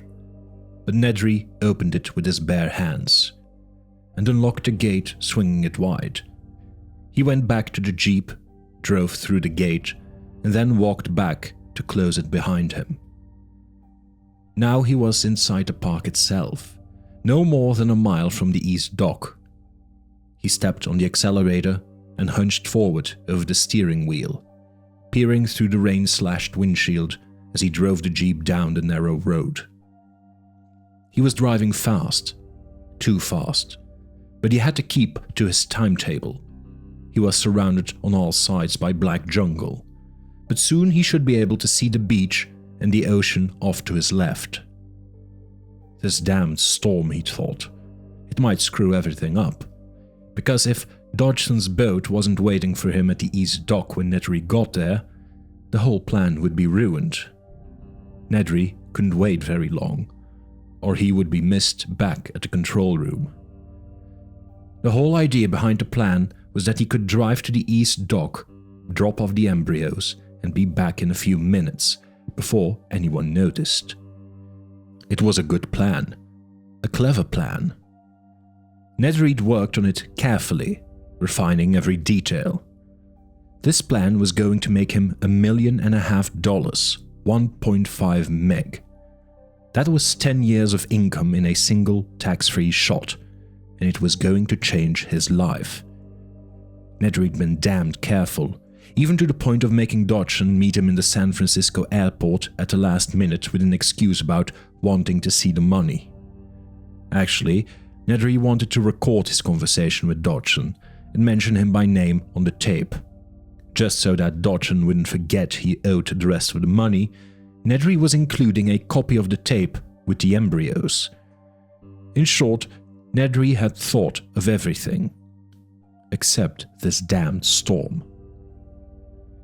Something dashed across the road, a white flash in his headlights. It looked like a large rat. It scurried into the underbrush, dragging a fat tail. Possum. Amazing that a possum could survive here. You'd think the dinosaurs would get an animal like that. Now where was that damn dog? He was driving fast, and he'd already been gone 5 minutes. He should have reached the East Dock by now. Had he taken a wrong turn? He didn't think so. He hadn't seen any forks in the road at all. Then, where was the dock? It was a shock when he came around a corner and saw that the road terminated in a grey concrete barrier, 6 feet tall and streaked dark with rain. He slammed on the brakes, and the Jeep fishtailed, losing traction in an end-to-end spin. And for a horrified moment, he thought he was going to smash into the barrier. He knew he was going to smash, and he spun the wheel frantically, and the Jeep slid to a stop, the headlamps just a foot from the concrete wall. He paused there, listening to the rhythmic flick of the wipers. He took a deep breath and exhaled slowly. He looked back down the road. He'd obviously taken a wrong turn somewhere. He could retrace his steps, but that would take too long. He'd better try and find out where the hell he was. He got out of the Jeep, feeling heavy raindrops spatter his head. It was a real tropical storm, raining so hard that it hurt. He glanced at his watch, pushing the button to illuminate the digital dial. 6 minutes gone. Where the hell was he? He walked around the concrete barrier and on the other side, along with the rain. Yeah. He glanced at his watch, pushing the button to illuminate the digital dial. 6 minutes gone. Where the hell was he? He walked around the concrete barrier, and on the other side, along with the rain, he heard the sound of gurgling water. Could it be the ocean? Nedry hurried forward, his eyes adjusting to the darkness as he went. Dense jungle on all sides. Raindrops slapping on the leaves. The gurgling sound became louder, drawing him forward, and suddenly he came out of the foliage and felt his feet sink into soft earth and saw the dark currents of the river. The river? He was at the jungle river. Damn, he thought. At the river where? The river ran for miles through the island. He looked at his watch again. 7 minutes gone. "Oh, you have a problem, Dennis," he said aloud. As if in reply, there was a soft hooting cry of an owl in the forest. Nedry hardly noticed. He was worrying about his plan. The plain fact was that time had run out. There wasn't a choice anymore. He had to abandon his original plan. All he could do was go back to the control room, restore the computer, and somehow try to contact Dodgson to set up the drop at the East Dock for the following night. Nedry would have to scramble to make that work, but he thought he could pull it off. The computer automatically logged all calls. After Nedry got through to Dodgson, he'd have to go back into the computer and erase the record of the call. But one thing was sure. He couldn't stay out in the park any longer, or his absence would be noticed. Nedry started back, heading toward the glow of the car's headlights. He was drenched and miserable. He heard the soft hooting cry once more, and this time he paused. That hadn't really sounded like an owl, and it seemed to be close by, in the jungle somewhere off to his right. As he listened, he heard a crashing sound in the underbrush, then silence. He waited, and heard it again. It sounded distinctly like something big moving slowly through the jungle toward him. Something big and something near. A big dinosaur. Get out of here. Nedry began to run. He made a lot of noise as he ran, but even so, he could hear the animal crashing through the foliage and hooting. It was coming closer. Stumbling over tree roots in the darkness, clawing his way past dripping branches, he saw the jeep ahead, and the lights shining around the vertical wall of the barrier made him feel better. In a moment, he'd be in the car, and then he'd get the hell out of here. He scrambled around the barrier, and then froze. The animal was already there. But it wasn't close. The dinosaur stood 40 feet away, at the edge of the illumination from the headlamps. Nedry hadn't taken the tour, so he hadn't seen the different types of dinosaurs. But this one was strange looking. The 10-foot-tall body was yellow with black spots, and along the head ran a pair of red V-shaped crests. The dinosaur didn't move, but again gave its soft, hooting cry. Nedry waited to see if it would attack. It didn't. Perhaps the headlights from the jeep frightened it, forcing it to keep its distance like a fire. The dinosaur stared at him and then snapped its head in a single swift motion. Nedry felt something smack wetly against his chest. He looked down and saw a dripping glob of foam on his rain-soaked shirt. He touched it curiously, not comprehending. It was spit. The dinosaur had spit on him. It was creepy, he thought. He looked back at the dinosaur and saw the head snap again, and immediately felt another wet smack against his neck just above the shirt collar. He wiped it away with his hand. Jesus, it was disgusting. But the skin of his neck was already starting to tingle and burn, and his hand was tingling too. It was almost like he had been touched with acid. Nedry opened the car door, glancing back at the dinosaur to make sure it wasn't going to attack, and felt a sudden, excruciating pain in his eyes, stabbing like spikes into the back of his skull. And he squeezed his eyes shut and gasped with the intensity of it, and threw up his hands to cover his eyes, and felt the slippery foam trickling down both sides of his nose. Spit. The dinosaur had spit in his eyes. Even as he realized it, the pain overwhelmed him, and he dropped to his knees, disoriented, wheezing. He collapsed onto his side, his cheek pressed to the wet ground, his breath coming in thin whistles through the constant, ever-screaming pain that caused flashing spots of light to appear behind his tightly shut eyelids. The earth shook beneath him, and Nedry knew the dinosaur was moving. He could hear its soft hooting cry, and despite the pain, he forced his eyes open, and still he saw nothing but flashing spots against black. Slowly, the realization came to him. He was blind. The hooting was louder as Nedry scrambled to his feet and staggered back against the side panel of the car as a wave of nausea and dizziness swept over him. The dinosaur was close now. He could feel it coming close. He was dimly aware of its snorting breath. But he couldn't see. He couldn't see anything, and his terror was extreme. He stretched out his hands, waving them wildly in the air to ward off the attack he knew was coming. And then there was a new, searing pain, like a fiery knife in his belly, and Nedry stumbled, reaching blindly down to touch the ragged edge of his shirt, and then a thick, slippery mass that was surprisingly warm. And with horror, he knew he was holding his own intestines in his hands. The dinosaur had torn him open. His guts had fallen out. Nedry fell to the ground and landed on something scaly and cold. It was the animal's foot. And then there was a new pain on both sides of his head.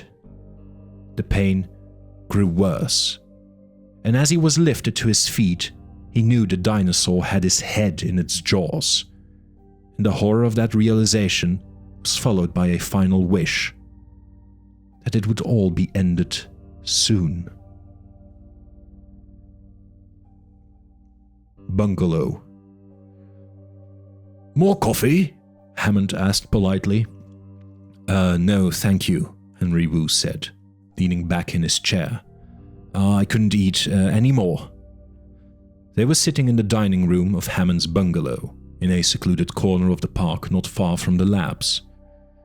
Wu had to admit that the bungalow Hammond had built for himself was elegant, with sparse, almost Japanese lines, and the dinner had been excellent, considering the dining room wasn't fully staffed yet. But there was something about Hammond that Wu found troubling. The old man was different in some way, subtly different. All during dinner, Wu had tried to decide what it was. In part, a tendency to ramble, to repeat himself, to retell old stories. In part, it was an emotional liability, flaring anger one moment, maudlin sentimentality the next. But all that could be understood as a natural concomitant of age. John Hammond was, after all, almost 77. But there was something else. A stubborn evasiveness, an insistence on having his way. And in the end, a complete refusal to deal with the situation that now faced the park. Wu had been stunned by the evidence. He did not yet allow himself to believe the case was proved, that the dinosaurs were breeding. After Grant had asked about amphibian DNA, Wu had intended to go directly to his laboratory and check the computer records of the various DNA assemblies. Because if the dinosaurs were in fact breeding, then everything about Jurassic Park was called into question. Their genetic development methods, their genetic control methods, everything. Even the lysine dependency might be suspect. And if these animals could truly breed and could also survive in the wild. Henry Wu wanted to check the data at once, but Hammond had stubbornly insisted Wu accompany him at dinner. Now then, Henry, you must save room for ice cream, Hammond said, pushing back from the table. Maria makes the most wonderful ginger ice cream. All right. Wu looked at the beautiful, silent serving girl. His eyes followed her out of the room, and then he glanced up at the single video monitor mounted in the wall. The monitor was dark. Your monitor's out, Wu said. Is it? Hammond glanced over. Must be the storm. He reached behind him for the telephone. I'll just check with John in control. Wu could hear the static crackle on the telephone line. Hammond shrugged and set the receiver back in its cradle. Line must be down. Or maybe Nedry's still doing data transmission. He has quite a few bugs to fix this weekend. Nedry's a genius in this way, but we had to press him quite hard toward the end to make sure he got things right. Perhaps I should go to the control room and check. Oh, no.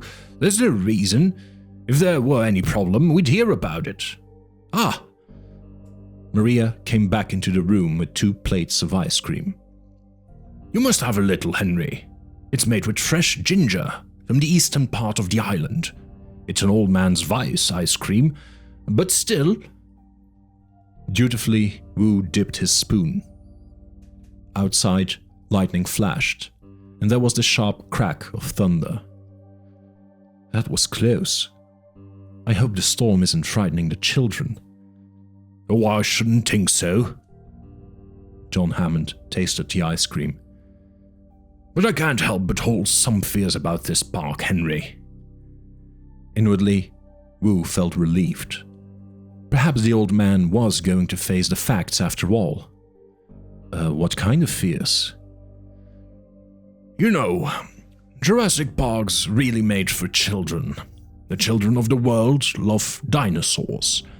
And the children are going to just delight in this place. Their little faces will shine with the joy of finally seeing these wonderful animals, but I am afraid I will not live to see it, Henry. I may not live to see the joy on their faces. I think there's other problems too, Wu said, frowning. But none so pressing on my mind as this, that I may not live to see their shining, delighted faces. This is our triumph, this park. We have done what we set out to do. And you remember our original intent was to use the newly emerging technology of genetic engineering to make money. A lot of money. Wu knew Hammond was about to launch into one of his old speeches. He held up his hand. I'm familiar with this, John. If you were going to start a bioengineering company, Henry, what would you do? Would you make products to help mankind, to fight illness, disease? Dear me, no, that's a terrible idea. A very poor use of new technology. Hammond shook his head sadly. Yet, you'll remember, the original genetic engineering companies like Genentech and Cetus were all started to make pharmaceuticals. New drugs for mankind. Noble purpose. Unfortunately, drugs face all kinds of barriers. FDA testing alone takes 5 to 8 years, if you're lucky. Even worse, there are forces at work in the marketplace. Suppose you make a miracle drug for cancer or heart disease, as Genentech did. Suppose you now want to charge $1,000 or $2,000 a dose. You might imagine that is your privilege. After all, you invented a drug. You paid to develop and test it. You should be able to charge whatever you wish. But do you really think that the government will let you do that? No, Henry, they will not. Sick people aren't going to pay $1,000 a dose for needed medication. They won't be grateful. They'll be outraged. Blue Cross isn't going to pay them. They'll scream highway robbery. So something will happen. Your patent application will be denied. Your permits will be delayed. Something will force you to see reason and to sell your drug at a lower cost. From a business standpoint, that makes helping mankind a very risky business. Personally, I would never help mankind. Wu had heard the argument before, and he knew Hammond was right. Some new bioengineered pharmaceuticals had indeed suffered inexplicable delays and patent problems. Now, think of how different it is when you're making entertainment. Nobody needs entertainment. That's not a matter for government intervention. If I charge $5,000 a day for my park, who is going to stop me? After all, nobody needs to come here. And far from being a highway robbery, a costly price tag actually increases the appeal of the park. A visit becomes a status symbol, and all Americans love that. So do the Japanese, and of course, they have far more money. Hammond finished his ice cream, and Maria silently took the dish away. Oh, she's not from here, you know. She's Haitian. Her mother is French. But in any case, Henry, you will recall that the original purpose behind pointing my company in this direction in the first place was to have freedom from government intervention anywhere in the world. And speaking of the rest of the world, Hammond smiled. We have already leased a large tract in the Azores for Jurassic Park Europe. And you know we long ago obtained an island near Guam for Jurassic Park Japan. Construction on the next 2 Jurassic Parks will begin early next year. They will all be open within 4 years. At that time, direct revenues will exceed $10 billion a year, and merchandising, television, and ancillary rights should double that. I see no reason to bother with children's pets, which I'm told Louis Dodgen thinks we're planning to make. $20 billion a year, Wu said softly, shaking his head. Oh, and that's speaking conservatively. Hammond smiled. There's no reason to speculate wildly. More ice cream, Henry? Did you find him? Arnold snapped when the guard walked into the control room. No, Mr. Arnold. Find him? I don't think he's in the building anymore, Mr. Arnold. Then look in the lodge. Look in the maintenance building. Look in the utility shed. Look everywhere, but just find him. The thing is... The guard hesitated. Mr. Nedry's the fat man, is that right? That's right. He's fat. Fat slob. Well, Jimmy down in the main lobby said he saw the fat man go into the garage. Muldoon spun around. In the garage? When? About 10-15 minutes ago. Jesus, Muldoon said. The jeep screeched to a stop. Sorry, Harding said. In the headlamps, Ellie saw a herd of apatosaurs lumbering across the road. There were 6 animals, each the size of a house, and a baby as large as a full-grown horse. The apatosaurs moved in unhurried silence, never looking toward the jeep and its glowing headlamps. At one point, the baby stopped to lap water from a puddle in the road, and then moved on. A comparable herd of elephants would have been startled by the arrival of a car, would have trumpeted and circled to protect a baby. But these animals showed no fear. Don't they see us? She said. No, not exactly, no, Harding said. Of course, in a literal sense, they do see us, but we don't really mean anything to them. We hardly ever take cars out at night, and so they have no experience of them. We are just a strange, smelly object in their environment, representing no threat and therefore no interest. I've occasionally been out at night, visiting a sick animal. On my way back, these fellows blocked the road for an hour or more. What do you do? Harding grinned. Play recorded tyrannosaur roar. That gets them moving. Not that they care much about tyrannosaurs. These apatosaurs are so big they don't really have any predators. They can break a tyrannosaur's neck with a swipe of their tail. And they know it. So does the tyrannosaur. But they do see us. I mean, if we were to get out of the car... Harding shrugged. They probably wouldn't react. Dinosaurs have excellent visual acuity, but they have a basic amphibian visual system. It's attuned to movement. They don't see unmoving things well at all. The animals moved on, their skin glistening in the rain. Harding put the car in gear. I think we can continue now. Wu said, I suspect you may find there are pressures on your park, just as there are pressures on Genentech's drugs. He and Hammond had moved to the living room, and they were now watching the storm lash the big glass windows. I can't see how. Well, the scientists may wish to constrain you, even to stop you. Well, they can't do that. Hammond shook his finger at Wu. You know why the scientists would try to do that? It's because they want to do research, of course. That's all they ever want to do. Research. Not to accomplish anything, not to make any progress. Just do research. Well, they have a surprise coming through them. I wasn't thinking of that, John. Hammond sighed. I'm sure it would be interesting for the scientists to do research. But you arrive at a point where these animals are simply too expensive to be used for research. This is wonderful technology, Henry, but it's also frightfully expensive technology. The fact is, it can only be supported as entertainment. Hammond shrugged. That's just the way it is. But if there are attempts to close down... Face the damned facts, Henry, Hammond said irritably. This isn't America. This isn't even Costa Rica. This is my island. I own it. And nothing is going to stop me from opening Jurassic Park to all the children of the world. Or at least, to the rich ones. He chuckled. And I tell you, they'll love it.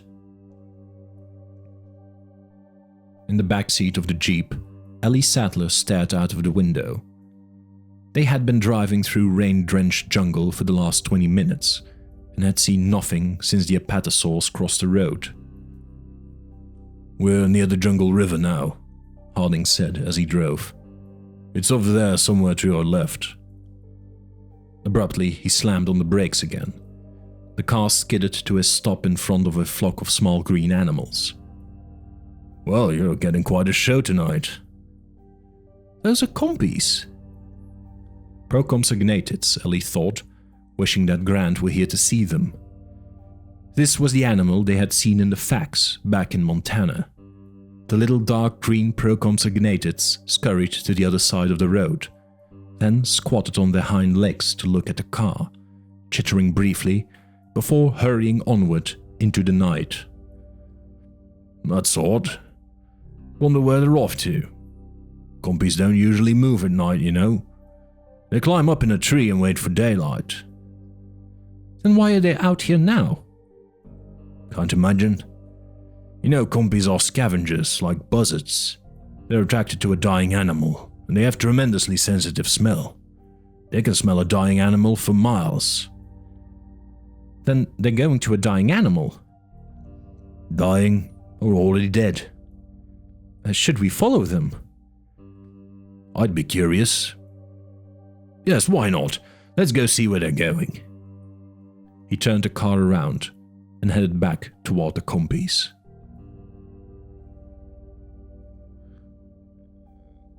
Tim Murphy lay in the Land Cruiser, his cheek pressed against the car door handle. He drifted slowly back to consciousness. He wanted only to sleep. He shifted his position and felt a pain in his cheekbone where it lay against the metal door. His whole body ached. His arms and his legs, and most of all, his head. There was a terrible pounding pain in his head. All the pain made him want to go back to sleep. He pushed himself up on one elbow, opened his eyes, and retched, vomiting all over his shirt. He tasted sour bile and wiped his mouth with the back of his hand. His head throbbed. He felt dizzy and seasick, as if the world were moving, as if he were rocking back and forth on a boat. Tim groaned and rolled onto his back, turning away from the puddle of vomit. The pain in his head made him breathe in short, shallow gasps, and he still felt sick, as if everything were moving. He opened his eyes and looked around, trying to get his bearings.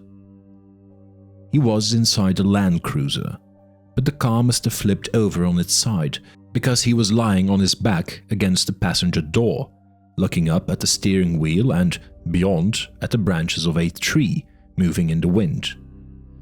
The rain had nearly stopped, but water drops still fell on him through the broken front windshield. He stared curiously at the fragments of glass. He couldn't remember how the windshield had broken. He couldn't remember anything except that they had been parked on the road and he had been talking to Dr. Grant when the tyrannosaur came toward them. That was the last thing he remembered. He felt sick again and closed his eyes until the nausea passed. He was aware of a rhythmic creaking sound, like the rigging of a boat. Dizzy and sick to his stomach, he really felt as if the whole car were moving beneath him. But when he opened his eyes again, he saw it was true. The Land Cruiser was moving, lying on its side, swaying back and forth. The whole car was moving. Tentatively, Tim rose to his feet. Standing on the passenger door, he peered over the dashboard, looking out through the shattered windshield. At first, he saw only dense foliage moving in the wind, but here and there he could see gaps, and beyond the foliage, the ground was 20 feet below him. He stared uncomprehendingly. The land cruiser was lying on its side in the branches of a large tree 20 feet above the ground, swaying back and forth in the wind. "Oh shit," he said. What was he going to do? He stood on his tiptoes and peered out, trying to see better, grabbing the steering wheel for support. The wheel spun free in his hand, and with a loud crack, the land cruiser shifted position, dropping a few feet in the branches of the tree. He looked down through the shattered glass of the passenger door window at the ground below. "Oh shit! Oh shit! Oh shit! Oh shit!" Another loud crack. The land cruiser jolted down another foot. He had to get out of here. He looked down at his feet. He was standing on the door handle. He crouched back down on his hands and knees to look at the handle. He couldn't see very well in the dark, but he could tell that the door was dented outward, so the handle couldn't turn. He'd never get the door open. He tried to roll the window down, but the window was stuck too. Then he thought of the back door. Maybe he could open that. He leaned over the front seat, and the land cruiser lurched with the shift in weight. Carefully, Tim reached back and twisted the handle on the rear door. It was stuck too. How was he going to get out? He heard a snorting sound and looked down. A dark shape passed below him. It wasn't the tyrannosaur. This shape was stubby, and it made a kind of snuffling as it waddled along. The tail flopped back and forth, and Tim could see the long spikes. It was the Stegosaurus, apparently recovered from its illness. Tim wondered where the other people were, Gennaro and Sattler and the vet. He had last seen them near the Stegosaur. How long ago was that? He looked at his watch, but the face was cracked. He couldn't see the numbers. He took the watch off and tossed it aside. The Stegosaur snuffled and moved on. Now the only sound was the wind in the trees and the creaking of the land cruiser as it shifted back and forth. He had to get out of here. Tim grabbed the handle, tried to force it, but it was stuck solid. It wouldn't move at all. Then he realized what was wrong. The rear door was locked. Tim pulled up the pin and twisted the handle, and the rear door swung open, downward, and came to rest against a branch a few feet below. The opening was narrow, but Tim thought he could wriggle through it.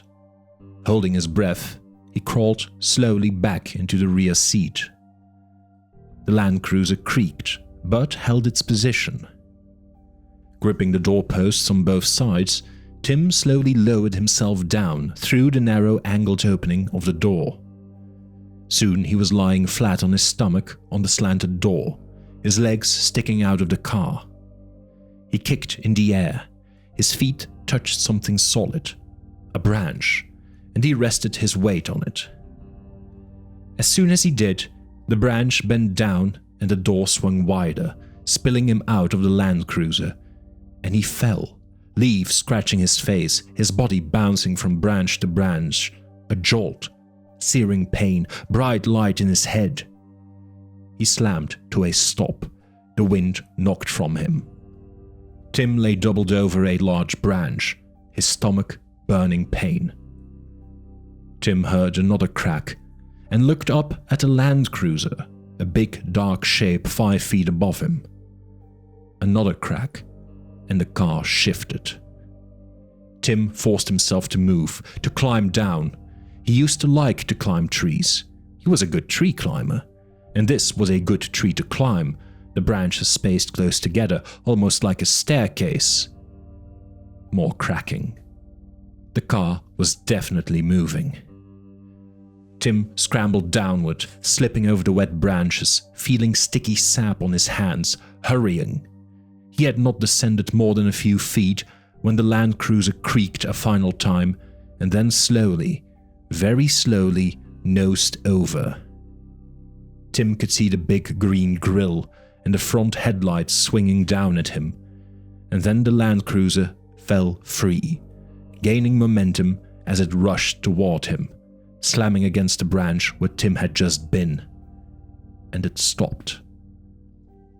His face just inches from the dented grille, bent inward like an evil mouth, headlamps for eyes. Oil dripped on Tim's face. He was still 12 feet above the ground. He reached down and found another branch and moved down.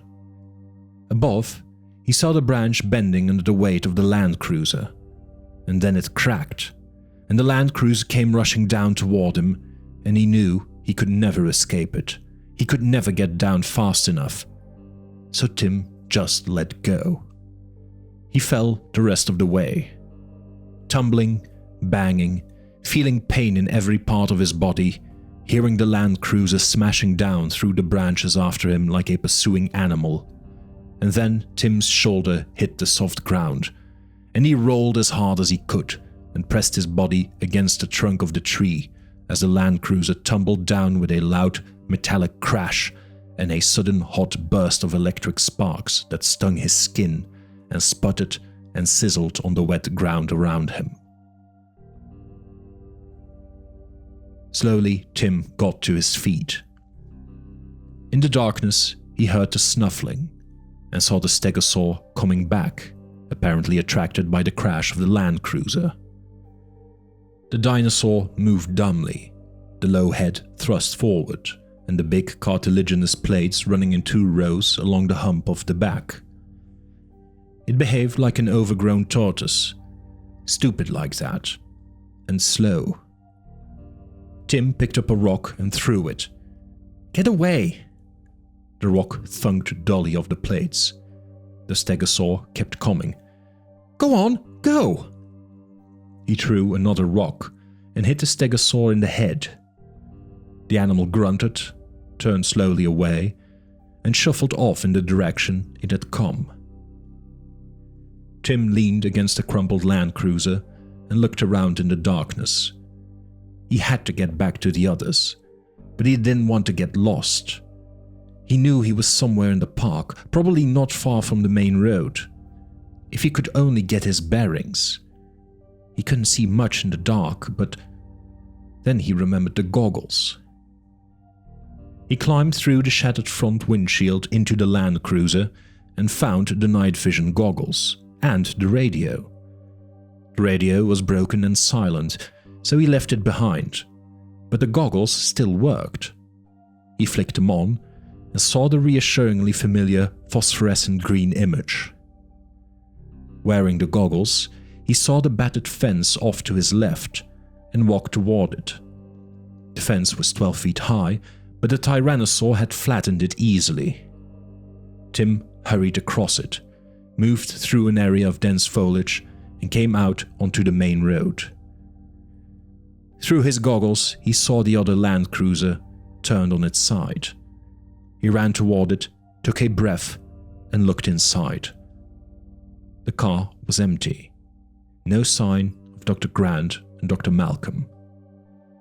Where had they gone? Where had everybody gone? He felt sudden panic, standing alone in the jungle road at night with that empty car, and turned quickly in circles, seeing the bright green world in the goggles swirl. Something pale by the side of the road caught his eye. It was Lex's baseball. He wiped the mud of it. "Lex!" Tim shouted as loud as he could, not caring if the animals heard him. He listened, but there was only the wind and the plink of raindrops falling from the trees. "Lex!" He vaguely remembered that she had been in the Land Cruiser when the Tyrannosaur attacked. Had she stayed there? Or had she gotten away? The events of the attack were confused in his mind. He wasn't exactly sure what had happened. Just to think of it made him uneasy. He stood in the road, gasping with panic. He yelled again. The night seemed to close in around him. Feeling sorry for himself, he sat in a cold, rainy puddle in the road and whimpered for a while.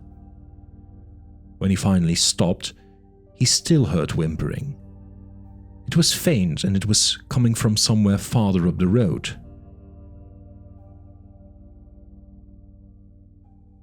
"How long has it been?" Muldoon said, coming back into the control room. He was carrying a black metal case. "Half an hour. Harding's jeep should be back here by now." Arnold stubbed out a cigarette. "I'm sure they'll arrive any minute now." "Still no sign of Nedry?" "No, not yet." Muldoon opened the case, which contained 6 portable radios. "I'm gonna give these to the people in the building." He handed one to Arnold. "Take the charger, too. These are our emergency radios, but nobody had them plugged in naturally. Let it charge about 20 minutes, and then try and raise the cars." Henry Wu opened a door marked fertilization and entered the darkened lab. There was nobody here. Apparently all the technicians were still at dinner. Wu went directly to the computer terminal and punched up the DNA logbooks. The logbooks had to be kept on computer. DNA was such a large molecule that each species required 10 gigabytes of optical disk space to store details of all the iterations. He was going to have to check all 15 species. That was a tremendous amount of information to search through. He still wasn't clear about why Grant thought frog DNA was important. Wu himself didn't often distinguish one kind of DNA from another. After all, most DNA in living creatures was exactly the same. DNA was an incredibly ancient substance. Human beings, walking around in the streets of the modern world, bouncing their pink new babies, hardly stopped to think that the substance at the center of it all, the substance that began the dance of life, was a chemical almost as old as the Earth itself. The DNA molecule was so old that its evolution had essentially finished more than 2 billion years ago. There had been little new since that time, just a few recent combinations of the old genes, and not much of that. When you compared the DNA of man and the DNA of a lowly bacterium, you found that only about 10% of the strands were different. This innate conservatism of DNA emboldened Wu to use whatever DNA he wished. In making his dinosaurs, Wu had manipulated the DNA as a sculptor might clay or marble. He had created freely. He started a computer search program, knowing it would take 2 or 3 minutes to run. He got up and walked around the lab, checking instruments out of long-standing habit. He noted the recorder outside the freezer door, which tracked the freezer temperature. He saw there was a spike in the graph. That was odd, he thought. It meant somebody had been in the freezer. Recently, too, within the last half hour. But who would go in there at night? The computer beeped, signaling that the first of the data searches was complete. Wu went over to see what it had found, and when he saw the screen, he forgot all about the freezer and the graph spike. The result was clear. All breeding dinosaurs incorporated rana, or frog DNA. None of the other animals did. Wu still did not understand why this had caused them to breed, but he could no longer deny that Grant was right. The dinosaurs were breeding. He hurried back to the control room. Lex. She was curled up inside a big 1-meter drainage pipe that ran under the road. She had a baseball glove in her mouth, and she was rocking back and forth, banging her head repeatedly against the back of the pipe. It was dark in there, but he could see her clearly with his goggles. She seemed unhurt, and he felt a great burst of relief. "Lex? It's me, Tim." She didn't answer. She continued to bang her head on the pipe. "Come on out." She shook her head no. He could see she was badly frightened. "Lex," he said, "if you come out, I'll let you wear these night goggles." She just shook her head. "Look what I have," he said, holding up his hand. She stared uncomprehendingly. It was probably too dark for her to see. "It's your ball, Lex. I found your ball." "So what?"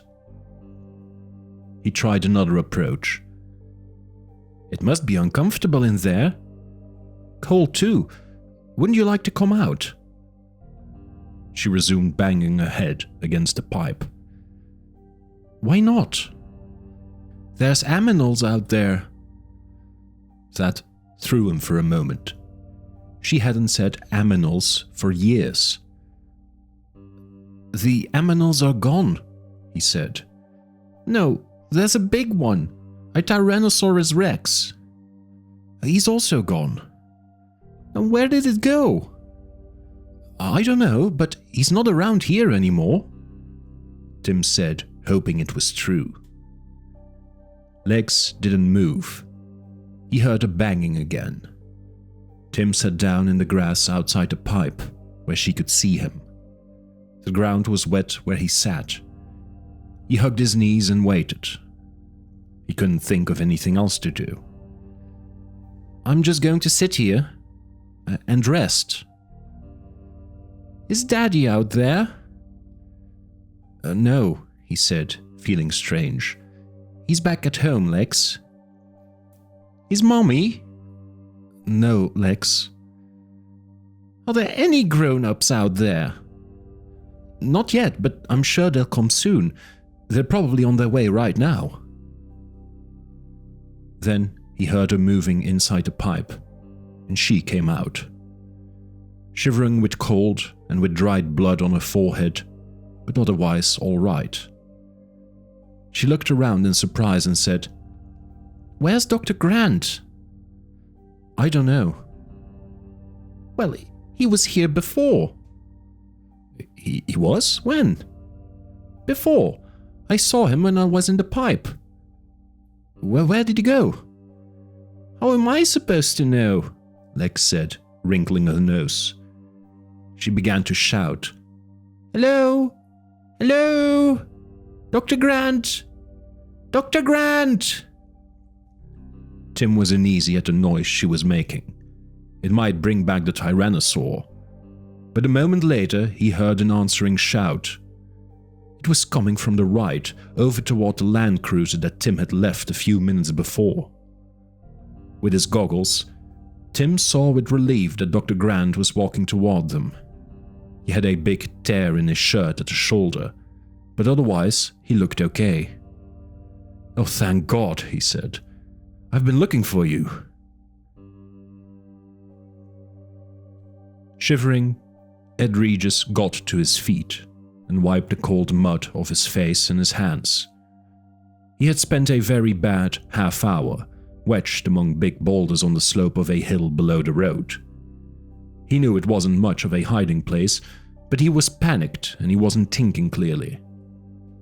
He had lain in this muddy, cold place and had tried to get a hold of himself, but he kept seeing that dinosaur in his mind. That dinosaur coming toward him, toward the car. Ed Regis didn't remember exactly what had happened after that. He remembered that Lex had said something, but he hadn't stopped. He couldn't stop. He had just kept running and running. Beyond the road, he had lost his footing and tumbled down the hill and come to rest by some boulders, and it had seemed to him that he could crawl in among the boulders and hide. There was enough room, so that was what he had done. Gasping and terrified, thinking of nothing except to get away from the Tyrannosaur. And finally, when he was wedged in there like a rat between the boulders, he had calmed down a little, and he had been overcome with horror and shame because he'd abandoned those kids. He had just run away. He had just saved himself. He knew he should go back up the road. He should try to rescue them, because he had always imagined himself as brave and cool under pressure, But whenever he tried to get control of himself, to make himself go back up there, somehow he just couldn't. He started to feel panicky, and he had trouble breathing, and he didn't move.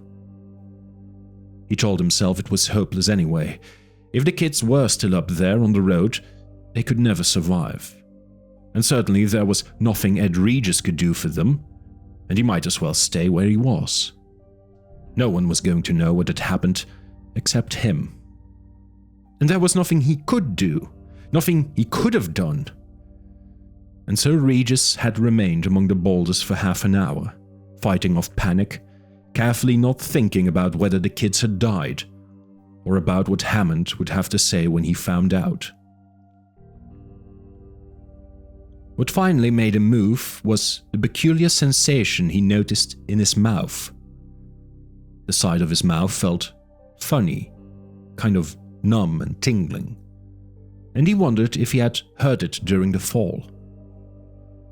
Regis touched his face and felt swollen flesh on the side of his mouth. It was funny, but it didn't hurt at all. Then he realized the swollen flesh was a leech growing fat as it sucked his lips. It was practically in his mouth. Shivering in nausea, Regis pulled the leech away, feeling it tear from the flesh of his lips, feeling the gush of warm blood in his mouth. He spat and flung it with disgust into the forest. He saw another leech on his forearm and pulled it off, leaving a dark, bloody streak behind. Jesus, he was probably covered with them. That fall down the hillside. These jungle hills were full of leeches. So were the dark, rocky crevices. What did the workmen say? The leeches crawled up your underwear. They liked dark, warm places. They liked to crawl right up your... Hello! He stopped. It was a voice carried by the wind. Hello! He stopped. It was a voice carried by the wind. Hello! Dr. Grant! Jesus, that was the little girl. Ed Regis listened to the tone of her voice. She didn't sound frightened or in pain. She was just calling in her insistent way. And it slowly dawned on him that something else must have happened, that the Tyrannosaur must have gone away or at least hadn't attacked, and that the other people might still be alive. Grant and Malcolm. Everybody might be alive. And the realization made him pull himself together in an instant, the way you got sober in an instant when the cops pulled you over. And he felt better, because now he knew what he had to do.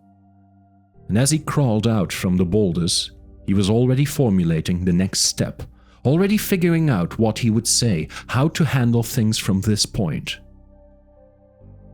Regis wiped the cold mud off his face and hands, the evidence that he had been hiding. He wasn't embarrassed that he had been hiding, but now he had to take charge. He scrambled back up toward the road. But when he emerged from the foliage, he had a moment of disorientation. He didn't see the cars at all. He was somehow at the bottom of the hill. The Land Cruisers must be at the top. He started walking up the hill back toward the Land Cruisers. It was very quiet. His feet splashed in the muddy puddles. He couldn't hear the little girl anymore. Why had she stopped calling? As he walked, he began to think that maybe something had happened to her. In that case, he shouldn't walk back there. Maybe the Tyrannosaur was still hanging around. And here he was, already at the bottom of the hill, that much closer to home. And it was so quiet. Spooky. It was so quiet. Ed Regis turned around and started walking back toward the camp. Alan Grant ran his hands over her limbs, squeezing the arms and legs briefly. She didn't seem to have any pain. It was amazing. Aside from a cut on her head, she was fine. I told you I was, she said. Well, I had to check. The boy was not quite so fortunate. Tim's nose was swollen and painful. Grant suspected it was broken. His right shoulder was badly bruised and swollen. But his legs seemed to be all right. Both kids could walk. That was the most important thing. Grant himself was all right except for a claw abrasion down his right chest where the tyrannosaur had kicked him. It burned with every breath, but it didn't seem to be serious and it didn't limit his movement. He wondered if he had been knocked unconscious, because he had only dim recollections of events immediately preceding the moment he had sat up, groaning, in the woods 10 yards from the land cruiser. At first his chest had been bleeding, so he had stuck leaves on the wound, and after a while it clotted. Then he had started walking around, looking for Malcolm and the kids. Grant couldn't believe he was still alive, and as scattered images began to come back to him, he tried to make sense of them.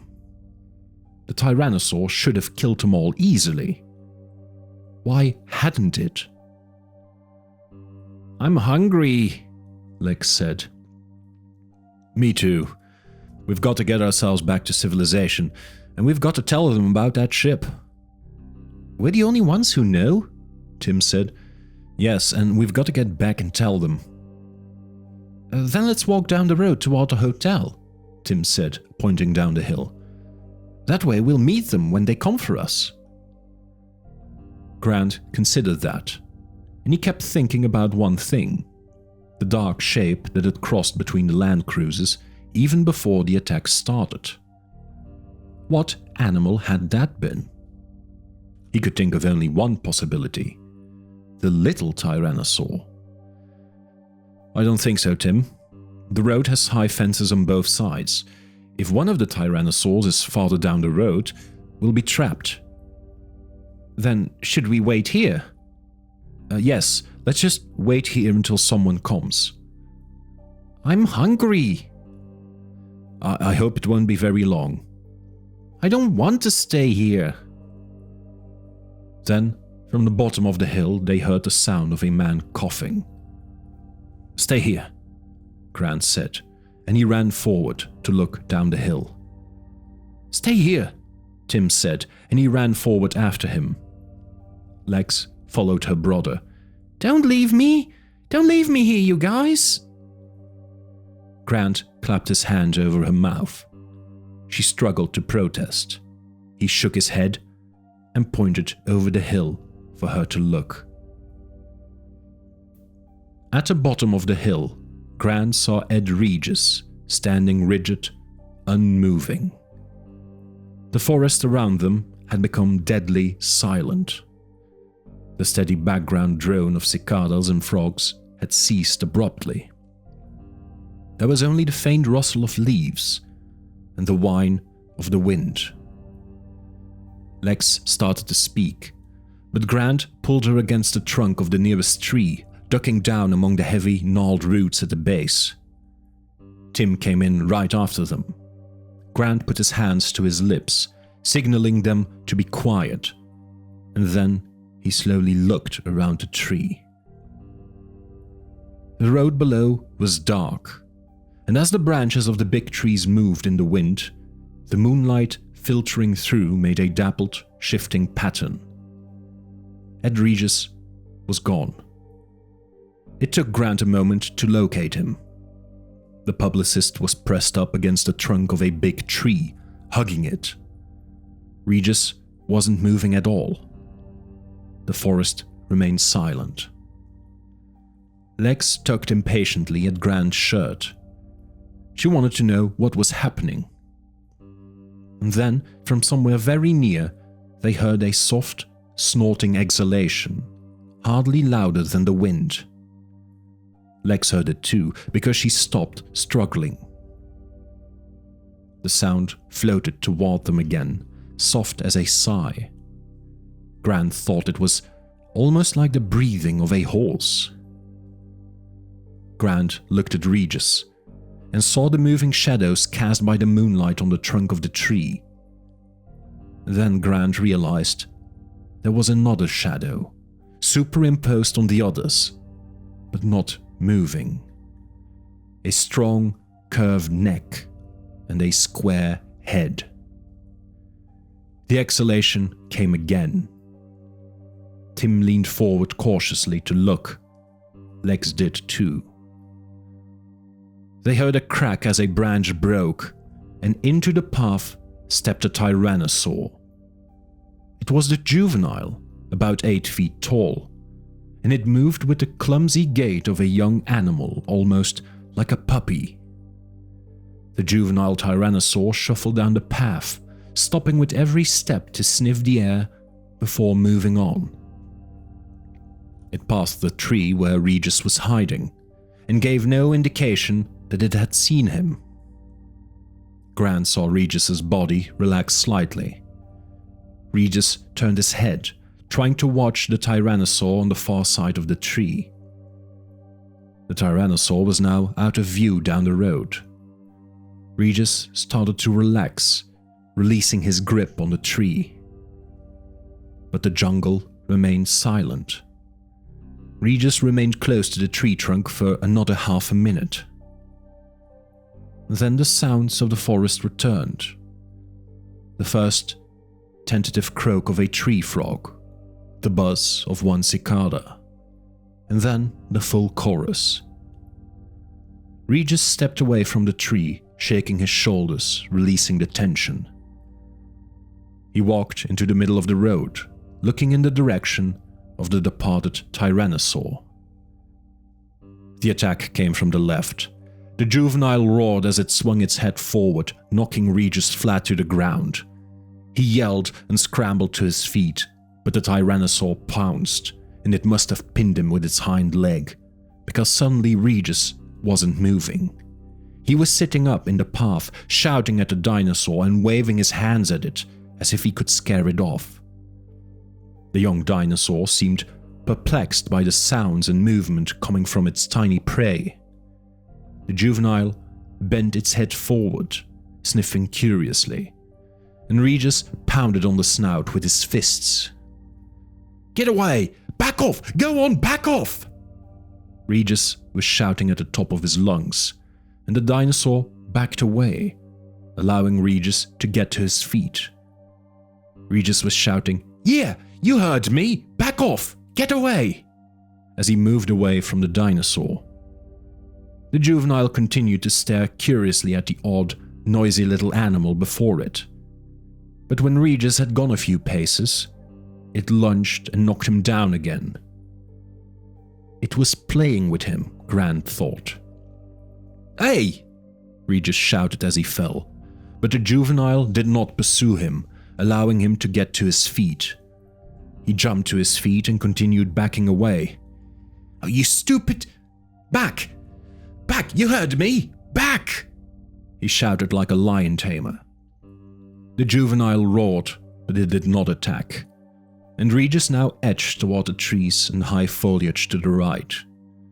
In another few steps, he would be in hiding.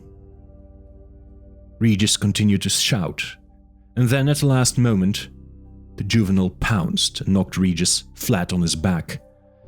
"Cut it out!" Regis yelled, and the juvenile ducked his head, and Regis began to scream. No words anymore, just a high-pitched scream. That scream cut off abruptly, and when the juvenile lifted his head, Grant saw ragged flesh in his jaws. "Oh no," Lex said softly. Beside her, Tim had turned away, suddenly nauseated. His night vision goggles slipped from his forehead and landed on the ground with a metallic clink. The juvenile's head snapped up, and it looked toward the top of the hill. Tim picked up his goggles as Grant grabbed both the children's hands and began to run. Control. In the night, the compies scurried along the side of the road. Harding's jeep followed a short distance behind. Ellie pointed farther up the road. "Is that a light?" "Could be," Looks almost like headlights. The radio suddenly hummed and crackled. They heard John Arnold say, "You there?" Ah, there he is. Finally. He pressed a button. Yes, John, we're here. We're near the river, following the compass. It's quite interesting. More crackling. Then, "Eat your car." What did he say? Gennaro said. Something about a car, Ellie said. At Grant's dig in Montana, Ellie was the one who operated the radiophone. After years of experience, she had become skilled at picking up garbled transmissions. I think he said he needs your car. Harding pressed a button. John, are you there? We can't read you very well, John. There was a flash of lightning, followed by a long sizzle of radio static. Then Arnold's tense voice. Where are you? We're 1 mile north of the Hipsy paddock, near the river, following some compies. No, damn, get back here. Sounds like he's got a problem, Ellie said, frowning. There was no mistaking the tension in the voice. Maybe we should go back. Harding shrugged. John's frequently got a problem. You know how engineers are. They want everything to go by the book. He pressed a button on the radio. John, say again, please. More crackling. More static. The loud crash of lightning. Then, Muldoon needs your car. Ow! Gennaro frowned. Is he saying Muldoon needs our car? Yeah, that's what it sounded like. Well, that doesn't make any sense. Other stuck. Muldoon wants car. Oh, I get it. The other cars are stuck on the road in the storm, and Muldoon wants to go get them. Harding shrugged. Why doesn't Muldoon take the other car? He pushed the radio button. John, tell Muldoon to take the other car. It's in the garage. The radio crackled. No, listen. Crazy bastards. Car. Harding pressed the radio button. I said it's in the garage, John. The car is in the garage. More static. Edry has sing 1. I'm afraid this is getting us anywhere. All right, John, we're coming in now. He turned the radio off and turned the car around. I just wish I understood what the urgency was. Harding put the jeep in gear, and they rumbled down the road in the darkness. It was another 10 minutes before they saw the welcoming lights of the Safari Lodge, and as Harding pulled to a stop in front of the visitor center, they saw Muldoon coming toward them. He was shouting and waving his arms. God damn it, Arnold! You son of a bitch! God damn it! Get this park back on track, now! And get my grandkids back here! John Hammond stood in the control room, screaming and stamping his little feet. He had been carrying on this way for the last 2 minutes, while Henry Wu stood in the corner, looking stunned. Well, Mr. Hammond, Arnold said, Muldoon's on his way out right now to do exactly that. Arnold turned away and lit another cigarette. Hammond was like every other management guy Arnold had ever seen. Whether it was Disney or the Navy, management guys always behaved the same. They never understood the technical issues, and they thought that screaming was the way to make things happen. And maybe it was, if you were shouting at your secretaries to get you a limousine. But screaming didn't make any difference at all to the problems that Arnold now faced. The computer didn't care if it was screamed at. The power network didn't care if it was screamed at. Technical systems were completely indifferent to all this explosive human emotion. If anything, screaming was counterproductive, because Arnold now faced the virtual certainty that Nedry wasn't coming back, which meant that Arnold himself had to go into the computer code and try to figure out what had gone wrong. It was going to be a painstaking job. He'd need to be calm and careful. "Why don't you go downstairs to the cafeteria and get a cup of coffee? We'll call you when we have more news." "I don't want a Malcolm effect here." "Don't worry about a Malcolm effect. Will you let me go to work?" "God damn you!" "I'll call you, sir, when I have news from Muldoon." He pushed buttons on his consoles and saw the familiar control screens change. Arnold was no longer operating the computer. He had now gone behind the scenes to look at the code, the line-by-line instructions that told the computer how to behave. Arnold was unhappily aware that the complete Jurassic Park program contained more than 500,000 lines of code, most of it undocumented, without explanation. Wu came forward. "What are you doing, John?" "I'm checking the code." "By visual inspection? That'll take forever." Tell me again." The road. Muldoon took the curve very fast, the jeep sliding on the mud. Sitting beside him, Gennaro clenched his fists. They were racing along the cliff road, high above the river, now hidden below them in darkness. Muldoon accelerated forward. His face was tense. "How much farther?" 2, maybe 3 miles. Ellie and Harding were back at the visitor center.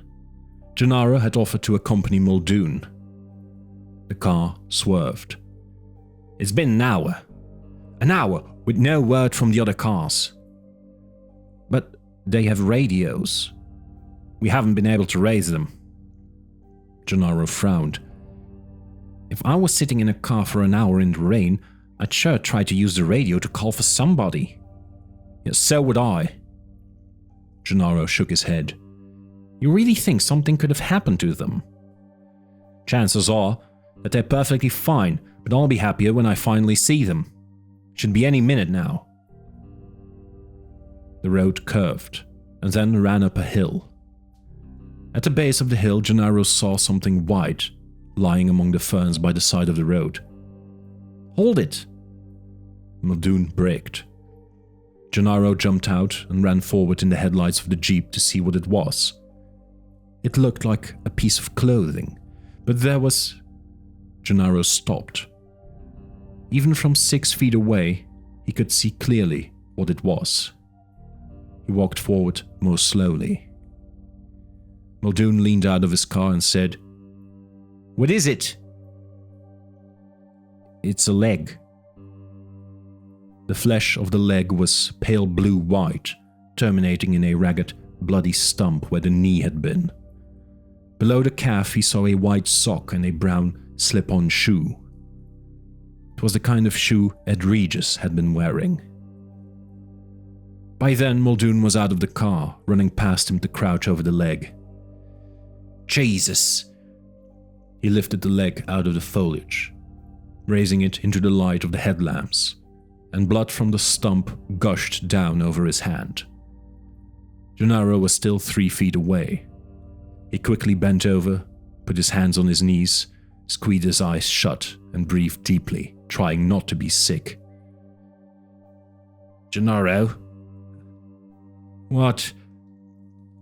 "Move. You're blocking the light."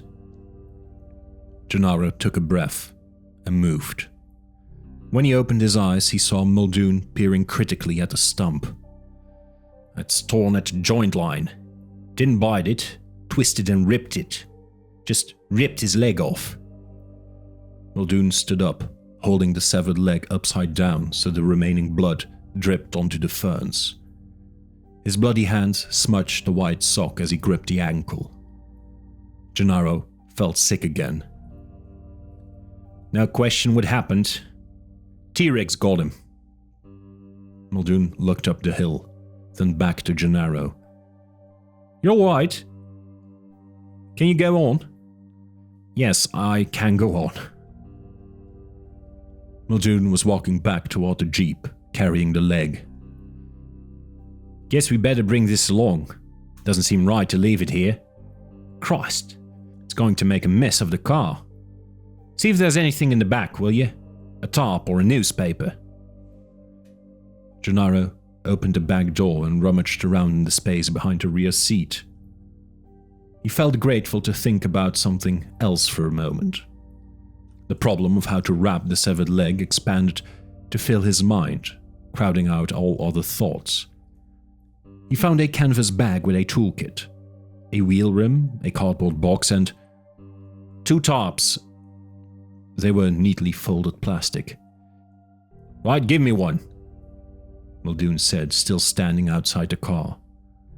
Muldoon wrapped a leg and passed the now shapeless bundle to Gennaro. Holding it in his hand, Gennaro was surprised at how heavy it felt. "Just put it in the back," Muldoon said. "There's a way to wedge it, so it doesn't roll around." "Okay." Gennaro put the bundle in the back, and Muldoon got behind the wheel. He accelerated, the wheels spinning in the mud, then digging in.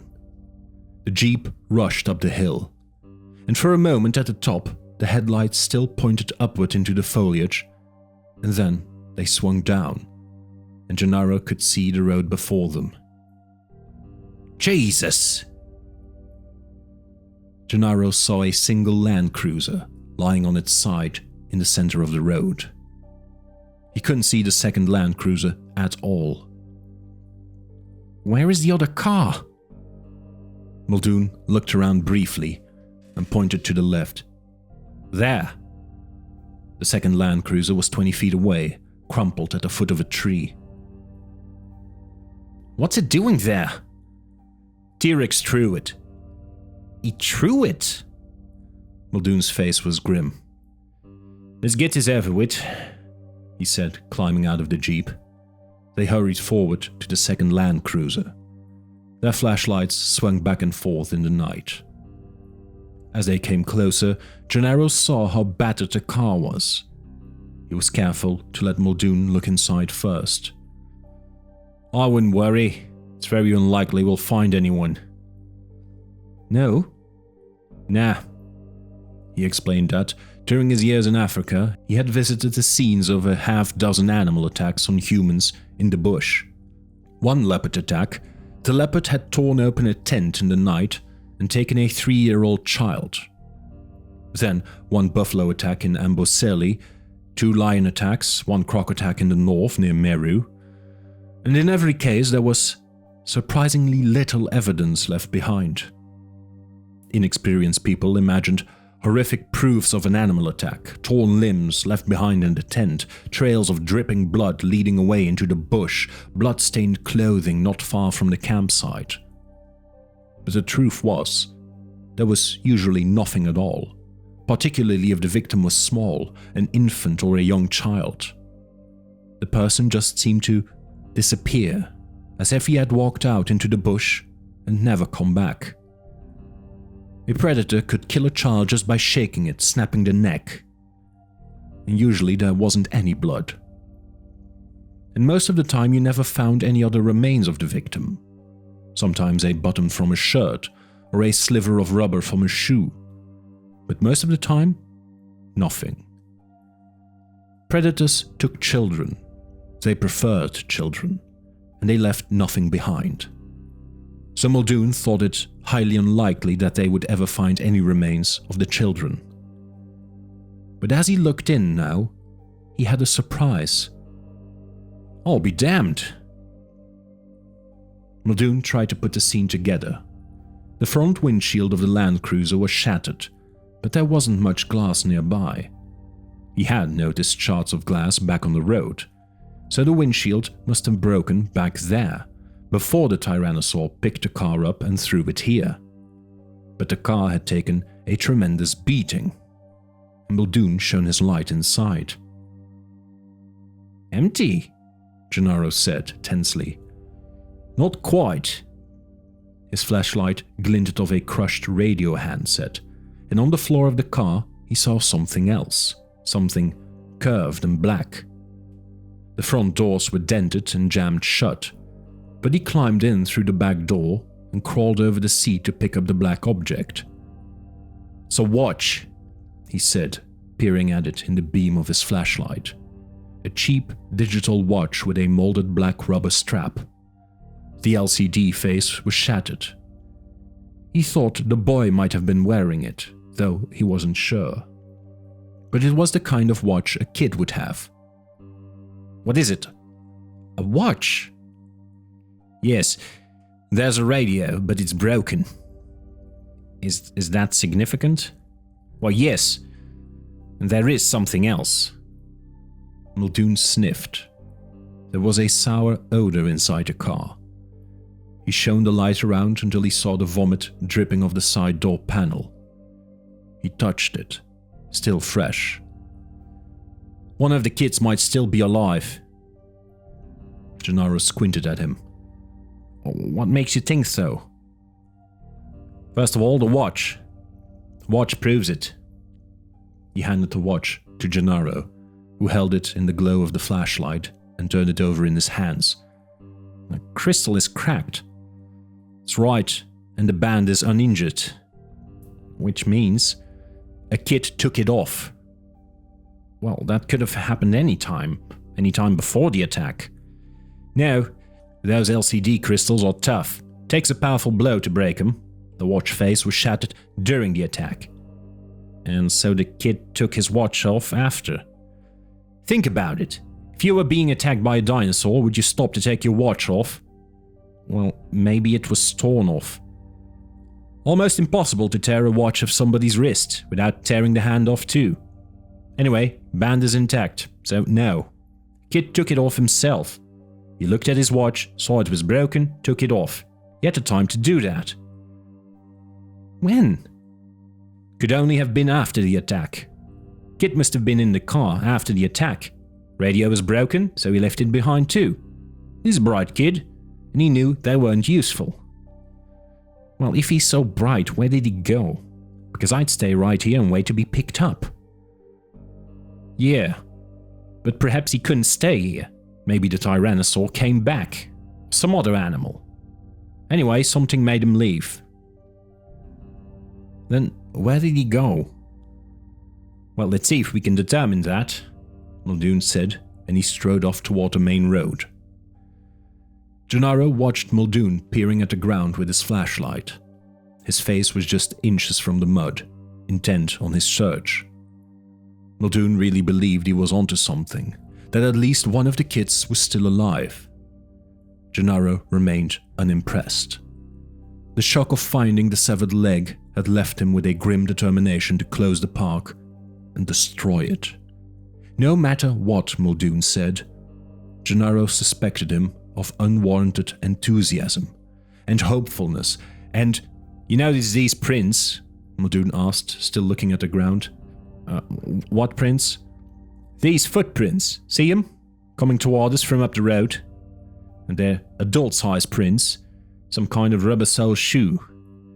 Notice the distinctive tread pattern." Gennaro saw only mud, puddles catching the light from the flashlights. "You can see the adult prints come to here, where they're joined by other prints, small, medium-sized, moving around in circles, overlapping, almost as if they're standing together, talking. But now here, they are, and they seem to be running," he pointed off. "There, into the park." Gennaro shook his head. "You can see whatever you want in this mud." Muldoon got to his feet and stepped back. He looked down at the ground and sighed. "Say what you like, Gennaro. I'll wager one of the kids survived. And maybe both. Perhaps even an adult as well. These big prints belong to someone other than Regis. We've got to search the park." "Tonight?" But Muldoon wasn't listening.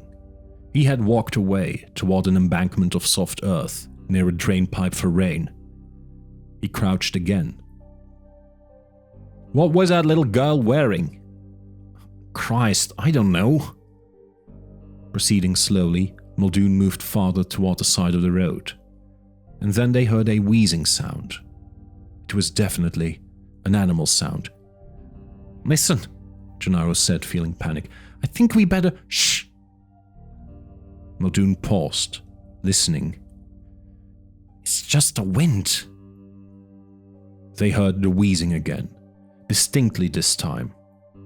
It wasn't a wind. It was coming from the foliage directly ahead of him, by the side of the road. It didn't sound like an animal, but Muldoon moved forward cautiously. He waggled his light and shouted, but the wheezing did not change character. Muldoon pushed aside the fronds of a palm. What is it? It's Malcolm. Ian Malcolm lay on his back, his skin grey-white, mouth slackly open. His breath came in wheezing gasps. Muldoon handed the flashlight to Gennaro and then bent to examine the body. I can't find the injury.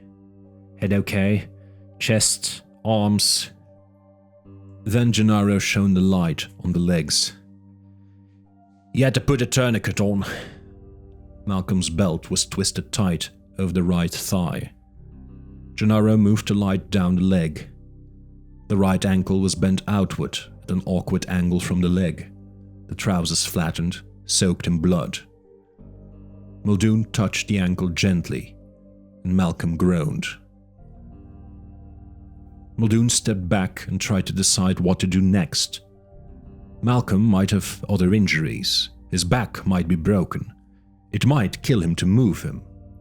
But if they left him here, he would die of shock. It was only because he had had the presence of mind to put a tourniquet on that he hadn't already bled to death. And probably he was doomed. They might as well move him. Gennaro helped Muldoon pick the man up, hoisting him awkwardly over their shoulders. Malcolm moaned and breathed in ragged gasps. Lex. Who's Lex? The little girl. They carried Malcolm back to the jeep and rested him into the back seat. Gennaro tightened the tourniquet around his leg. Malcolm groaned again. Muldoon slit a trouser cuff up and saw the pulpy flesh beneath, the dull white splinters of protruding bone. Well, we've got to get him back. You're going to leave here without the kids?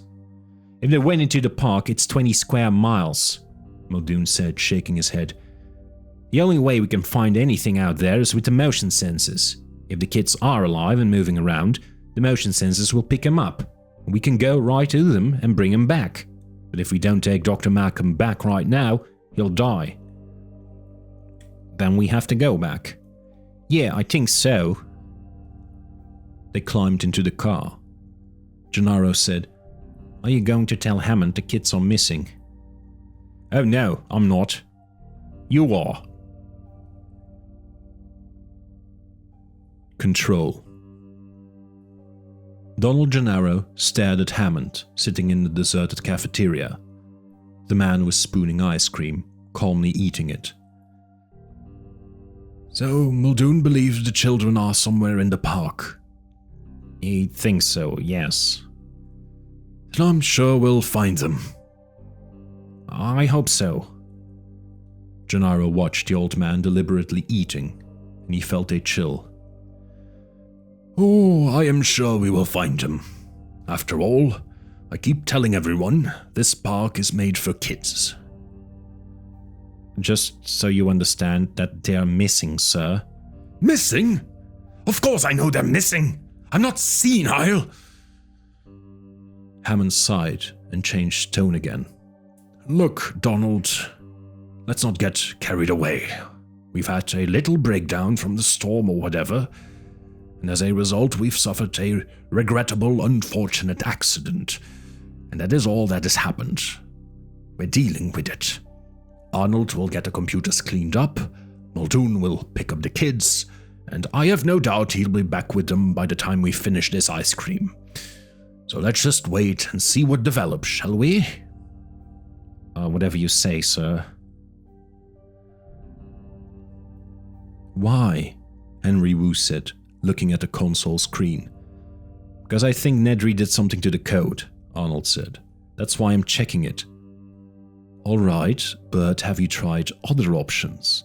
Like what? I don't know, aren't the safety systems still running? Key checks, all that. Jesus, Arnold said, snapping his fingers. They must be. Safety systems can be turned off except at the main panel. Well, if key checks is active, you can trace what he did. Sure as hell can, Arnold said. He started to press buttons. Why hadn't he thought of it before? It was so obvious. The computer system at Jurassic Park had several tiers of safety systems built into it. One of them was a key check program, which monitored all the keystrokes entered by operators with access to the system. It was originally installed as a debugging device, but it was retained for its security value. In a moment, all the keystrokes that Nedry had entered into the computer earlier in the day were listed in a window on the screen. That's it? He was screwing around for hours. It seemed like he was probably just killing time until he finally decided to get down to it. The initial list of numbers represented the RC keyboard codes for the keys Nedry had pushed at his console. Those numbers meant he was still within the standard user interface, like any ordinary user of the computer. So initially, Nedry was just looking around, which you wouldn't have suspected of the programmer who had designed the system. Maybe he was trying to see if there were changes before he went in. Maybe. Arnold was now looking at the list of commands, which allowed him to follow Nedry's progression through the system, line by line. Well, at least we can see what he did. System was Nedry's request to leave the ordinary user interface and access the code itself. The computer asked for his name, and he replied, Nedry. That name was authorized to access the code, so the computer allowed him into the system. Nedry asked to go to command level, the computer's highest level of control. The command level required extra security and asked Nedry for his name, access number, and password. Those entries got Nedry into the command level. From there he wanted security, and since he was authorized, the computer allowed him to go there. Once at the security level, Nedry tried 3 variations: key check off, safety off, SL off. He's trying to turn off the safety systems, Wu said. He doesn't want anybody to see what he's about to do. Exactly, and apparently he doesn't know it's no longer possible to turn the systems off except by manually flipping switches on the main board. After 3 failed commands, the computer automatically began to worry about Nedry. But since he had gotten in with proper authorization, the computer would assume that Nedry was lost, trying to do something he couldn't accomplish from where he was. So the computer asked him again where he wanted to be, and Nedry said, security, and he was allowed to remain there. Finally, here's the kicker. He pointed to the last of the commands Nedry had entered. White rabbit object. What the hell is that? White rabbit? Is that supposed to be his private joke? It's marked as an object. In computer terminology, an object was a block of code that could be moved around and used, the way you might move a chair in a room. An object might be a set of commands to draw a picture, or to refresh the screen, or to perform a certain calculation. Well, let's see where it is in the code. Maybe we can figure out what it does. He went to the program utilities and typed find white rabbit object. The computer flashed back, object not found in libraries. It doesn't exist. Then search the code listing. Arnold typed find listings white rabbit object. The screen scrolled rapidly, the lines of code blurring as they swept past. It continued this way for almost a minute and then abruptly stopped. There it is. It is not an object, it's a command. The screen showed an arrow pointing to a single line of code. Son of a bitch, Arnold said. Wu shook his head. It isn't a bug in the code at all. No, it's a trap door. That fat bastard put in what looked like an object call, but it's actually a command that links the security and perimeter systems and then turns them off. Gives him complete access to every place in the park. Then we must be able to turn them back on. Yeah, we must. Arnold frowned at the screen. All we have to do is figure out the command. I'll run an execution trace on the link. We'll see where that gets us. Wu got up from his chair. Meanwhile, that somebody went into the freezer about an hour ago. I think I better go count my embryos.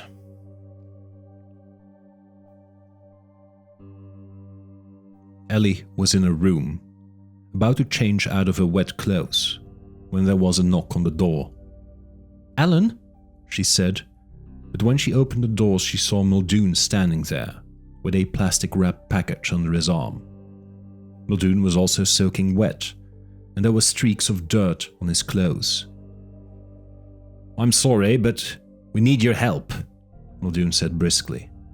"Land cruisers were attacked an hour ago. We brought Malcolm back, but he's in shock. He's got a very bad injury to his leg. He's still unconscious, but I put him in the bed in his room. Harding's on his way over." "Harding? What about the others?" "We haven't found the others yet, Dr. Sattler," Muldoon said. He was speaking slowly now. "Oh, my God." "But we think that Dr. Grant and the children are still alive. We think they went into the park, Dr. Sattler." "Went into the park?" "We think so. Meanwhile, Malcolm needs help. I've called Harding." "Shouldn't you call the doctor?"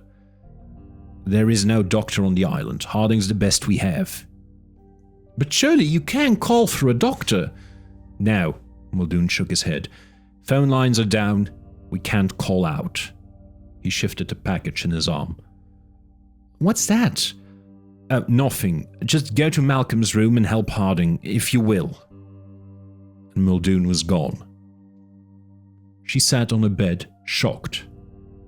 Ellie Sattler was not a woman disposed to unnecessary panic, and she had no Grant to get out of dangerous situations before. Once he'd been lost in the Badlands for 4 days, when a cliff gave way beneath him and his truck fell 100 feet into a ravine. Grant's right leg was broken. He had no water, but he walked back on a broken leg. On the other hand, the kids... She shook her head, pushing the thought away. The kids were probably with Grant. And if Grant was out in the park, well, what better person to get them safely through Jurassic Park than a dinosaur expert? In the park.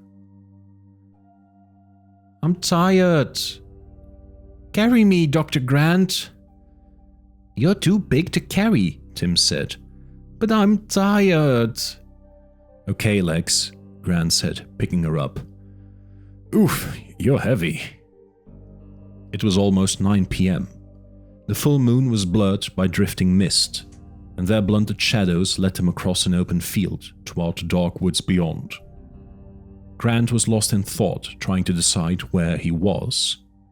Since they had originally crossed over the fence that the Tyrannosaur had battered down, Grant was reasonably sure they were now somewhere in the Tyrannosaur paddock, which was a place he did not want to be.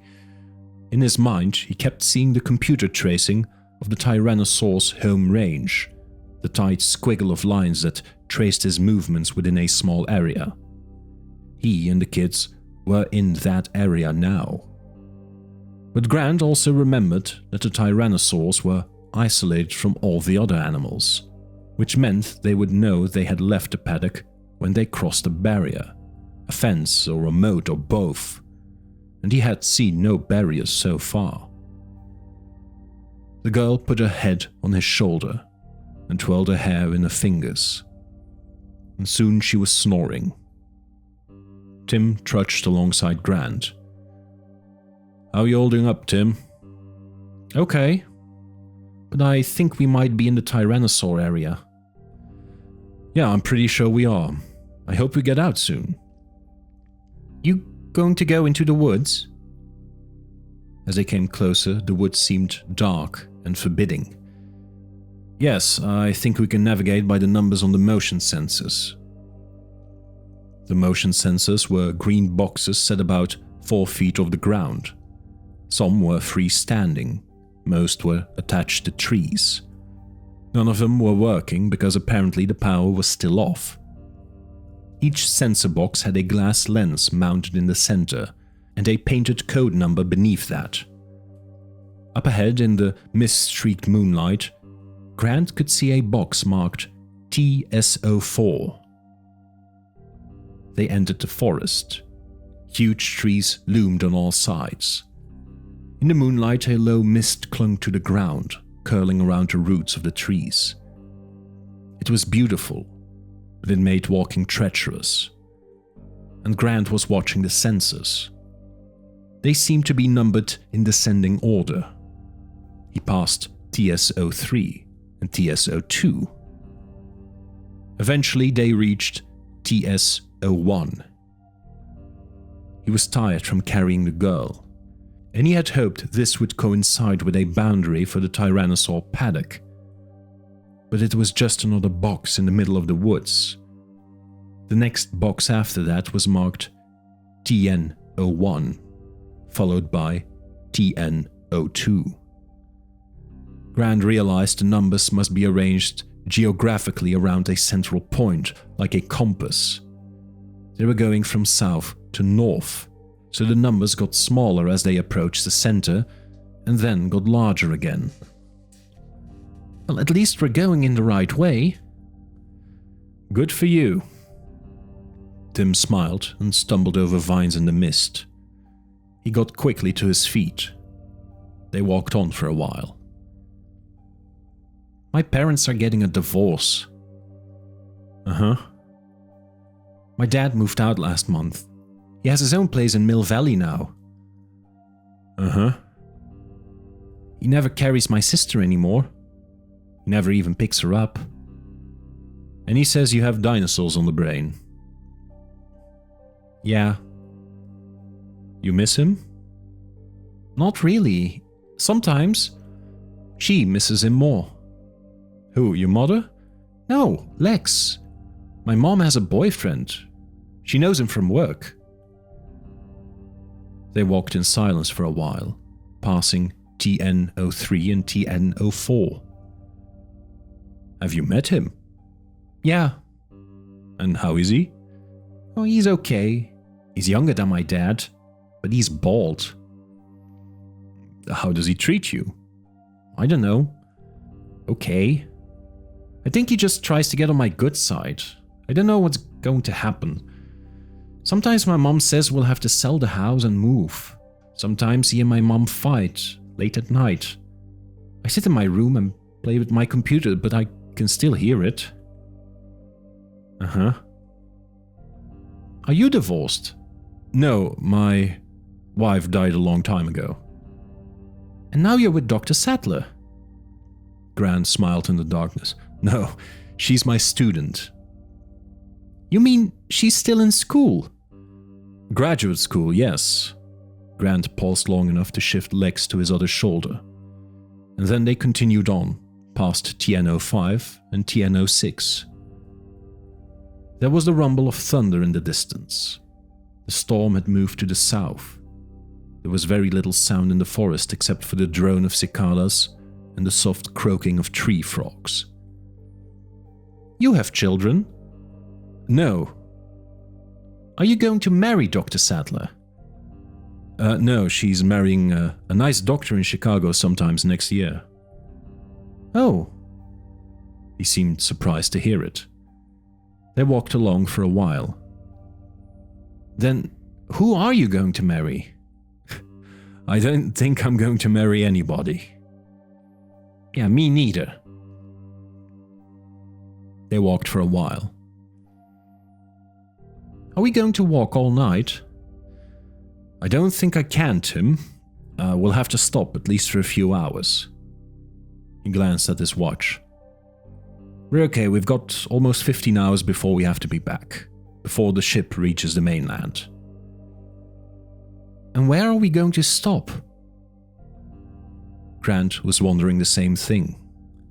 His first thought was that they might climb a tree and sleep up there, but they would have to climb very high to get safely away from the animals, and Lex might fall out while she was asleep. And tree branches were hard, they wouldn't get any rest. At least he wouldn't. They needed someplace really safe. He thought back to the plans he had seen on the jet coming down. He remembered that there were outlying buildings for each of the different divisions. Grant didn't know what they were like because plans for the individual buildings weren't included, and he couldn't remember exactly where they were. But he remembered they were scattered all around the park. There might be buildings somewhere nearby. But that was a different requirement from simply crossing a barrier and getting out of the tyrannosaur paddock. Finding a building meant a search strategy of some sort, and the best strategies were... Tim, can you hold your sister for me? I'm going to climb a tree and have a look around. High in the branches, he had a good view of the forest, tops of the trees extending away to his left and right. They were surprisingly near the edge of the forest. Directly ahead, the trees ended before a clearing, with an electrified fence and pale concrete moat. Beyond that, a large open field in what he assumed was the sauropod paddock. In the distance, more trees and misty moonlight sparkling on the ocean. Somewhere he heard the bellowing of a dinosaur, but it was far away. He put on Tim's night vision goggles and looked again. He followed the grey curve of the moat and then saw what he was looking for: the dark strip of a service road leading to the flat rectangle of a roof. The roof was barely above ground level, but it was there, and it wasn't far, maybe a quarter of a mile or so from the tree. When he came back down, Lex was sniffling. "What's the matter?" "I heard an aminal." "It won't bother us. Are you awake now? Come on." He led her to the fence. It was 12 feet high, with a spiral of barbed wire at the top. It seemed to stretch far above them in the moonlight. The moat was immediately on the other side. Lex looked up at the fence doubtfully. "Can you climb it?" Grant asked her. She handed him her glove and her baseball. "Sure. Easy." She started to climb. "But I bet Timmy can't." Tim spun in a fury. "You shut up. Timmy's afraid of heights." "I'm not." She climbed higher. "Ah, so? I'm not. Then come and get me." Grant turned to Tim, pale in the darkness. The boy wasn't moving. "You okay with the fence, Tim?" "Yeah, sure." "You want some help?" "Tim's afraid he can't." "What a stupid jerk," Tim said, and he started to climb. "It's freezing," Lex said. They were standing waist deep in smelly water at the bottom of a deep, concrete moat. They had climbed the fence without incident, except that Tim had torn his shirt on the coils of barbed wire at the top. Then they had all slid down into the moat. Now Grant was looking for a way out. "At least I got Timmy over the fence for you. He really is scared most of the times." "Yeah, thanks for your help," Tim said sarcastically. In the moonlight, he could see floating lumps on the surface. He moved along the moat, looking at the concrete wall on the other side. The concrete was smooth. They couldn't possibly climb it. "You!" Lex said, pointing to the water. "It won't hurt you, Lex." Grant finally found a place where the concrete had cracked and a vine grew down toward the water. He tugged on the vine, and it held his weight. "Let's go, kids." They started to climb the vine, back to the field above. It took only a few minutes to cross the field to the embankment leading to the below-grade service road. and the maintenance building off to the right. They passed 2 motion sensors, and Grant noticed with some uneasiness that the sensors were still not working, nor were the lights. More than 2 hours had passed since the power first went out, and it was not yet restored. Somewhere in the distance, they heard the tyrannosaur roar. Is he around here? No, we're in another section of the park from him. They slid down a grassy embankment and moved toward a concrete building. In the darkness, it was forbidding, bunker-like. What is this place? It's safe, Grant said, hoping that that was true. The entrance gate was large enough to drive a truck through. It was fitted with heavy bars. Inside, they could see the building was an open shed with piles of grass and bales of hay stacked among equipment. The gate was locked with a heavy padlock. As Grant was examining it, Lex slipped sideways between the bars. Come on, you guys. Tim followed her. I think you can do it, Dr. Grant. He was right. It was a tight squeeze, but Grant was able to ease his body between the bars and got into the shed. As soon as he was inside, a wave of exhaustion struck him. I wonder if there's anything to eat. Just hay. Grant broke open a bale and spread it around on the concrete. The hay in the center was warm. They lay down, feeling the warmth. Lex curled up beside him and closed her eyes. Tim put his arm around her. He heard the sauropods trumpeting softly in the distance. Neither child spoke. They were almost immediately snoring.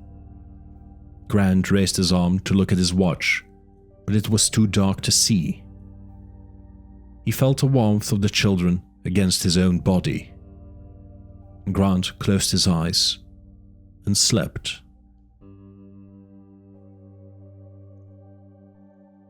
Control.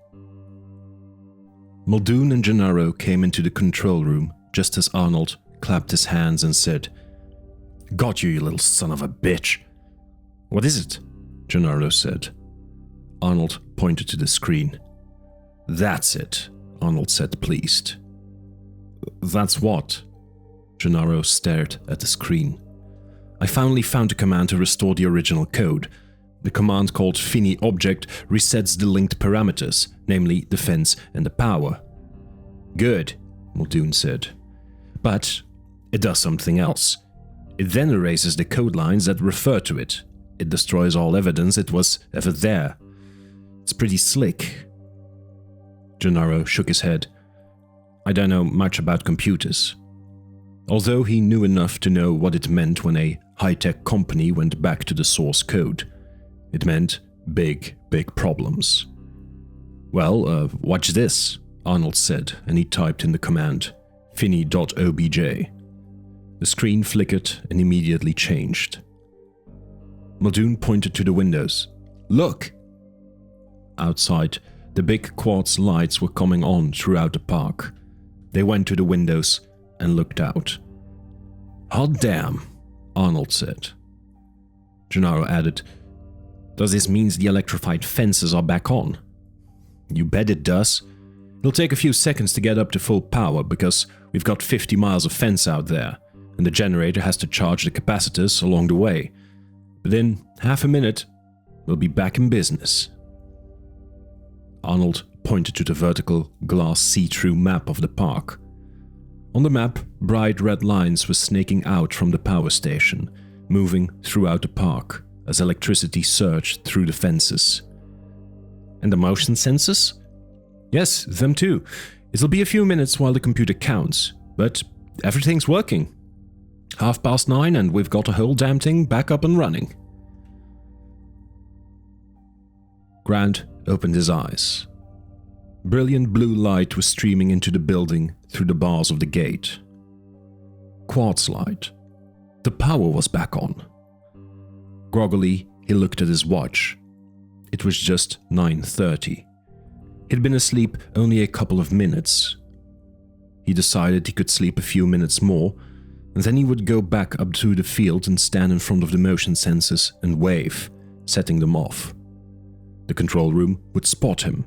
They'd send a car out to pick him and the kids up. He'd tell Arnold to recall the supply ship, and they'd all finish the night in their own beds back in the lodge. He would do that right away, in just a couple of minutes. He yawned and closed his eyes again. "Not bad," Arnold said in the control room, staring at the glowing map. "There's only 3 cutouts in the whole park. Much better than I hoped for." Cutouts? The fence automatically cuts out short-circuited sections. You can see the big one here, in Sector 12 near the main road. That's where the wrecks knocked the fence down. Exactly, and another one is here in Sector 11 near the sauropod maintenance building. Why would that section be out? God knows, probably storm damage or a fallen tree. We can check it on the monitor in a while. Third one is over here by the Jungle River. Don't know why that should be out either. As Gennaro looked, the map became more complex, filling with green spots and numbers. And what's all this? It's the animals. The motion sensors are working again, and the computer's starting to identify the locations of all the animals in the park. And anybody else too. Gennaro stared at the map. "You mean Grant and the kids?" "Yes, we've reset our search numbers above 400, so if they're out there moving around, the motion sensors will pick them up as additional animals." He stared at the map. "I don't see any additionals yet." "Why does it take so long?" "Well, you have to realize, Mr. Gennaro, that there's a lot of extraneous movement out there. Branches blowing in the wind, birds flying around, all kinds of stuff. The computer has to eliminate all the background movement. It may take, Okay, count's finished." "You don't see the kids?" Arnold twisted in his chair and looked back to the map. "No. At the moment there are no additionals on the map at all. Everything out there has been accounted for as a dinosaur. They're probably up in a tree or somewhere else we can't see them. I wouldn't worry just yet. Several animals haven't shown up, like the big Rex. That's probably because it's sleeping somewhere and not moving. The people may be sleeping too, we just don't know." Muldoon shook his head. "We better get on with it. We need to repair the fences and get the animals back into the paddocks. According to that computer, we've got 5 to herd back to the proper paddocks. Take the maintenance crews out now." Arnold turned to Gennaro. "You may want to see how Dr. Malcolm is doing. Tell Dr. Harding that Muldoon will need him in about an hour to supervise the herding. And I'll notify Mr. Hammond that we're starting our final cleanup." Gennaro passed through the iron gates and went in the front door of the Safari Lodge. He saw Ellie Sattler coming down the hallway, carrying towels and a pan of steaming water. "There's a kitchen at the other end. We're using that to boil water for the dressings." "How is he?" "Surprisingly good." Gennaro followed Ellie down to Malcolm's room and was startled to hear the sound of laughter. The mathematician lay on his back in the bed, with Harding adjusting an IV line. "So the other man says, 'I'll tell you frankly, I didn't like it, Bill. I went back to toilet paper.'" Harding was laughing heartily. "It's not bad, is it?" Malcolm said, smiling. Mr. Gennaro, you've come to see me. Now you know what happens from trying to get a leg up on the situation." Gennaro came in tentatively. Harding said, "He's on fairly high doses of morphine." "Not high enough, I can tell you." "Christ, he's stingy with the drugs. Did they find the others yet?" No, not yet. But I'm glad to see you're doing so well." "How else should I be doing? With a compound fracture of the leg that is likely septic and beginning to smell rather, pungent. But I always say, if you can't keep a sense of humor..." Gennaro smiled. "Do you remember what happened?" "Of course I remember. Do you think you could be bitten by a Tyrannosaurus Rex and it would escape your mind? No, indeed. I'll tell you, you'd remember it for the rest of your life. In my case, perhaps not a terribly long time, but still, yes, I remember. Malcolm described running from the Land Cruiser in the rain and being chased down by the wrecks. It was my own damn fault. I was too close, but I was panicked. In any case, he picked me up in his jaws. How? My torso, Malcolm said, and lifted his shirt.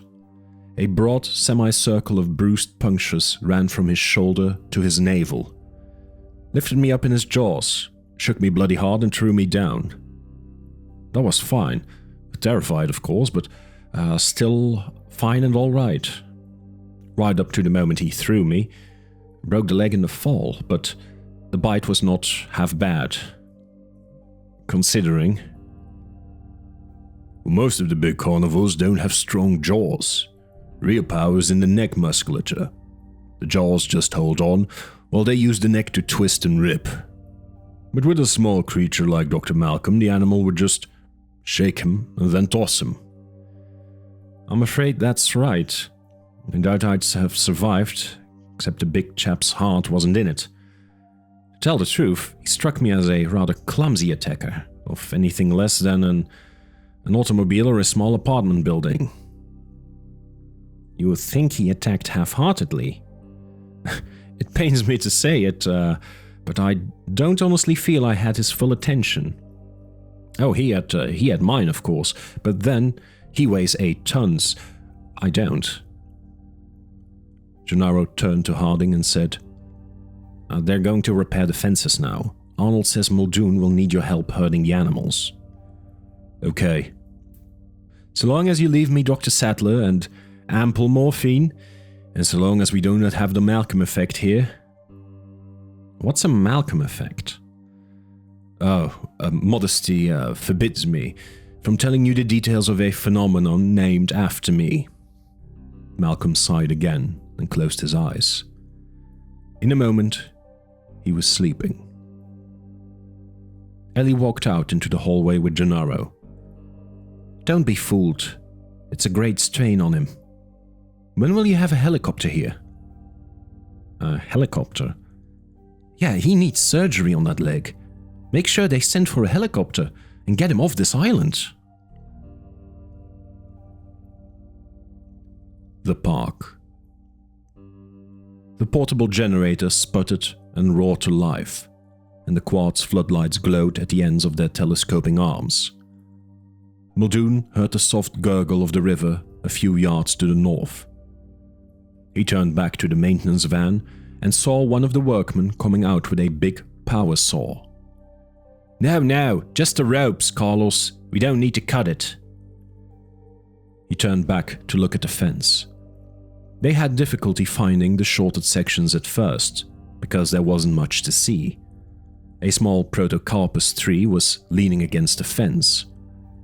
It was one of the several that had been planted in this region of the park, their feathery branches intended to conceal the fence from view. But this particular tree had been tied down with guy wires and turnbuckles. The wires had broken free in the storm, and the metal turnbuckles had blown against the fence and shorted it out. Of course, none of this should have happened. Grounds crews were supposed to use plastic-coated wires and ceramic turnbuckles near fences, but it had happened anyway. In any case, it wasn't going to be a big job. All they had to do was pull the tree off the fence, remove the metal fittings, and mark it for the gardeners to fix in the morning. It shouldn't take more than 20 minutes. And that was just as well, because Muldoon knew the Dilophosaurs always stayed close to the river. Even though the workmen were separated from the river by the fence, the Dilos could spit right through it, delivering their blinding poison. Ramon, one of the workmen, came over. Senor Muldoon, did you see the lights? What lights? Ramon pointed to the east through the jungle. I saw it as we were coming out. It is there, very faint. You see it? It looks like the lights of a car, but it is not moving. Muldoon squinted. It probably was just a maintenance light, After all, power was back on. "We'll worry about it later. Right now, let's just get that tree off the fence." Arnold was in an expansive mood. The park was almost back in order. Muldoon was repairing the fences. Hammond had gone off to supervise the transfer of the animals with Harding. Although he was tired, Arnold was feeling good. He was even in a mood to indulge the lawyer, Gennaro. The Malcolm effect? Are you worried about that? No, I'm just curious. You mean you want me to tell you why Ian Malcolm is wrong? Sure. Arnold lit another cigarette. Well, it's technical. Well, try me. Okay. Chaos theory describes nonlinear systems. It's now become a very broad theory that's been used to study everything from the stock market to heart rhythms. It's a very fashionable theory, very trendy to apply it to any complex system where there might be unpredictability. Okay? Yes, okay. Ian Malcolm is a mathematician specializing in chaos theory. Quite amusing and personable, but basically what he does, besides wear black, is use computers to model the behavior of complex systems. And John Hammond loves the latest scientific fad, so he asked Malcolm to model the system at Jurassic Park, which Malcolm did. Malcolm's models are all face space shapes on a computer screen. Have you seen them? No. Well, they look like a weird, twisted ship's propeller. According to Malcolm, the behavior of any system follows the surface of the propeller. You with me? No, not exactly. Arnold held his hand in the air. Let's say I put a drop of water on the back of my hand. That drop is going to run off my hand. Maybe it'll run toward my wrist, maybe it'll run down my thumb, or down between my fingers. I don't know for sure where it will go, but I know it will run somewhere along the surface of my hand. It has to. Okay, following you so far? Chaos theory treats the behavior of a whole system like that drop of water moving on a complicated propeller surface. The drop may spiral down or slip outward toward the edge. It may do many different things depending, but it will always move along the surface of that propeller. Okay. Malcolm's models tend to have a ledge or a sharp incline where the drop of water will speed up greatly. He modestly calls this speeding up movement the Malcolm effect. The whole system could suddenly collapse. And that was what he said about Jurassic Park, that it had inherent instability. Inherent instability. And what did you do when you got his report? Well, we disagreed with it, and ignored it, of course. And you think that was wise? It's self-evident. We're dealing with living systems after all. This is life, not computer models. In the harsh quartz lights, the Hypsilophodon's green head hung down out of the sling, the tongue dangling, the eyes dull. "Careful! Careful!" Hammond shouted as the crane began to lift. Harding grunted and eased the head back onto the leather straps. He didn't want to impede circulation through the carotid artery. The crane hissed as it lifted the animal into the air, onto the waiting flatbed truck. The Hypsi was a small drysaur, 7 feet long, weighing about 500 pounds. She was dark green with mottled brown spots. She was breathing slowly, but she seemed all right. Harding had shot her a few moments before with the tranquilizer gun, and apparently had guessed the correct dose. There was always a tense moment dosing these big animals.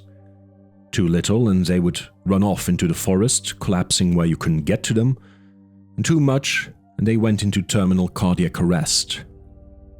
This one had taken a single bounding leap and keeled over, perfectly dosed. "Watch it! Easy!" Hammond was shouting to the workman. "Mr. Hammond," Harding said, "please." "Well, they should be careful." "They are being careful." Harding climbed up onto the back of the flatbed as the Hypsi came down, and he set her into the restraining harness. Harding slipped on the cardiogram collar that monitored heartbeat, then picked up the big electronic thermometer the size of a turkey baster and slipped it into the rectum. It beeped. 96.2 degrees. How is she? Hammond asked fretfully. She's fine. She's only dropped 1.5 degrees. That's too much. That's too deep. You don't want her waking up and jumping off the truck, Hammond, Harding snapped.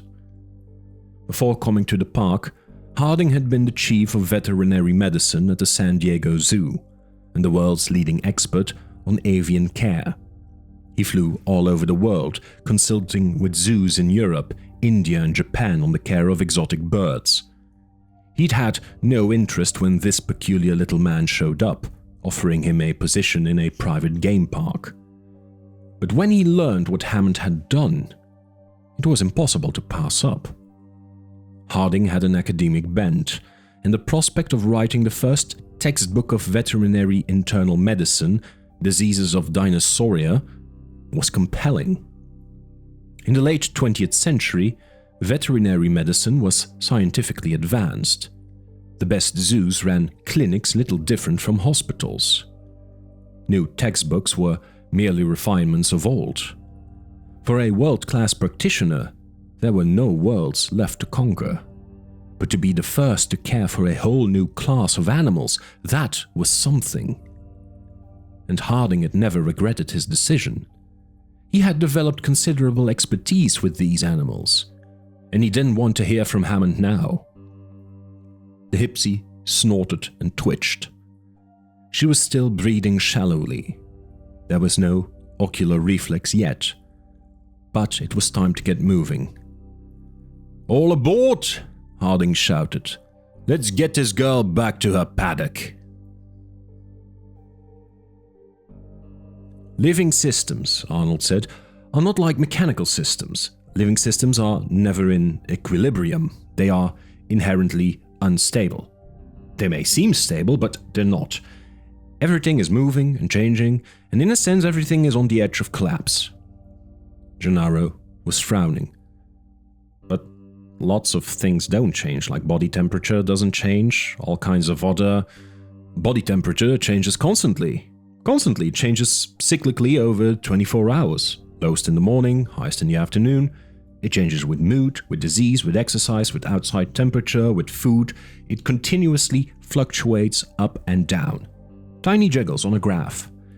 Because at any moment, some forces are pushing temperature up and other forces are pulling it down. It is inherently unstable. And every other aspect of living systems is like that too. So you're saying...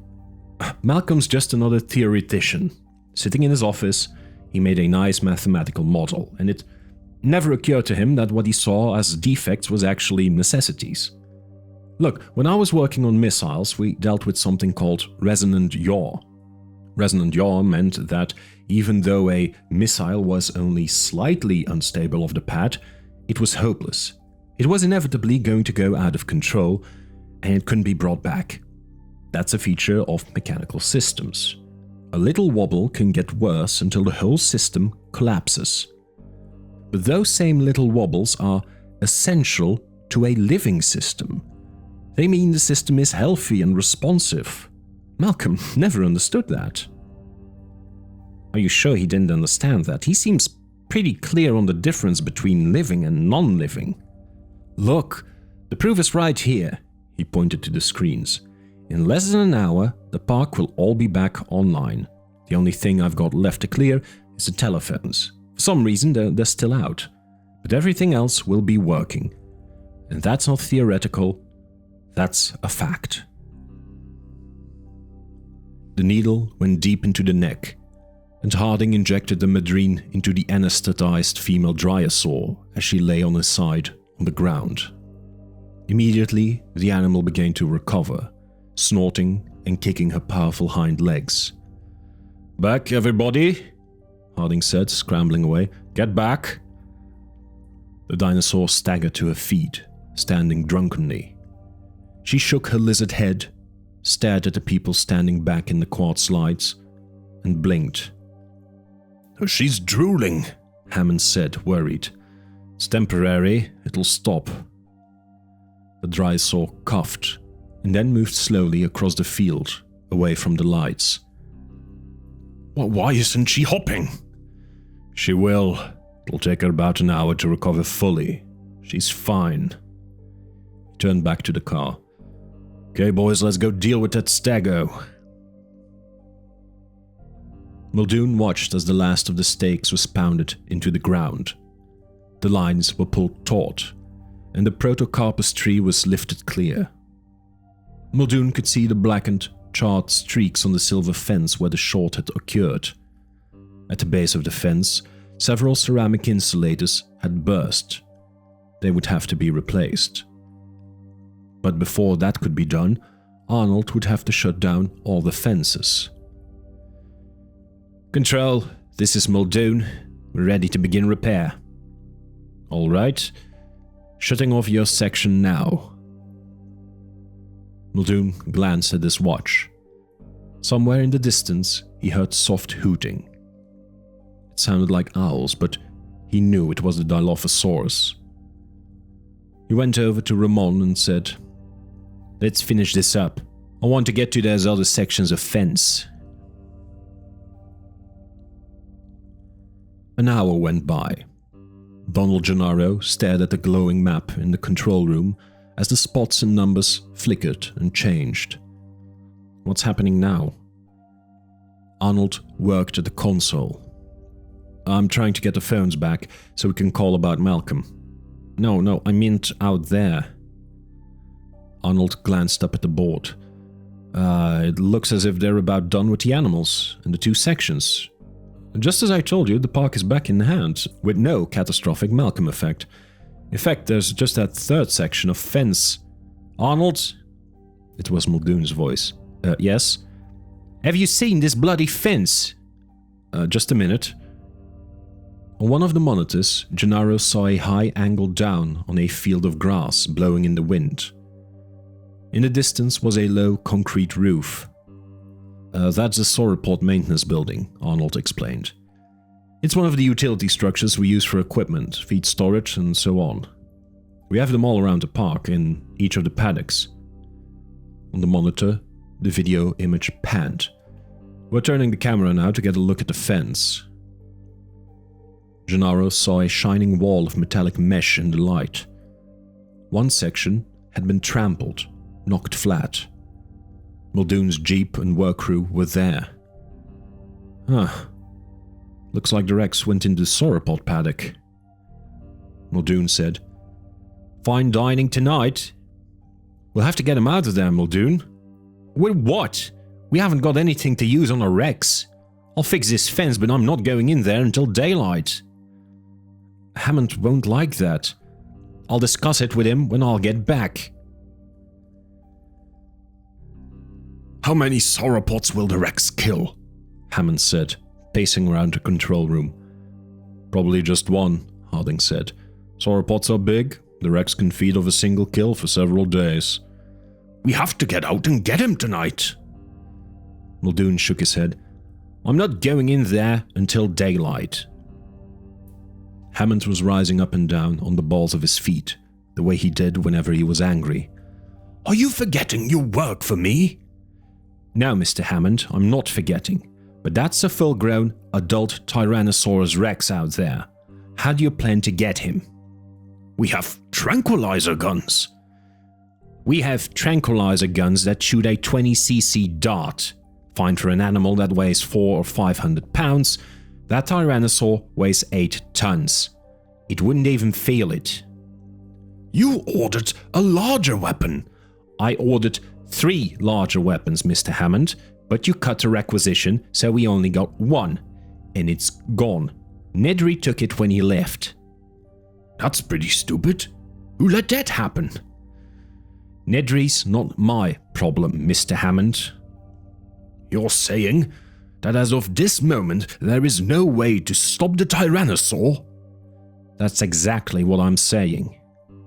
"That's ridiculous." "It's your park, Mr. Hammond.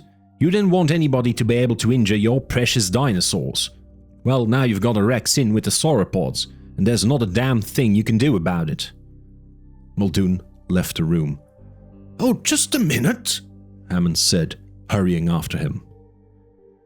Gennaro stared at the screens and listened to the shouted argument in the hallway outside.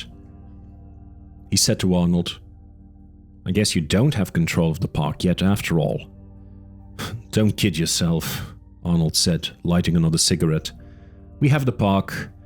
It'll be dawn in a couple of hours. We may lose a couple of diners before we get the Rex out of there, but believe me, we have the park." Dawn. Grant was awakened by a loud grinding sound, followed by a mechanical clanking. He opened his eyes and saw a bale of hail rolling past him on a conveyor belt up toward the ceiling. 2 more bales followed it. Then the clanking stopped as abruptly as it had begun, and the concrete building was silent again. Grant yawned. He stretched sleepily, winced in pain, and sat up. Soft yellow light came through the side windows. It was morning. He had slept the whole night. He looked quickly at his watch. 5 a.m. Still almost 6 hours to go before the boat had to be recalled. He rolled onto his back, groaning. His head throbbed, and his body ached as if he had been beaten up. From around the corner, he heard a squeaking sound, like a rusty wheel. And then legs giggling.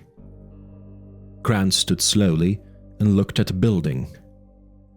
Now that it was daylight, he could see it was some kind of a maintenance building with stacks of hay and supplies. On the wall he saw a grey metal box and a stenciled sign, Sauropod Maintenance Building 4. This must be the sauropod paddock, as he had thought. He opened the box and saw a telephone, but when he lifted the receiver, he heard only hissing static. Apparently, the phones weren't working yet. "Chew your food," Lex was saying. "Don't be a piggy, Ralph."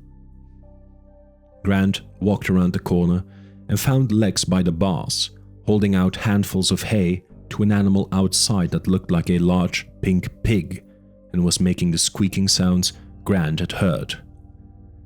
It was actually an infant triceratops, about the size of a pony. The infant didn't have horns on its head yet, just a curved, bony frill behind big, soft eyes. It poked its snout through the bars toward Lex, its eyes watching her as she fed it more hay. "That's better. There's plenty of hay, don't worry." She patted the baby on the head. "You like hay, don't you, Ralph?" Lex turned back and saw Grant. "This is Ralph. He's my friend. He likes hay." Grant took a step and stopped, wincing. "You look pretty bad." "I feel pretty bad." "Tim too. His nose is all swollen up." "And where is Tim?" "Peeing. You want to help me feed Ralph?"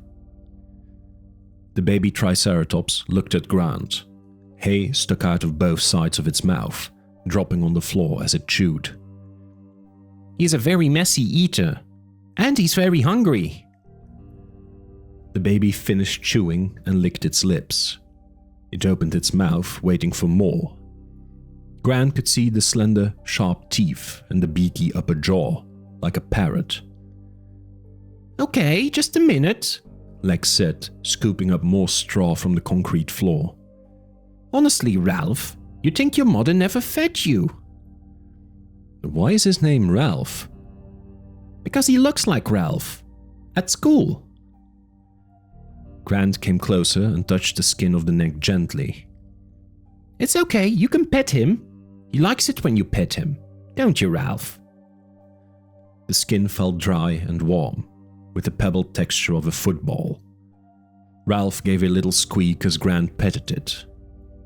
Outside the bars, its thick tail swung back and forth with pleasure.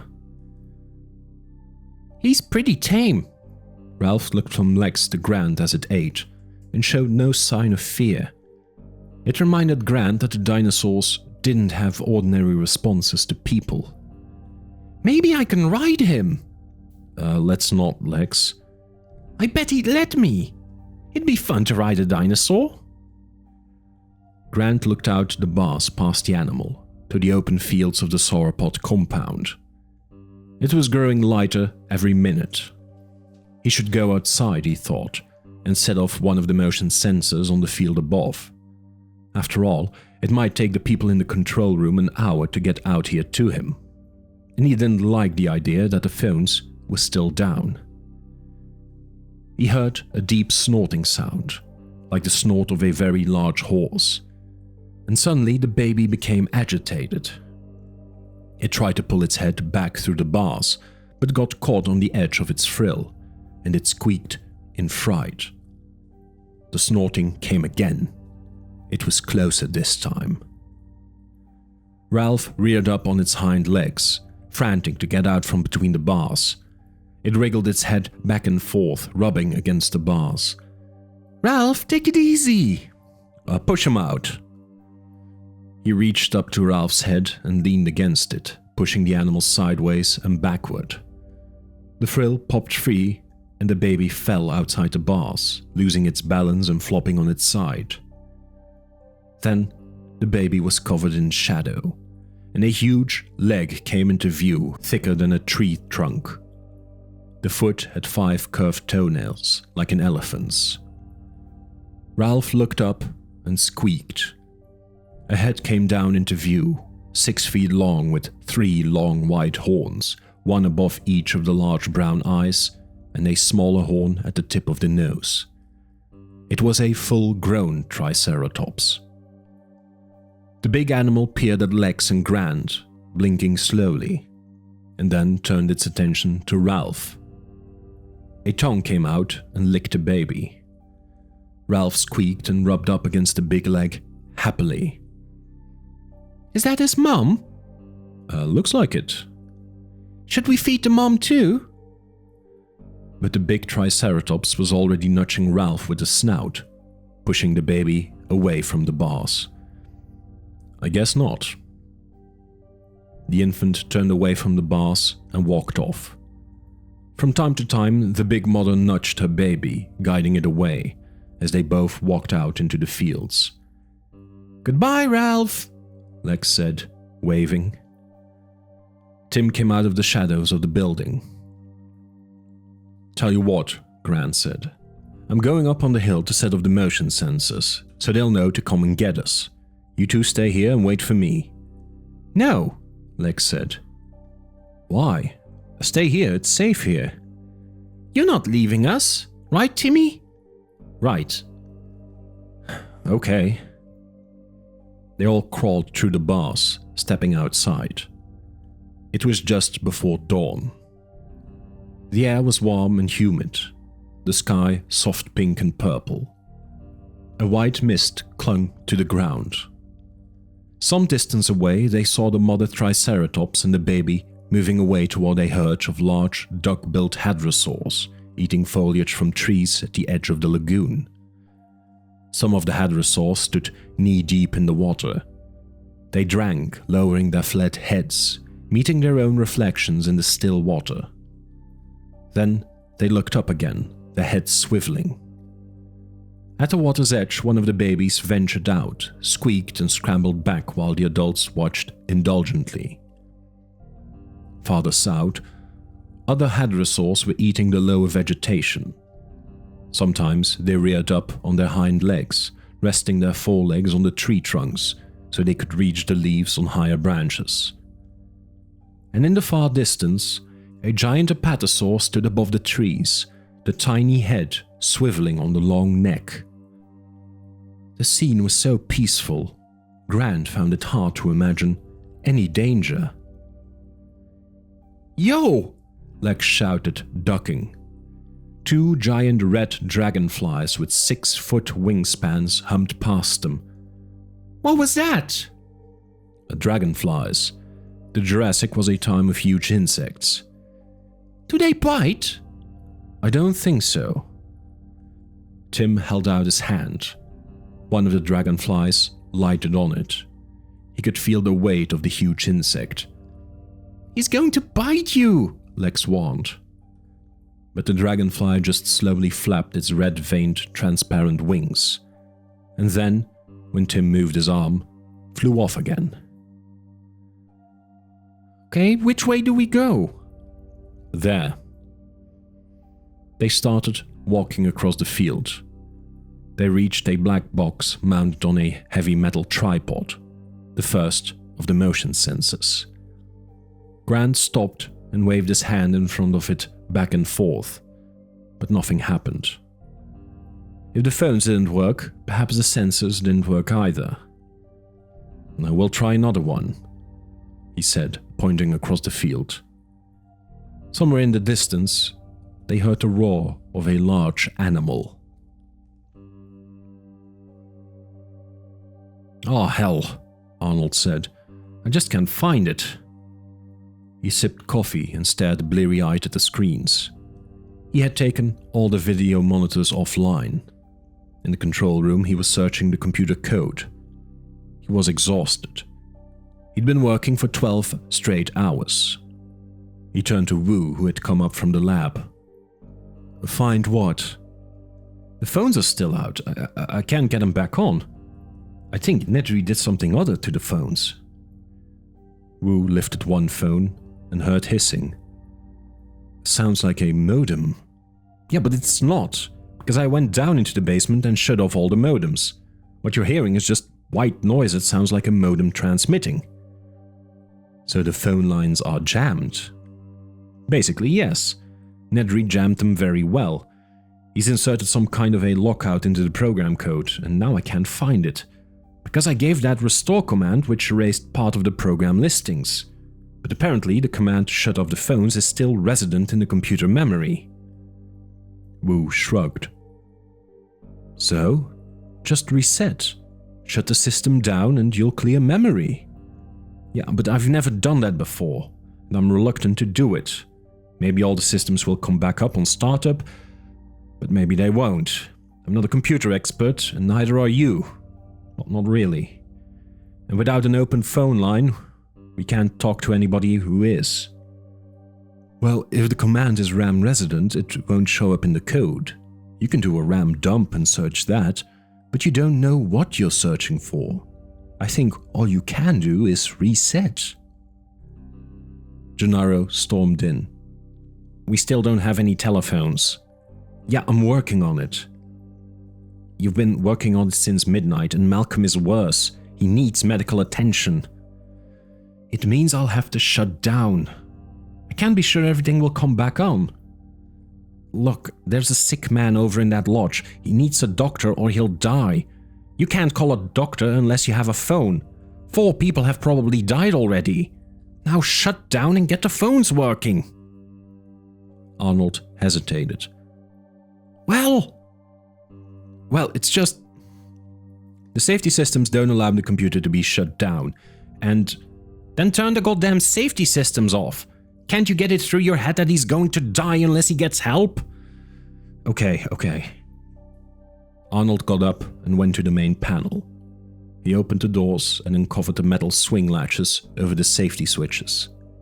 He popped them off, one after another. "You asked for it, and you got it." He threw the master switch. The control room was dark.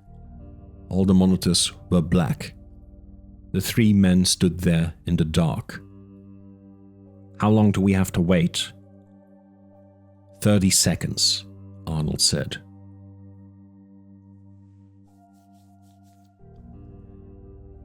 "Be you!" Lex said as they crossed the field. "What is it?" "That smell. It stinks like rotten garbage." Grant hesitated. He stared across the field toward the distant trees, looking for movement. He saw nothing. There was hardly a breeze to stir the branches. It was peaceful and silent in the early morning. "I think it's your imagination. It's not..." Then he heard the honking sound. It came from the herd of duck-billed hadrosaurs behind them. First one animal, then another and another, until the whole herd had taken up the honking cry. The duckbills were agitated, twisting and turning, hurrying out of the water, circling the young ones to protect them. They smell it too, Grant thought. With a roar, the tyrannosaur burst from the trees 50 yards away, near the lagoon.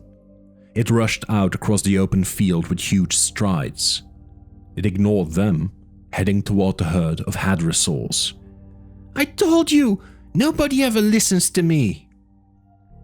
In the distance, the duckbills were honking and starting to run. Grant could feel the earth shake beneath his feet. "Come on, kids!" He grabbed Lex, lifting her bodily off the ground, and ran with Tim through the grass.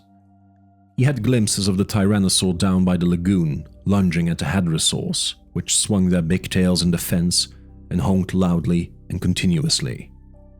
He heard the crashing of foliage and trees, and when he looked over again, the duckbills were charging.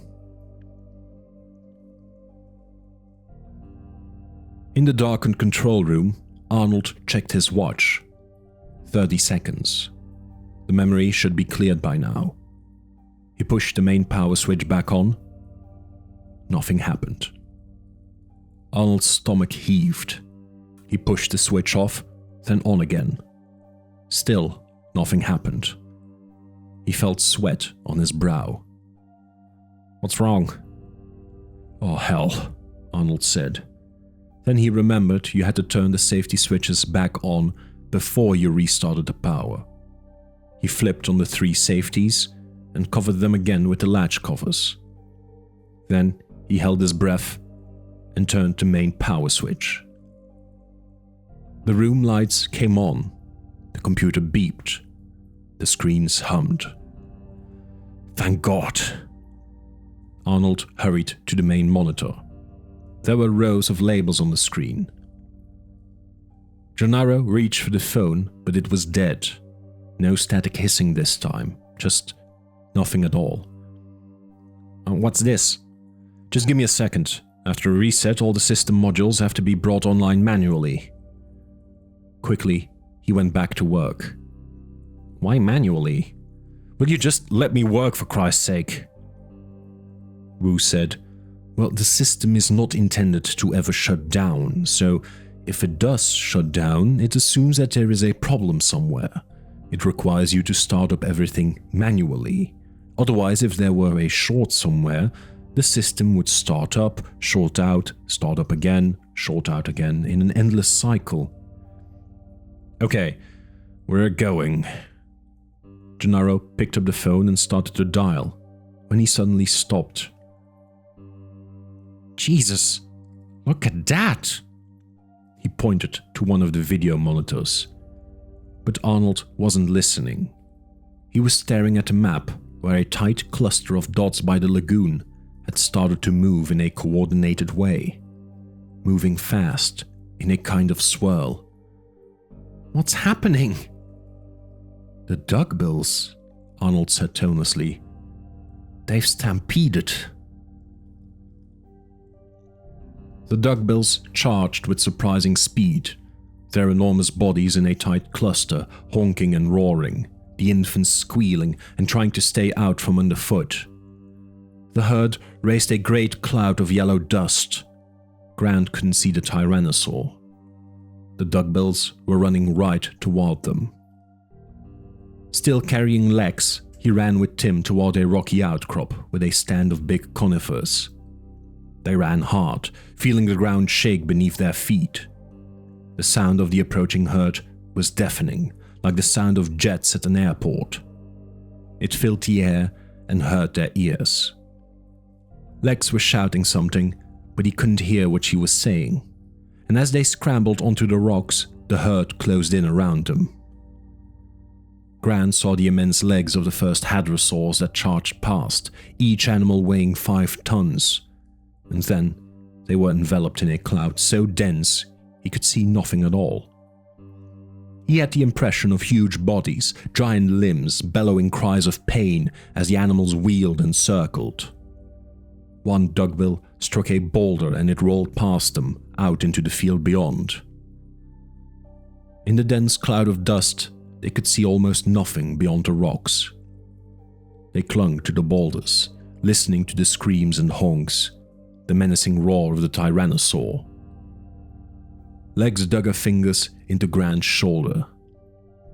Another hadrosaur slammed its big tail against the rocks, leaving a splash of hot blood. Grant waited until the sounds of the fighting had moved off to the left, and then he pushed the kids to start climbing the largest tree. They climbed swiftly, feeling for the branches as the animals stampeded all around them in the dust.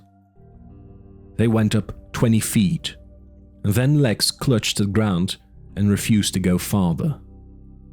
Tim was tired too, and Grant thought they were high enough. Through the dust, they could see the broad backs of the animals below as they wheeled and honked.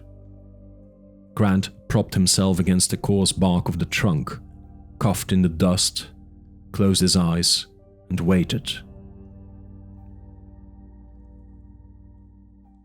Arnold adjusted the camera as the herd moved away. The dust slowly cleared. He saw that the hadrosaurs had scattered and the tyrannosaur had stopped running, which could only mean it had made a kill. The tyrannosaur was now near the lagoon. Arnold looked at the video monitor and said, "Better get Muldoon to go out there and see how bad it is." "Yeah, I'll get him," Gennaro said and left the room. The park. A faint crackling sound, like a fire in a fireplace. Something warm and wet tickled Grant's ankle. He opened his eyes and saw an enormous beige head. The head tapered to a flat mouth shaped like the bill of a duck. The eyes, protruding above the flat duck bill, were gentle and soft like a cow's. The duck mouth opened and chewed branches on the limb where Grant was sitting. He saw large flat teeth in the cheek. The warm lips touched his ankle again as the animal chewed. A duck-billed hadrosaur. He was astonished to see it up close. Not that he was afraid. All the species of duck-billed dinosaurs were herbivorous, and this one acted exactly like a cow. Even though it was huge, its manner was so calm and peaceful, Grant didn't feel threatened. He stayed where he was on the branch, careful not to move, and watched as it ate. The reason Grant was astonished was that he had proprietary feeling about this animal. It was probably a maiasaur from the late Cretaceous in Montana. With John Horner, Grant had been the first to describe the species. Maiasaurs had an upcurved lip, which gave them the appearance of smiling. The name meant good mother lizard. Maiasaurs were thought to protect their eggs until the babies were born and could take care of themselves. Grant heard an insistent chirping, and the big head swung down. He moved just enough to see the baby hadrosaur scampering around the feet of the adult. The baby was dark beige with black spots. The adult bent her head low to the ground and waited, unmoving, while the baby stood up on its hind legs, resting its front legs on the mother's jaw, and ate the branches that protruded from the side of the mother's mouth. The mother waited patiently until the baby had finished eating, and dropped back down to all fours again. Then the big head came back up toward Grant. The hadrosaur continued to eat just a few feet from him. Grant looked at the two elongated air holes on the top of the flat upper bill. Apparently, the dinosaur couldn't smell Grant, and even though the left eye was looking right at him, for some reason the hadrosaur didn't react to him. He remembered how the tyrannosaur had failed to see him the previous night, and Grant decided on an experiment. He coughed. Instantly, the hadrosaur froze, the big head suddenly still, the jaws no longer chewing. Only the eye moved, looking for the source of the sound. Then, after a moment, when there seemed to be no danger, the animal resumed chewing. Amazing, Grant thought. Sitting in his arms, Lex opened her eyes and said, "Hey, what's that?" The hadrosaur trumpeted in alarm, a loud, resonant honk that so startled Lex that she nearly fell out of the tree. The hadrosaur pulled its head away from the branch and trumpeted again. "Don't make her mad," Tim said from the branch above. The baby chirped and scurried beneath the mother's legs as the hadrosaur stepped away from the tree. The mother cocked her head and peered inquisitively at the branch where Grant and Lex were sitting. With its upturned, smiling lips, the dinosaur had a comical appearance. "Is it dumb?" "No, it's just you surprised her." "Well, is she going to let us get down, or what?" The hadrosaur had backed 10 feet away from the tree. She honked again. Grant had the impression she was trying to frighten them away, but the dinosaur didn't really seem to know what to do. She acted confused and uneasy. They waited in silence, and after a minute the hadrosaur approached the branch again, jaws moving in anticipation. She was clearly going to resume eating. "Oh, forget it, I'm not staying here." She started to climb down the branches. At her movement, the hadrosaur trumpeted in fresh alarm. Grant was amazed. He thought, it really can see us when we don't move, and after a minute it literally forgets that we're even here. This was just like the tyrannosaur, another classic example of an amphibian visual cortex. Studies of frogs had shown that amphibians only saw moving things like insects. If something didn't move, they literally didn't see it. The same thing seemed to be true of dinosaurs. In any case, the Maiasaur now seemed to find these strange creatures climbing down the tree too upsetting. With a final honk, she nudged her baby and lumbered slowly away.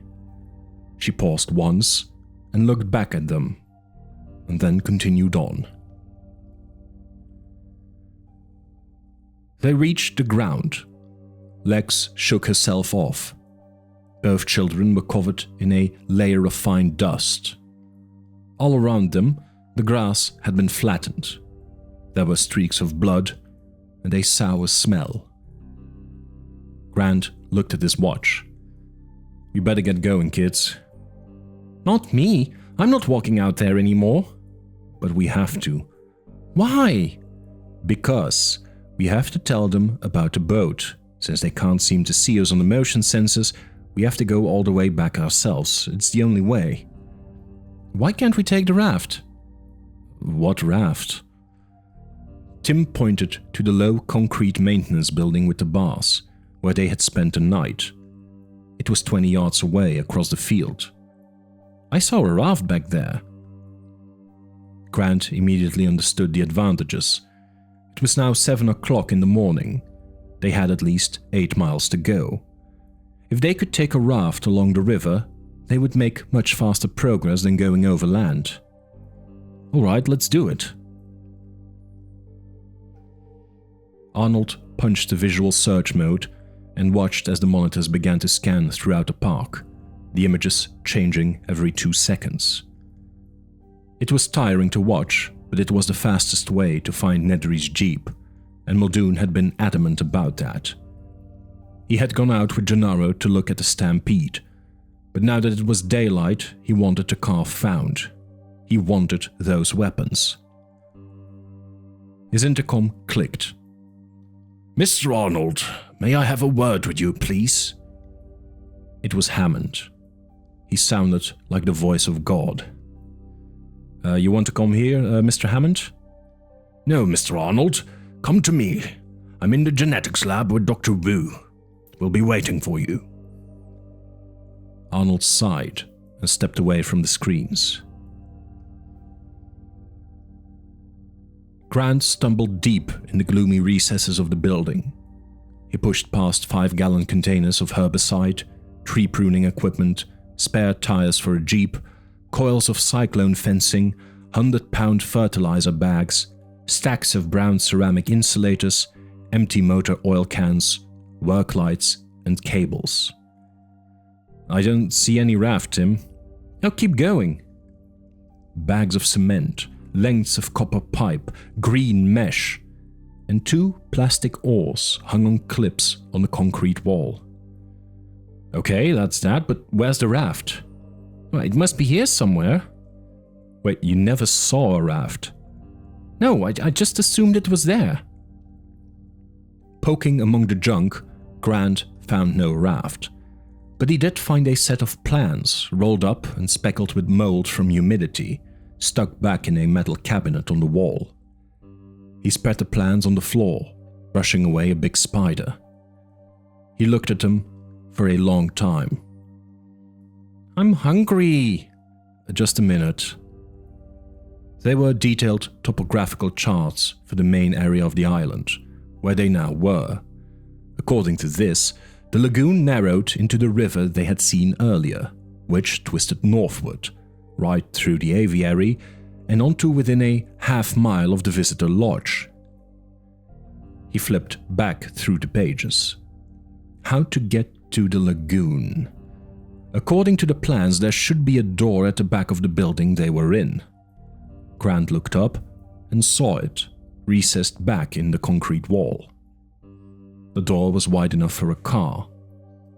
Opening it, he saw a paved road running straight down toward the lagoon. The road was dug below ground level, so it couldn't be seen from above. It must be another surface road. And it led to a dock at the edge of the lagoon. And clearly stenciled on the dock was raft storage. Hey, look at this! Tim held out a metal case to Grant. Opening it, Grant found a compressed air pistol and a cloth belt that held darts. There were 6 darts in all, each as thick as a finger, labeled Morrow 709. Oh, good work, Tim. He slung the belt around his shoulder and stuck the gun in his trousers. Is it a tranquilizer gun? Yeah, I'd say so. What about the boat? I think it's on the dock. They started down the road. Grant carried the oars on his shoulder. I hope it's a big raft, because I can't swim. Yeah, don't worry. Maybe we can catch some fish. They walked down the road, with the sloping embankment rising up on both sides of them. They heard a deep, rhythmic snorting sound, but Grant could not see where it was coming from. Are you sure there's a raft down here? Lex said, wrinkling her nose. Yeah, probably, yeah. The rhythmic snorting became louder as they walked, but they also heard a steady droning, buzzing sound. When they reached the end of the road, at the edge of the small concrete dock, Grant froze in shock. The tyrannosaur was right there. It was sitting upright in the shade of a tree, its hind legs stretched out in front. Its eyes were open, but it was not moving, except for its head, which lifted and fell gently with each snorting sound. The buzzing came from the clouds of flies that surrounded it, crawling over its face and slack jaws, its bloody fangs, and the red haunch of a killed hadrosaur that lay on its side behind the tyrannosaur. The tyrannosaur was only 20 yards away. Grant felt sure it must have seen him, but the big animal did not respond. It just sat there. It took him a moment to realize. The tyrannosaur was asleep. Sitting up, but asleep. He signaled to Tim and Lex to stay where they were. Grant walked slowly forward onto the dock, in full view of the tyrannosaur. The big animal continued to sleep, snoring softly. Near the end of the dock, a wooden shed was painted green to blend with the foliage. Grant quietly unlatched the door and looked inside. He saw a half-dozen orange life vests hanging on the wall, several rolls of wire mesh fencing, some coils of rope, and 2 big rubber cubes sitting on the floor. The cubes were strapped tight with flat rubber belts. Rafts. He looked back at Lex. She mouthed, "No boat." He nodded, "Yes." The tyrannosaur raised its forelimb to swipe at the flies buzzing around its snout, but otherwise it did not move. Grant pulled one of the cubes out onto the dock. It was surprisingly heavy. He freed the straps, found the inflation cylinder, and with a loud hiss, the rubber began to expand, and then with a hiss whap, it propped fully open on the dock. The sound was fearfully loud in their ears. Grant turned, stared up at the dinosaur. The tyrannosaur grunted and snorted. It began to move. Grant braced himself to run, but the animal shifted its ponderous bulk, and then it settled back against the tree trunk and gave a long, growling belch. Lex looked disgusted, waving her hand in front of her face. Grant was soaked in sweat from the tension. He dragged the rubber raft across the dock. It flopped into the water with a loud splash. The dinosaur continued to sleep. Grant tied the boat up to the dock and returned to the shed to take out 2 life preservers. He put these in the boat and then waved for the kids to come out onto the dock. Pale with fear, Lex waved back, "No." He gestured, "Yes." The tyrannosaur continued to sleep. Grant stepped in the air with an emphatic finger.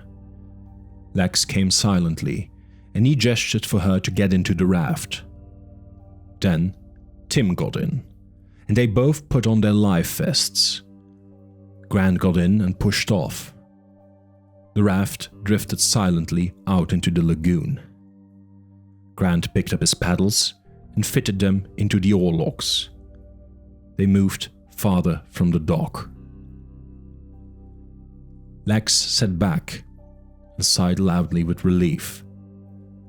Then she looked stricken and put her hand over her mouth. Her body shook with muffled sounds. She was suppressing a cough. She always coughed at the wrong times. "Lex!" Tim whispered fiercely, looking back toward the shore. She shook her head miserably and pointed to her throat. He knew what she meant, a tickle in her throat. What she needed was a drink of water. Grant was rowing, and Tim leaned over the side of the raft and scooped his hands in the lagoon, holding his cupped hand toward her. Lex coughed loudly, explosively. In Tim's ears, the sound echoed across the water like a gunshot. The tyrannosaur yawned lazily and scratched behind its ear with its hind foot, just like a dog. It yawned again. It was groggy after its big meal, and it woke up slowly. On the boat, Lex was making little gargling sounds. "Lex, shut up," Tim said. "I can't help it," she whispered, and then she coughed again. Grant rowed hard, moving the raft powerfully into the center of the lagoon. On the shore, the tyrannosaur stumbled to its feet. "I couldn't help it, Timmy!" Lex shrieked miserably. "I couldn't help it!" "Shh!" Grant was rowing as fast as he could. "Anyway, it doesn't matter. We're far enough away. He can't swim." "Of course he can swim, you little idiot!" Tim shouted at her. On the shore, the tyrannosaur stepped off the dock and plunged into the water. It moved strongly into the lagoon after them. "Well, how should I know?" she said. "Everybody knows tyrannosaurs can swim. It's in all the books. Anyway, all reptiles can swim. Snakes can't. Of course snakes can swim, you idiot! Settle down, hold on to something." Grant was watching the tyrannosaur, noticing how the animal swam. The tyrannosaur was now chest deep in the water, but it could hold its big head high above the surface. Then Grant realized the animal wasn't swimming. It was merely walking, because moments later only the very top of the head, the eyes and nostrils, protruded above the surface. By then, it looked like a crocodile, and it swam like a crocodile, swinging its big tail back and forth so the water churned behind it. Behind the head, Grant saw the hump of the back and the ridges along the length of the tail as it occasionally broke the surface. Exactly like a crocodile, he thought unhappily. The biggest crocodile in the world. "I'm sorry, Dr. Grant. I didn't mean it." Grant glanced over his shoulder. The lagoon was no more than 100 yards wide here, and they had almost reached the center. If he continued, the water would become shallow again. The tyrannosaur would be able to walk again, and he would move faster in shallow water. Grant swung the boat around and began to row north. "What are you doing?" The tyrannosaur was now just a few yards away. Grant could hear its sharp snorting breaths as it came closer. Grant looked at the paddles in his hands, but they were light plastics, not weapons at all. The tyrannosaur threw its head back and opened its jaws wide, showing rows of curved teeth, and then, in a great muscular spasm, lunged forward to the raft, just missing the rubber gunwale, the huge skull slapping down, the raft rocking away on the crest of the splash. The tyrannosaur sank below the surface, leaving gurgling bubbles. The lagoon was still. Lex gripped the gunwale handles and looked back. "Did he drown?" No. Grant saw bubbles. Then a faint ripple along the surface, coming toward the boat. "Hang on!" he shouted, as the head bucked up beneath the rubber, bending the boat and lifting it into the air, spinning them crazily before it splashed down again. "Do something! Do something!"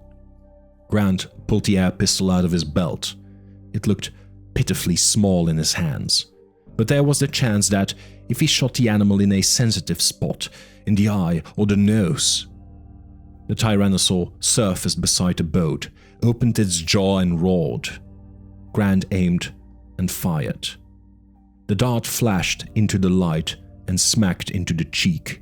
The tyrannosaur shook its head and roared again. And suddenly, they heard an answering roar, floating across the water toward them. Looking back, Grant saw the juvenile T-Rex on the shore, crouched over the killed sauropod, claiming the kill as its own. The juvenile slashed at the carcass, then raised its head high and bellowed. The big tyrannosaur saw it too, and the response was immediate. It turned back to protect its kill, swimming strongly toward the shore. "He's going away!" Lex squealed, clapping her hands. "He's going away! Stupid dinosaur!" From the shore, the juvenile roared defiantly. Enraged, the big tyrannosaur burst from the lagoon at full speed, water streaming from its enormous body as it raced up the hill past the dock. The juvenile ducked its head and fled, its jaw still filled with ragged flesh. The big tyrannosaur chased it, racing past the dead sauropod, disappearing over the hill. They heard its final threatening bellow, and then the raft moved to the north, around a bend in the lagoon, and to the river. Exhausted from rowing, Grant collapsed back, his chest heaving. He couldn't catch his breath. He lay gasping in the raft. "Are you okay, Dr. Grant?" "From now on, will you just do what I tell you?" "Okay," Lex sighed, as if he had just made the most unreasonable demand in the world. She trailed her arm in the water for a while. "You stopped rowing." "I'm tired." "Well, then how come we're still moving?"